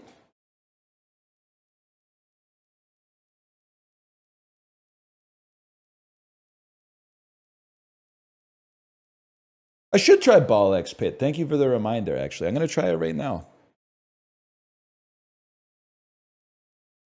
Sundress with no panties, greater than sign. Chibli, I was gassing you up all stream. I think you're a genius for sundress with no panties. I think you're a genius for prime you don't say. There were a couple other ones, I think, too. I forgot to bring it up. I really like dude who thinks the term for Latina is derpina. I think that we haven't quite reached like this. It's like how scientists know that 80% of the universe is dark matter, but they don't know exactly what dark matter is yet. Like, I can tell you that you're on to something. I don't exactly know what it is, but I think you should continue to research in this area. Because I think that there's going to be a magnificent discovery. If you keep exploring the character who thinks that Latina is supposed to be called derpina. The derpina in question, I'm not comfortable doing that because that's a real person, but I do think it's funny, but I have to pretend that it's not because I'm live right now. It happens a lot. People getting on my ass for saying it's funny to think of a 12-year-old kid being addicted to cigarettes. I'm sorry, it fucking is funny. It's also, if you want to take the easy way out, it's tragic. But it's also fucking funny to imagine a kid being like, oh, I can't fucking go to geometry class until I have my cigarette. Hey, Hey, you got any smokes? You got any smokes? I'm 12. Oh, fuck you. Fuck you, bitch.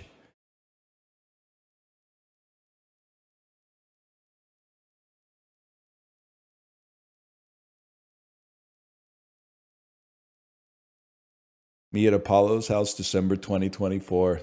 Dude, I mean, they're friends. I wouldn't say they're not friends, but they were like more the acquaintances than friends.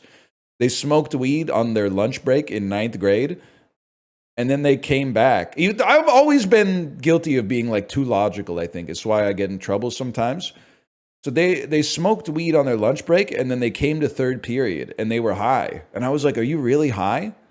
And they're like, yeah. And I was like, what's it like? And they're like, it's cool. And I was like, but now you're in geography class. Like, that doesn't seem like a big win, man. Like, now you're just high, and then this boring ass shit is happening, and you can't like laugh or anything. And it's even worse because the dude might ask you a question. You're not going to remember what the fuck the question was. You're going to be standing up looking around like, why am I standing up? And now you got 29 other kids that are like, damn, this dude is stupid as fuck.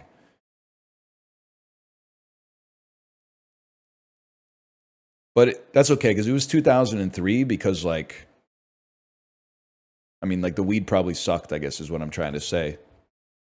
So he was probably just, like, maybe a little lightheaded. It's not a memory loss drug. I don't know if you and I have had the same experience on THC, man.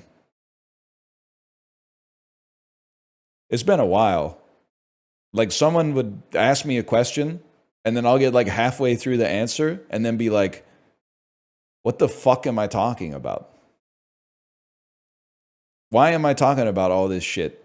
And then my sober voice comes in and goes, they asked you a question about it. And I go, what was the question? And they go, think of the answer you're saying. And I go, I just don't know about all that.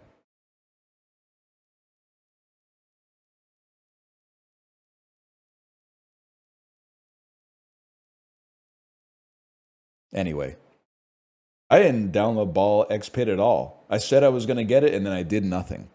I didn't even put my camera on.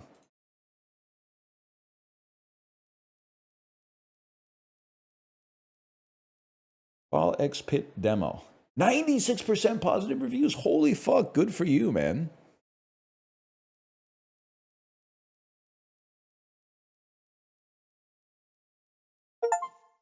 Boing. Play Gooner Blade? Dude, I did read the Stellar Blade reviews on Steam last night. This shit makes me laugh.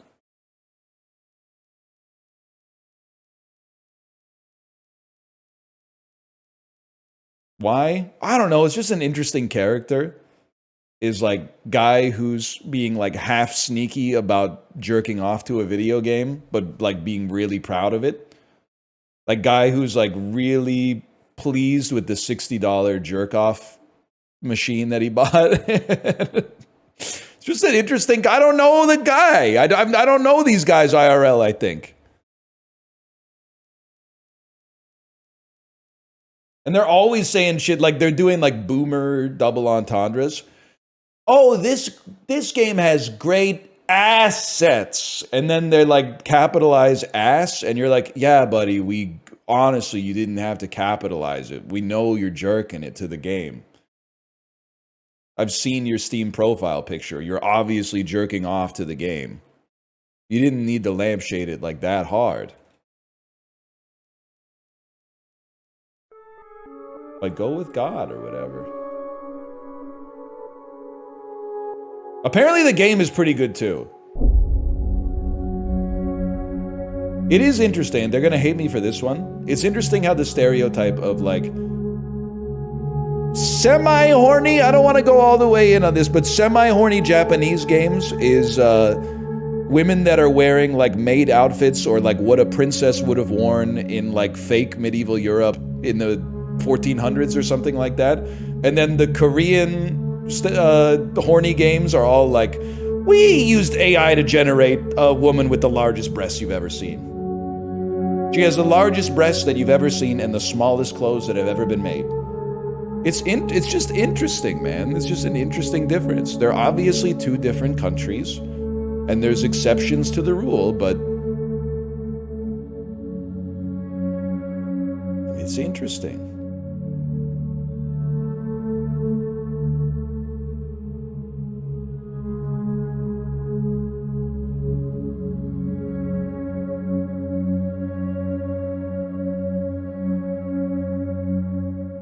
Maybe because porn is illegal in Korea. Actually, that's true. Do people know that? This is like a common experience because I talked about it with my coworkers. Be me, 2011, perusing the internet. All of a sudden, my browser window turns into the Korean police logo, and it says like, I don't know what the fuck it says, but I'm like, ah, close laptop immediately. You can't watch, or it's illegal to watch adult content in South Korea. You were gooning? I wasn't gooning. I was a single man who lived alone. I was jerking it like probably once a day, medicinally, just to stay on the level. That's not gooning. Knocking it out once a day routinely is not gooning. Gooning is when it becomes a hobby.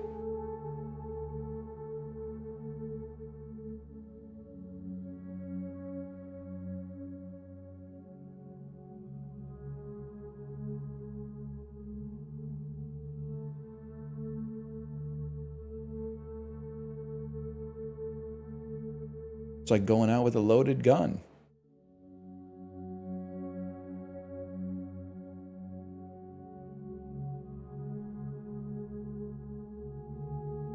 It's supposed to be maybe up here. Okay. Woke up this morning. Yes, sir. Ah, fuck. Your category? I'm in Ball Eggs Pit, bro. I'm in the Ball Eggs Pit category.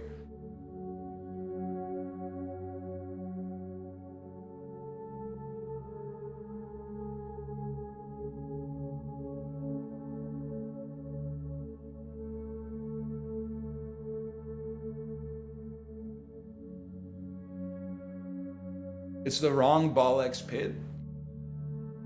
Is it?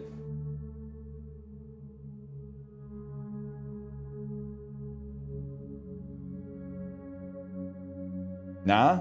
Okay. Well, fair enough then. Just gotta give it a second. Gotta give it a second. It's the right category, you just don't say the X. I'm definitely gonna keep saying the X because it's in there in the title. If they didn't want me to say the X, they shouldn't have put an X there.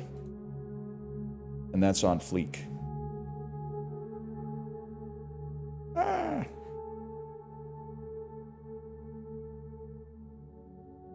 They're telling me it's not called Hunter x Hunter. Are you serious?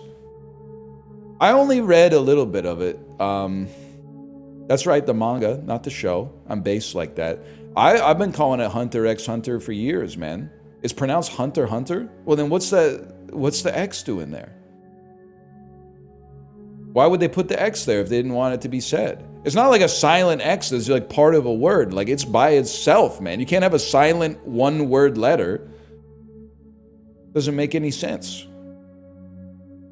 It implies linking and building, I guess. I have a problem with manga, and it's my problem. I'm not saying this is the way it should be. As soon as I open the manga and I see that it's like about an 8-year-old kid whose hair is like, it's like a widow's peak and then like hard plastic hair like spiked back, I'm like, no shot. It takes me out of it immediately, man. It's my fault, by the way. I'm sure that if I separated the hair from the art, I could get into something good, but I'll just have to stick with like real books or something till then, or newspaper articles from the Globe and Mail. Anyway, we're playing Ball Pit today. It's a demo released by Devolver Digital. The way I understand it, it's a roguelike that's kind of like Breakout, like a brick-breaking roguelike. That's all I know about it, apart from the fact that it's also clouded, because I've seen a lot of other streamers play it. So I'm guessing that it's noteworthy. This is Sparta type stuff happening right here. This is prime. This is Sparta territory.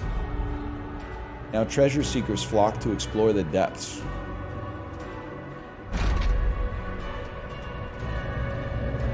I wouldn't feel safe on this elevator. You know, every one of us has an uncle that'd be jumping when the elevator's going all the way down, right? Like, no, dude, you're putting the whole city at risk. WASD to move your character. Click to shoot, fair enough. I can do that. I'm gonna guess that I should not get hit by the red ball. Aim with this, shoot with this. Okay. You want to get it right there. Collect gems to gain XP. Hey! How could you do that to me? Give me the gem, bro. Give me the gem. Enemies will attack you if they get close to you or reach the bottom of the screen. Understandable. Have a good day. Okay, so we're killing dudes. We're leveling up. We're getting dexterity. Select an upgrade. Level 2 ball. Inflict 4 stacks of bleed. Also raises damage. New passive. Increase crit chance to 20% when hitting enemies in the front. Balls go through enemies and deal 25% bonus damage until they hit the back of the field. Alright, I'll just go better ball for now, man. I'm gonna guess it doesn't actually matter if we get hit by our own ball. Mouse button or F to toggle auto firing. I'll put on auto fire, and you can adjust game speed with 1, 2, and 3. Okay. Auto fire seems smart for a fella such as myself. I get that it slows you down, but I'm a different kind of beast that way. Okay, I'm getting it. I'm understanding it. +1 strength. 10% chance to dodge incoming attacks, even better ball, or new ball burn. Add 1 stack of burn on hit for 3 seconds. What happens if you have 2 balls? Okay, don't answer that. Oh, some of our balls are just basic balls, but some of our balls have the effect applied. I see. I'm starting to understand. Watch out for the arrows, bro. I'm starting to pick up what you're putting down here. Fusion reactor, +1 to 3 upgrade levels. Oh, they went Vampire Survivors mode, man. Fission randomly levels up your equipment 1 or more times. Whoa. 2 levels of burn ball, 1 level of pain ball.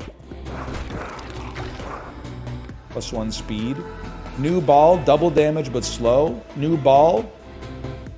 Lots of damage, but also AoE, or laser vertical ball. I want earthquake ball, man. It just sounds cool.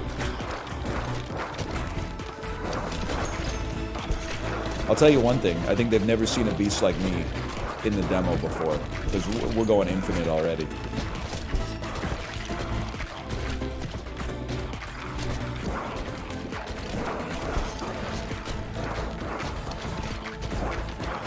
Why does every game have to be a roguelike these days? No disrespect, but it's always the people who buy zero games and like only play free-to-play live service games that are like, when can we get some original games? Start supporting the independent game scene, man, and then they'll stop rolling up into some specific genres. But every time a game is good, the #1 criticism is, this game's good, but I can get Factorial for $1.99 on sale. Why would I pay $14.99 for this when I'll play for 15 hours when I could just get Factorio on sale for $1.99? You know, you embody the world that you help create to some extent. Factorio never goes on sale? Okay, I picked a bad example, sorry. Factorio is sick, by the way, no disrespect. Fusion combines any 2 fully upgraded balls. Oh shit. Fuse my bleed and my burn balls together. My urologist is like, I'm gonna have to ask you to leave. Bleed X burn ball. Meet and fuck Kingdom, Steve. Balls deal 20% bonus damage until they hit a wall. Every 7 to 12 rows spawn a stone soldier. Balls go through enemies. Balls give 20% extra damage until they hit a wall, and then we'll just fire straight ahead. Just trying it out for now. Auto fire disabled while I pick up some XP here. Auto fire back enabled. Can't be leaving XP behind.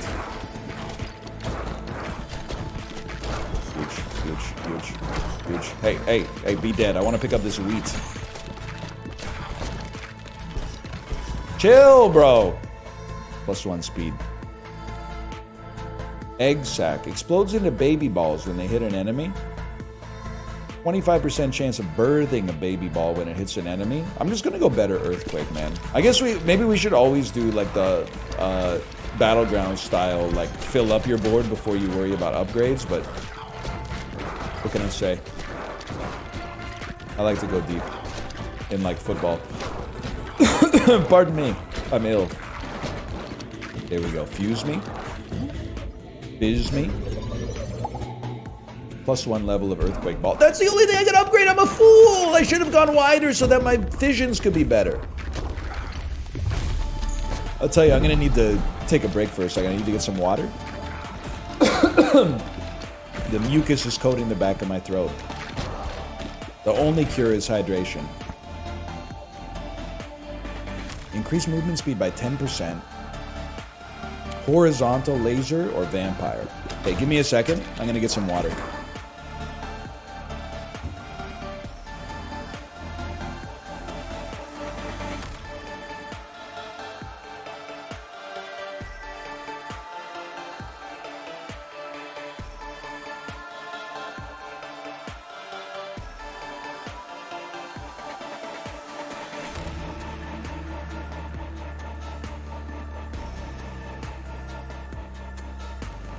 Water's good. I know that's right.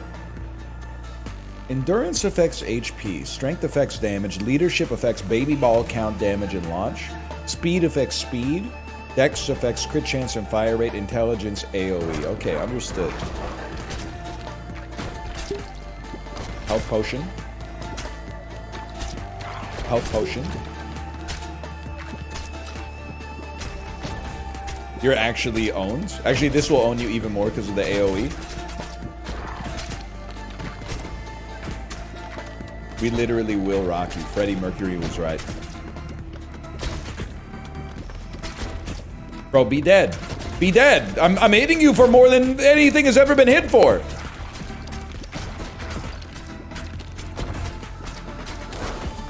Cinematic loss. Force loss.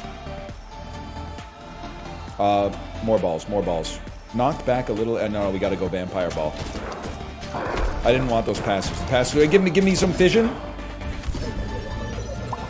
1 level on Vampire Ball. You're scamming me, bro. You're scamming me. I'm taking damage. But I'm leveling like crazy. New ball. New ball. Brood Mother Ball. Let's get our balls filled up, and then we can worry about dumping them. Hang on. He's leveling it up like crazy. Midnight Oil. Balls that hit flaming enemies will light on fire. We do light enemies on fire with our balls. Let's put that in there. What do you mean by that? I'm just talking about Ball X Pit, bro. What are you talking about? What are you getting so bent out of shape about? Level me, please. Oh, no. Oh, no. Stop it. Stop it. Fuse me. Fuse Earthquake and Vampire, please.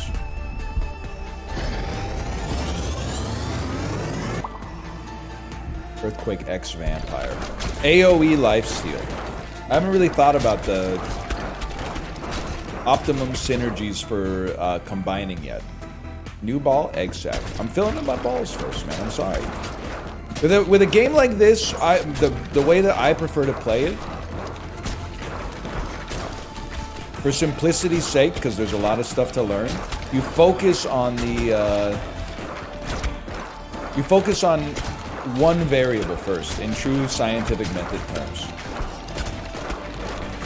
Right now, I'm not even reading the items. I'm just focusing on some bread so that I can work on my mechanics. Then later, maybe we'll read the items a little bit more. Who knows? Or maybe not. I feel like I want to level before I get fusion, if possible.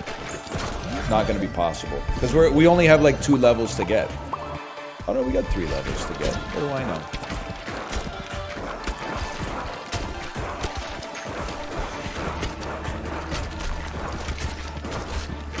Still chilling, to be honest with you.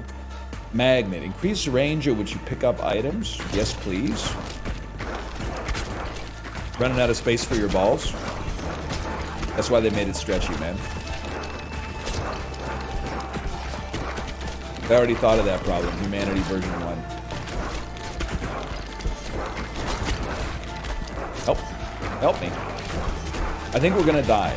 I don't see a way out of this situation.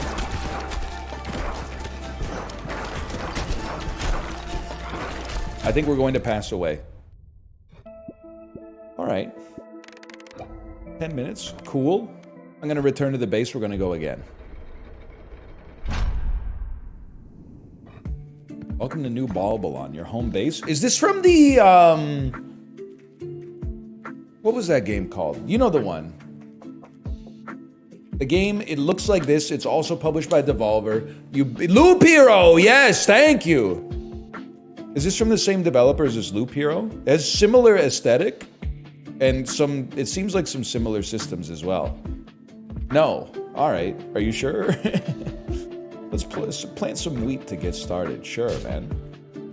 Then place a forest. Now you have some resource tiles. You send someone out to harvest them. Aim towards resources and send worker to gather. Your workers have a limited time per harvest before getting exhausted. You fucking genius. Did you see that? Did you see that? That ricochet? A successful harvest. Alright. Play. I'll select the warrior. And then go to the boneyard.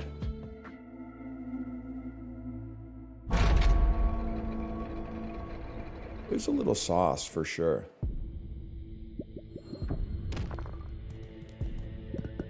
Give me my shit back. Oh, the faster you collect your balls, the faster you can shoot them out, man. There's intricacies in this. The big mistake I made last time was disincentivizing hitting walls. You want to hit walls, because the most satisfying thing that can ever happen in a game of Breakout is when you get the balls like ricocheting in the back rooms. You know what I'm doing? Listen, I recognize there's double entendres galore here, but when you build a channel and then you get the ball inside of the channel, that's the dream. Increase fire rate by 15%. That sounds great for a fella such as myself. I don't mind that at all. So launch him right into the crevasse, right there. What a beautiful spot. Don't forget to get your XP. Don't forget to take out the enemies that are going to attack you. But then, like, that's what it's all about right there.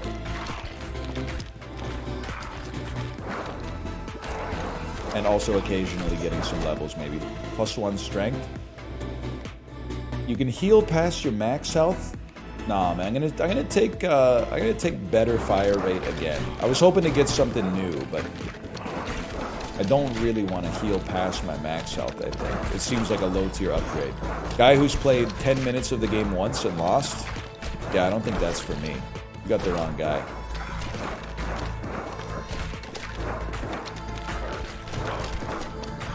The second run is so much harder than the first, man.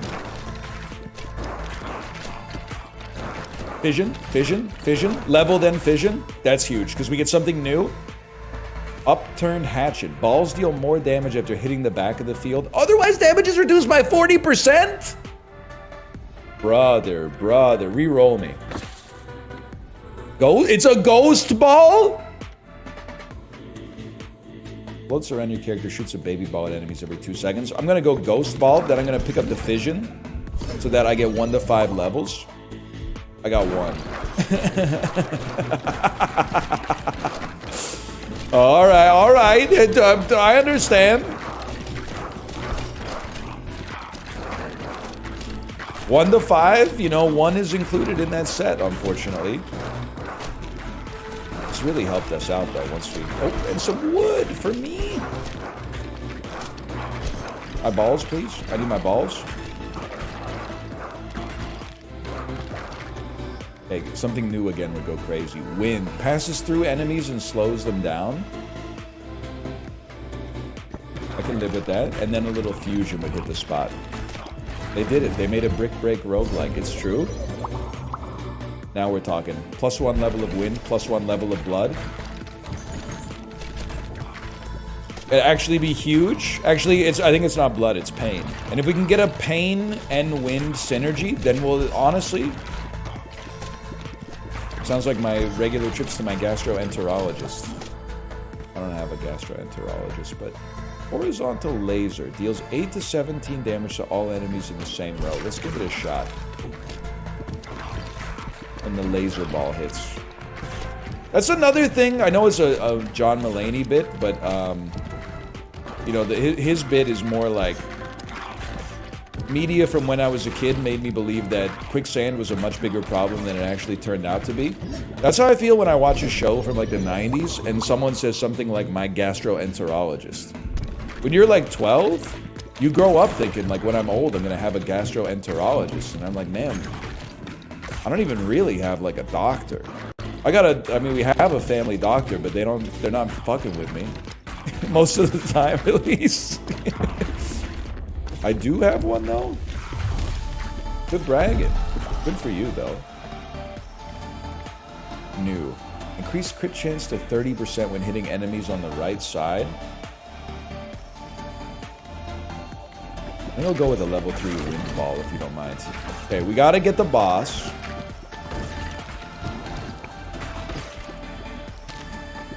If you get a rare condition like me, you can get one.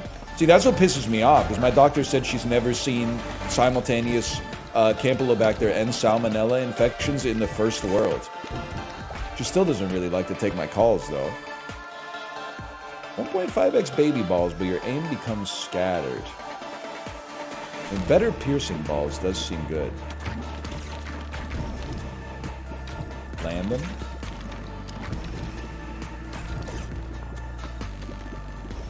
Here we go again. I drank from the hose as a kid. Anybody in chat celebrating Pride Month or lacerated their leg on a metal slide as a child?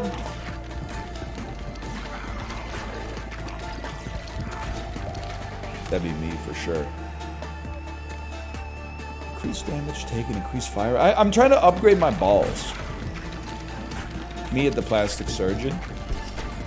The reason is, now we can combine our balls, and I'm starting to think about synergies.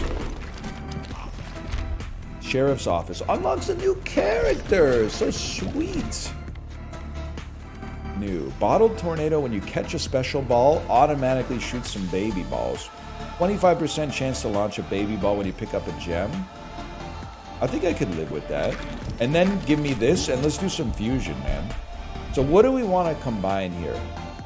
Like, Laser Ghost seems crazy. Because Laser Ghost, won't the piercing shots, everything they hit will then get horizontally lasered? That seems like it could be incredible. And you should try to catch your special balls as well. Oh! Wait, sauce check?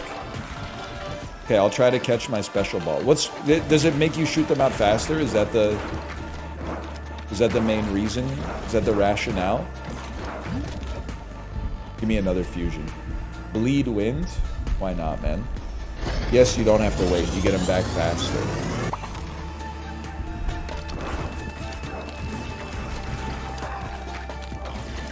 Noted. Noted and good to know. Dude, I feel like nothing's stopping us on this one. This is like, it's a very novel idea for a game. It's like, what if they made like a Vampire Survivors where you do something? Iron Ball? I would like a damage dealing ball. We don't really need healing yet. I'm not knocking Vampire Survivors, okay? There was a time where I loved it.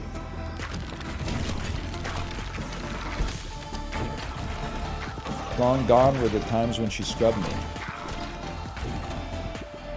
Any chance I could level before fusion? No, no shot. Huge, huge, huge.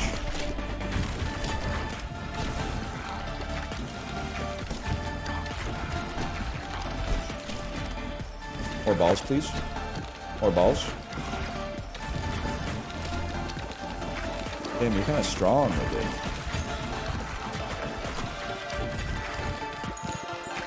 Yeah, it seems like if you're just shooting at something straight up, you would probably want to just like collect your ball as soon as possible. But that's a lot for like an old guy like me to focus on, to be honest with you. You know what? I can move my camera. I was checking to see if it covered something, and you're right. It's covering up my builds in totality. This is probably covering up like the start of our progress bar, but that's okay.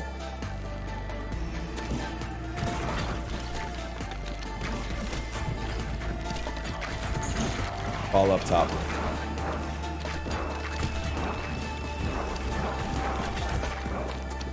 Oh, so when I get the iron ball, well, it's really just +1, huh? When I get the iron ball, I should try to shoot it directly at something we want to die. Because we can just, like, ping-pong it back and forth. Youch! Hit something really hard, grab it. Yeah, grab it, send it back. I'm getting it now. Okay, we gotta get some damage down Main Street. Where's my iron ball?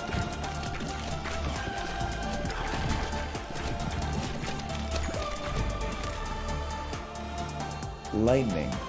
Little AoE damage. I feel like we don't need AoE damage that much. I'd rather have like some CC. Maybe a frozen ball. And then we gotta get irons going straight up the middle. Straight up the gut. Because you gotta pay the price.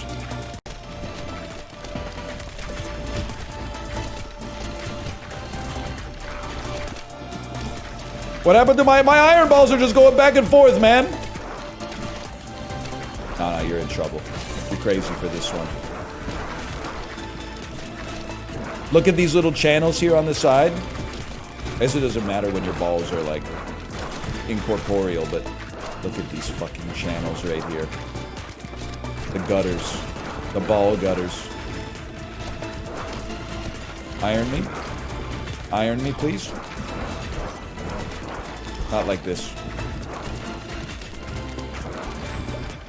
Huge.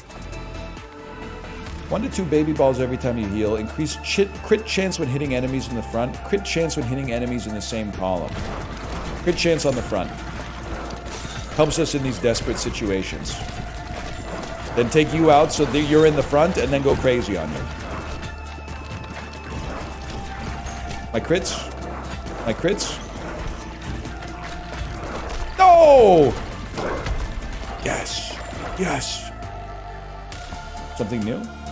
Decreased damage taken. Level 2, level 2. You know what? Go ahead, give me something new and then grab this just so we can level it. 5 levels? It doesn't get any better than that. I guess, did I make a mistake maybe?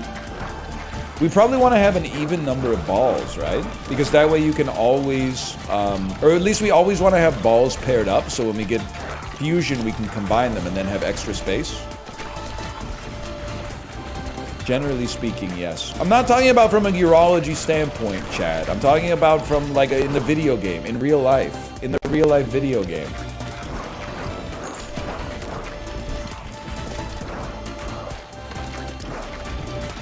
I'll tell you one thing, it ain't going down like that. I think this is one where we want to get our hands dirty. I'm going to start clicking manually. I know I can toggle auto fire, okay? Get it off my screen!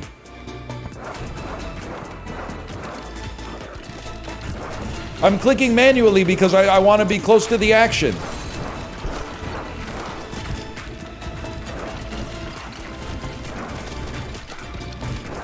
Because we want to attack enemies close to the front because our crit chance is better.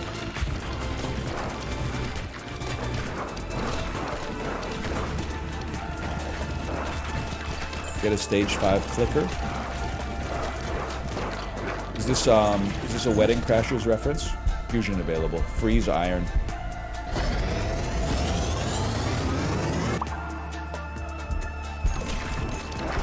You can now see your nose. Not a beast like me. Honestly, I shrugged it off. Now we got space for more balls. We already have a horizontal laser. Maybe we could start building We don't really want a second one, man. Roll them. I feel like I want a passive.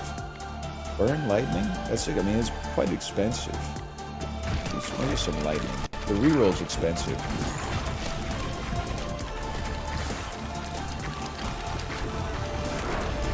You're right, they should have named the fused balls after like famous celebrities. Can you imagine being like, oh shit, Matt Damon ball, Matt Damon ball! The ghost ice ball, that's Matt Damon's ball! Like a sandwich shop or something like that? What do you mean -2? That's... You +2'd it when Larry David said it. Chicken ball.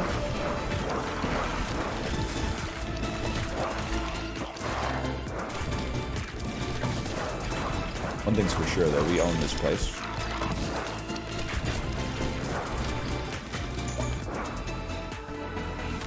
Go ahead, man. Go ahead. I'm not gonna reroll that. This covenant is sealed type energy. Thank you for opening a gutter up at the side. Now you're all gonna fucking pay. Because look at this. Now you're all paying. Ah, shit. It's actually, like, quite strong. Are you seeing that skull there? Back shots. Back shots. Back shots. Clean yourself up. Back shots.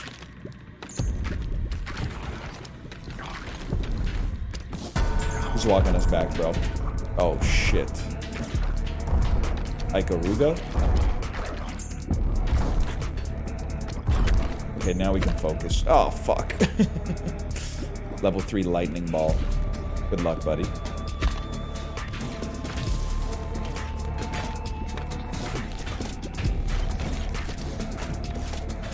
Did they have to take Skeleton King out of the game or something? I thought it was like a copyright issue. I am Dota posting. And when you walk back, do you get to pick up like the stuff that you left behind before? That would be interesting. Not doing as much damage to the fella as I'd like. I got an idea. Shit. Where's his weak spot, bro? Oh, off the back line. Of course, off the back line.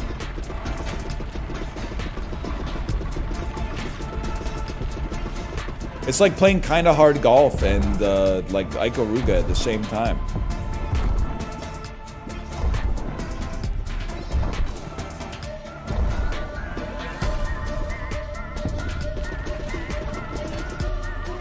There you go, you're safe here.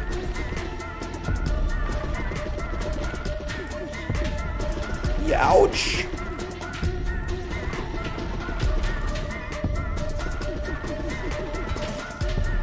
Hang on, we're kind of goated for this one. What's going on there? Nothing. Fucking nothing is going on there.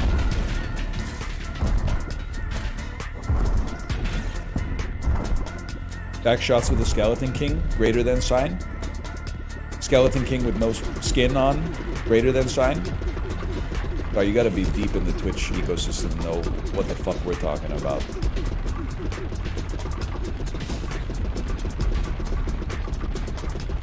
Give me some of that. Look at this.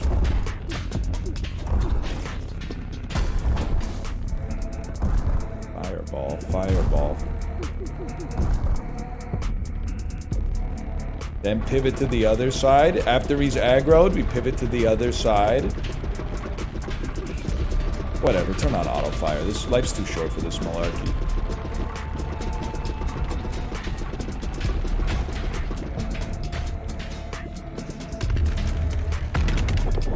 Go, go, go, go, go! Just so you know, you have auto fire enabled. I know, I'm just clicking! I'm just clicking because it's fun. It's not a crime.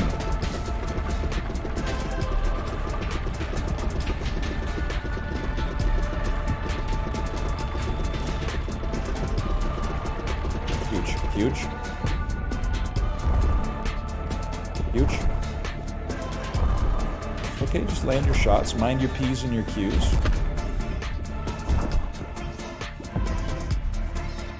It's very losable. Bro, you're literally blocking like the best angles on the fella.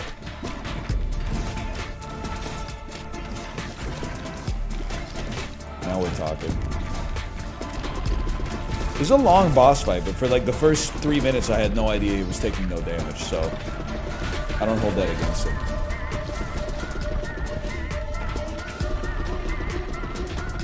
He's crazy.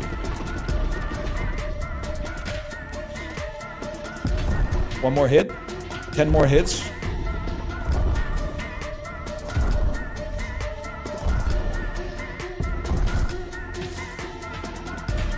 If you did this, like, in 2007, people would have looked at you like you were insane. They would have been like, you're the greatest video gamer I've ever seen in my life.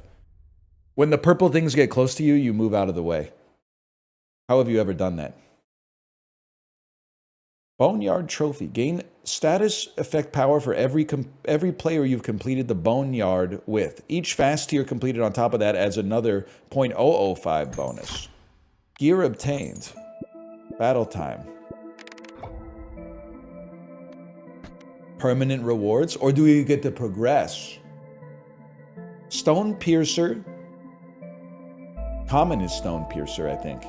Pierces through boulders when harvesting rocks, or increase the harvest clock by 0.1 second every time when harvesting. I don't know what that means. I don't know what that means, to be honest with you. Give me Stone Piercer. 2 blueprints found. 1 gear found. What's going on here? You've unlocked a housing blueprint. Building a house will unlock a new character. Select housing. See, Vancouver, it's just that easy. Okay, sheriff's office. Put the sheriff's office up there. That seems like a juicy spot to bounce on. You've unlocked the itchy finger. Okay. Warfare. Boneyard. I don't have the Boneyard trophy. I could put down some stone though.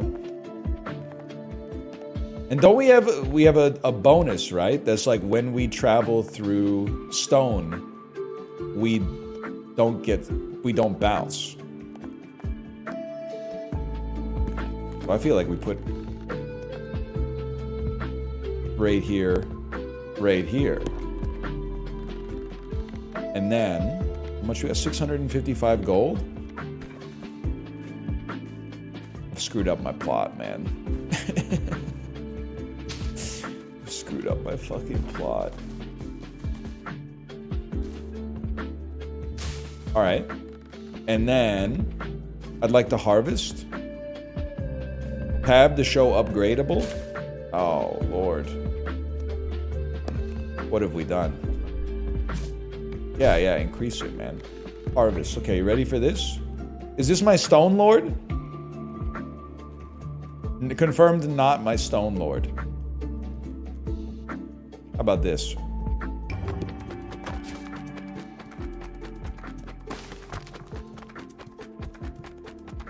Oh, there's a set amount of time. I see. Oh, that's cute. There's a set amount of time and you try to get it all. Okay. Let's try it. Disgraced deputy has scattered aim but shoots twice as fast. Can move at full speed while shooting. This seems cool, man. It's what the game told you. I'll be honest with you, if your game needs more tutorial than just some shit painted on the ground in the room in which you spawn, I'm going to learn it on the fly. I'm not going to say I'm never going to learn it. I'm going to learn it on the fly, or chat's going to tell me about it. It's one of the two options. Now, that's not to say that any game that has a long tutorial is fucked up. Because some games, they just have more complex mechanics. But I'm not reading all that. It's not going to happen.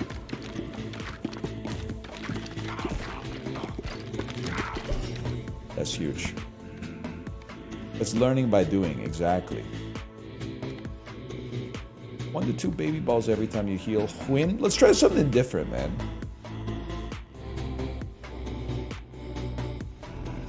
Healer build. 1 to 2 baby balls every time you heal. Let's see. The healer. know what's going on in the Globe and Mail app right now. VIP Daniel, you got a Globe and Mail subscription. Anybody got a good local Vancouver newspaper?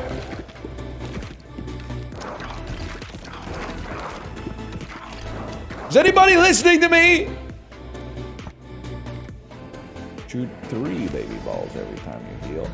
25% chance to launch a baby ball when you pick up a gem. Interesting. Maybe we would go summon build. CBC. I do like the CBC. Not the politics post. I'm a big CBC head. I'll stand by this. Like it's old posting, I'll admit. Canada's usually behind the curve with respect to a lot of things, but the CBC was so far ahead of the curve on live streaming sports. If you had a Canadian IP address in like 2008 or 2009, you used to just be able to go to cbc.ca and they would be like, watch Hockey Night in Canada right now. That went crazy in college, man. You didn't have to prove your identity or anything. You would just go there, click the button, it would be like, here's the Leafs game. And it'd take lightning again. How's Canadian Justin McElroy? He's the GOAT, man. He's how I know what ice cream shops and breweries are cool in Vancouver. Okay, we needed that fusion reactor. I'm not missing the fission. I'm not missing the fission. We got it. Give me some of that. I need some healing potions. Some healing potions, please. I need some healing potions. We own you. Increase area of effect. Ball launch speed by 20%, but you get knocked back. I'm going 50% baby balls when we get a gem.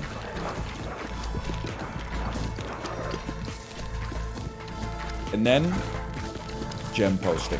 Look at the babies!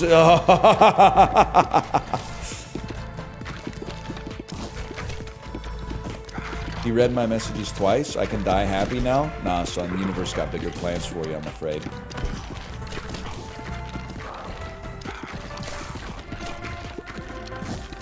I meant that in an uplifting way, by the way, not in like a villainous way, like oh, you have a special gene that we're gonna use to create like super soldiers or something. I meant it in a way like you got a long, fulfilling life ahead of you, hopefully.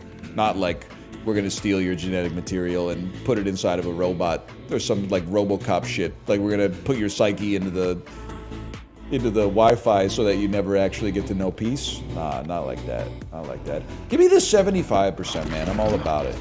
And then fission me. Okay.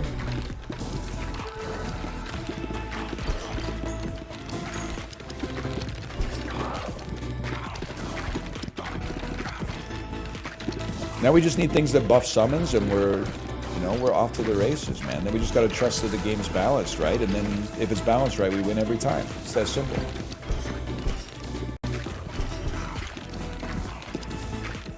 Launch it in there.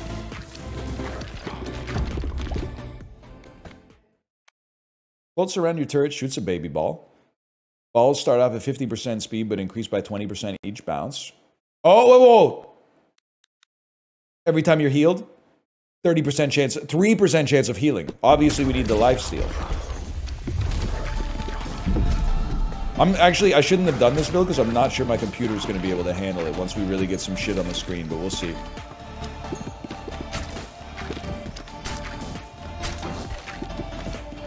Okay, then honestly, the dream here, first you gotta go. The dream is a bunch of shots like this. So that you just get pitted up here. In the corridor. Okay, I think we did well. Must have, because we got extra intelligence. 2 to 3 baby balls every time you're healed. What kind of PC do you have? It's a 486.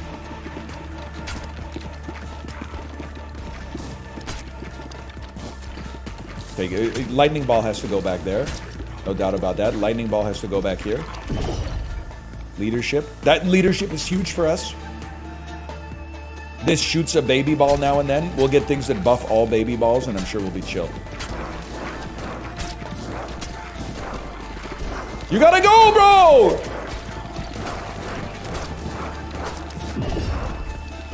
Oh, no. Oh!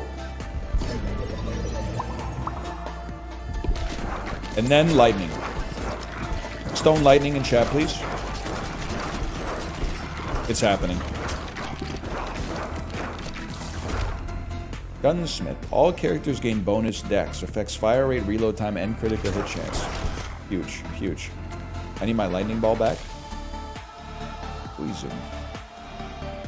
But we have 3 balls right now. We should have 4. Give me a poison ball. We haven't seen it yet.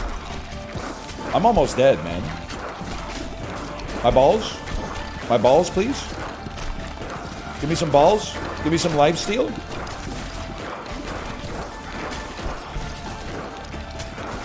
Okay, fight him back.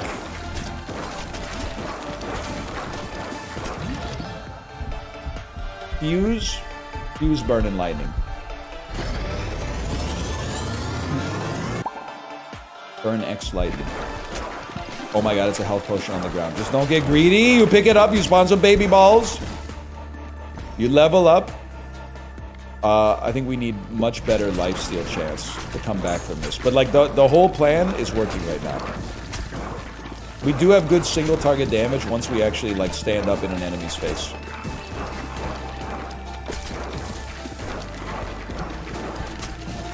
You think it'd even care if like lightning burned if it hit you? Like wouldn't you just get killed by bolts or whatever? I feel like it's kind of like it's unnecessary, it's overkill to add fire to lightning.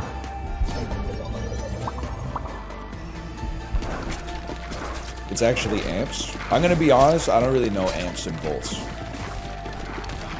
Watts are power. And kilojoules are energy. That's just me Peloton posting. You guys will get we need to have 2 more balls. Okay. I'll run an earthquake ball. Yeah, that's fine. Coulombs? I'm not all about that, man. I don't know that much about physics, to be honest. I think you're gonna say, like, didn't you go to school? I think it's more of like it's an admonition of the educational system that not only did I go to school, but I got great marks in physics class, and like 20 years later, I don't know shit about it. Maybe it's not the school system. Maybe it's like the human brain, because I haven't used like a calorimeter since 2004, but like, you get the idea.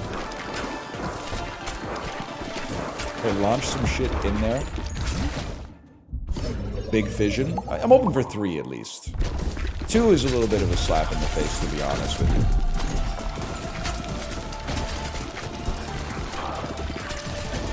Okay, first we take care of the trash. We're almost at full health. Level up. Increase crit chance when hitting enemies in the same column. Increase AoE. We need 1 more ball in order to get our stuff worked out. You know what? Might be a reroll type situation. Stone effigy. I'm gonna get poison ball leveled a little bit. We need to get 2 level 3 balls, and then we have space. You can't get 1 more ball? Life finds a way, bro. Jeff Goldblum.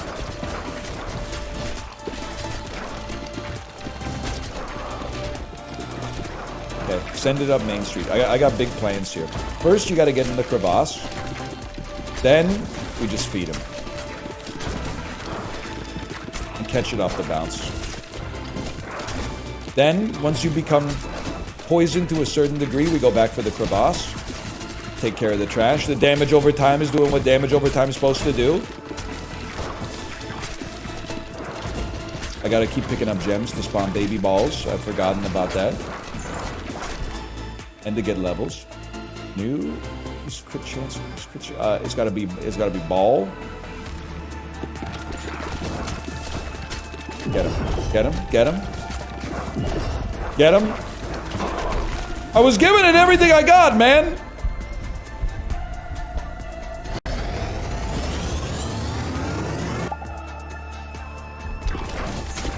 Okay, poison vampire. unlocks a new character again. I'm dead. All right. Itchy finger, though. I really thought we were about to make it happen. I'm going to say /marker ball X pit, though. Good game, good game. Let me see what's going on here. Oh, that's sick.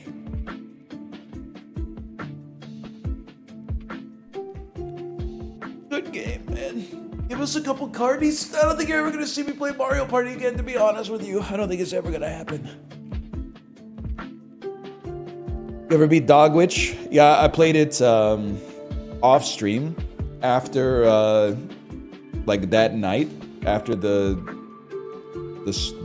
sponsorship, and I beat it on my first run, and I took a picture and sent it to the chat, because I was like, they were making fun of me, and I was embarrassed.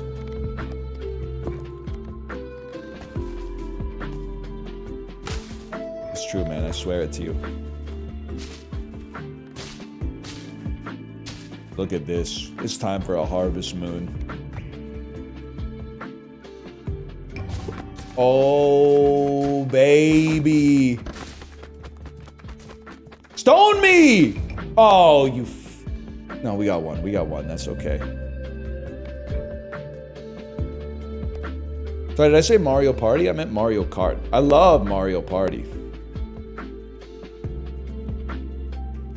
The thing is, like, people will say they're the same because they're both unfair. You lose due to random bullshit. Yeah, but like when you lose in Mario Party, it's just a bunch of numbers changing columns. Like, that shit isn't real. When you get fucked over in Mario Kart, you're driving at like Mach 6 and it takes your speed down to negative a trillion. It's so annoying.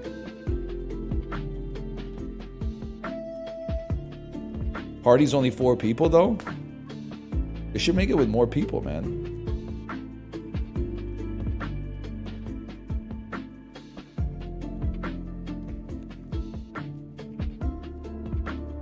You fucking with Lao Gan Ma? Yeah. Yeah. For sure. Absolutely. Also, like in Mario Party, the real game isn't like winning Mario Party. The real game is winning the mini games. The real game in Mario Kart is winning the race. So when you get hit like six items deep in Mario Kart and you go from 2nd to 21st, you're like, I might as well just fucking quit. When you get fucked over in Mario Party, you're like, whatever, at least I get to throw snowballs. Like, once we spawn into the minigame, we're all equals here.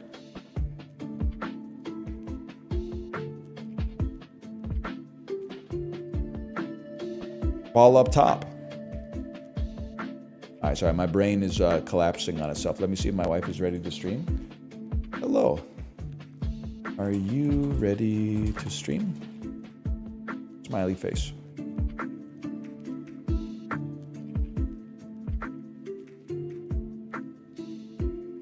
Chinese Rizzler. Chinese Rizzler! I met with Xi Jinping. They're trying to they've started their own program to compete with our homegrown Rizzlers. Our chunky kids. We got the best. They'll try. They'll probably fail, but they'll try to make their own Chinese Rizzler.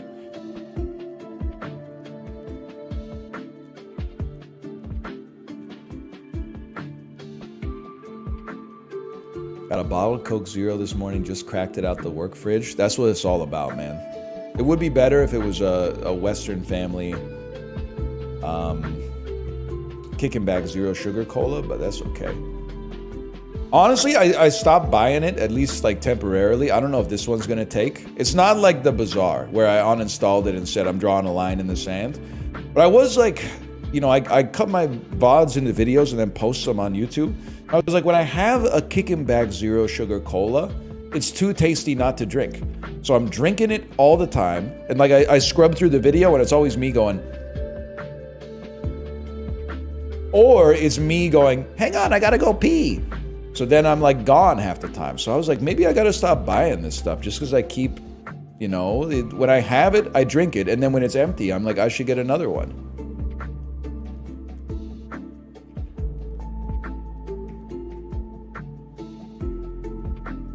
Hello. Oh, thank you. She got me lunch, y'all. What happened to the bazaar? I crashed out at the most recent patch because every single fucking build that you run up against is using an item that charges when another item goes that also scales when another item goes. So as soon as one item goes off, like 17 items charge and scale each other and you die. And I said, you know, it just happened to me enough that I was like, I'm just gonna uninstall. It wasn't like a rage uninstall. It was actually like a sober, thoughtful uninstall. It was like, is this good for me to keep playing? And I said, there's pros and cons. A lot of people on YouTube do like watching it. But it's just, I don't think it's, my enjoyment of it is getting like, it's in a denouement. And if I kept it installed, I would always have to deal with people going, the new patch is really good. They hotfixed it. It's coming back. But if you just uninstall it, then it's out of sight, out of mind, and you don't have to think about it. So that was like, it's a harm reduction strategy. It's like, if you want to stop doing something, don't keep it in your house and just say, I'm not going to do it. Stop buying it.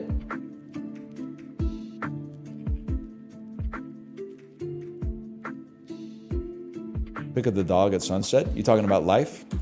That's Libra. Talking about life? Why just post life, bro?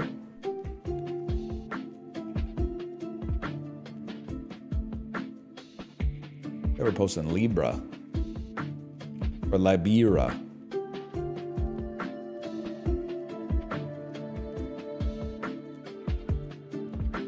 Vanessa Mains, when she's in the most OP character for 2 weeks. See, that's another reason I uninstalled this, so that like I don't have to deal with bizarre jokes, which are like, you have to work really hard to make them funny because you're starting from a serious valley.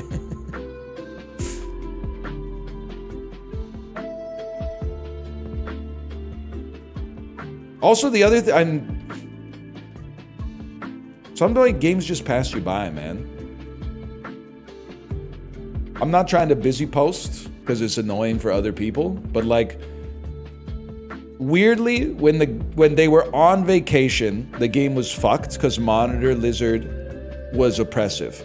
But looking back, I'm almost nostalgic for that time because at least they weren't adding 30 new items a second to the game, where every time I load in now, I have to mouse over 6 different items that just got added and then think about how every single one affects every other one and like, how does my build match up to this? And then you just get a handle on it after like a week or two, and then all of a sudden they're like, boom, 30 new items. It's not even 30, it's like 100 new items added all the time. And I'm like, damn, I'm just like, honestly, I'm not jobless enough for this. I can't keep up with the pace of content. I know it, like the developers are probably like, damn, we're really getting raked over the coals for like working too hard. But I'm like, it's just that it's too much information. It's the board games where you just get your head wrapped around the board game and then people are like, let's never play it again. Here's a new board game. You need to have a little bit of time to like let it simmer in there a little bit, you know, so you can play around with the strategies a bit.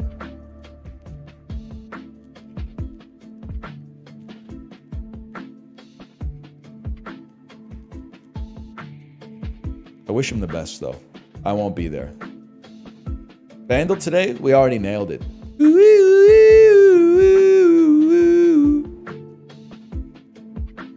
So I'm just waiting for my wife to free me.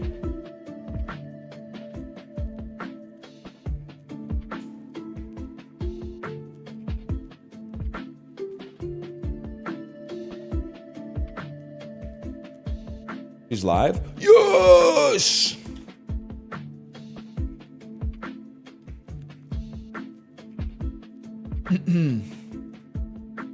All right. See you tomorrow. Good night, y'all.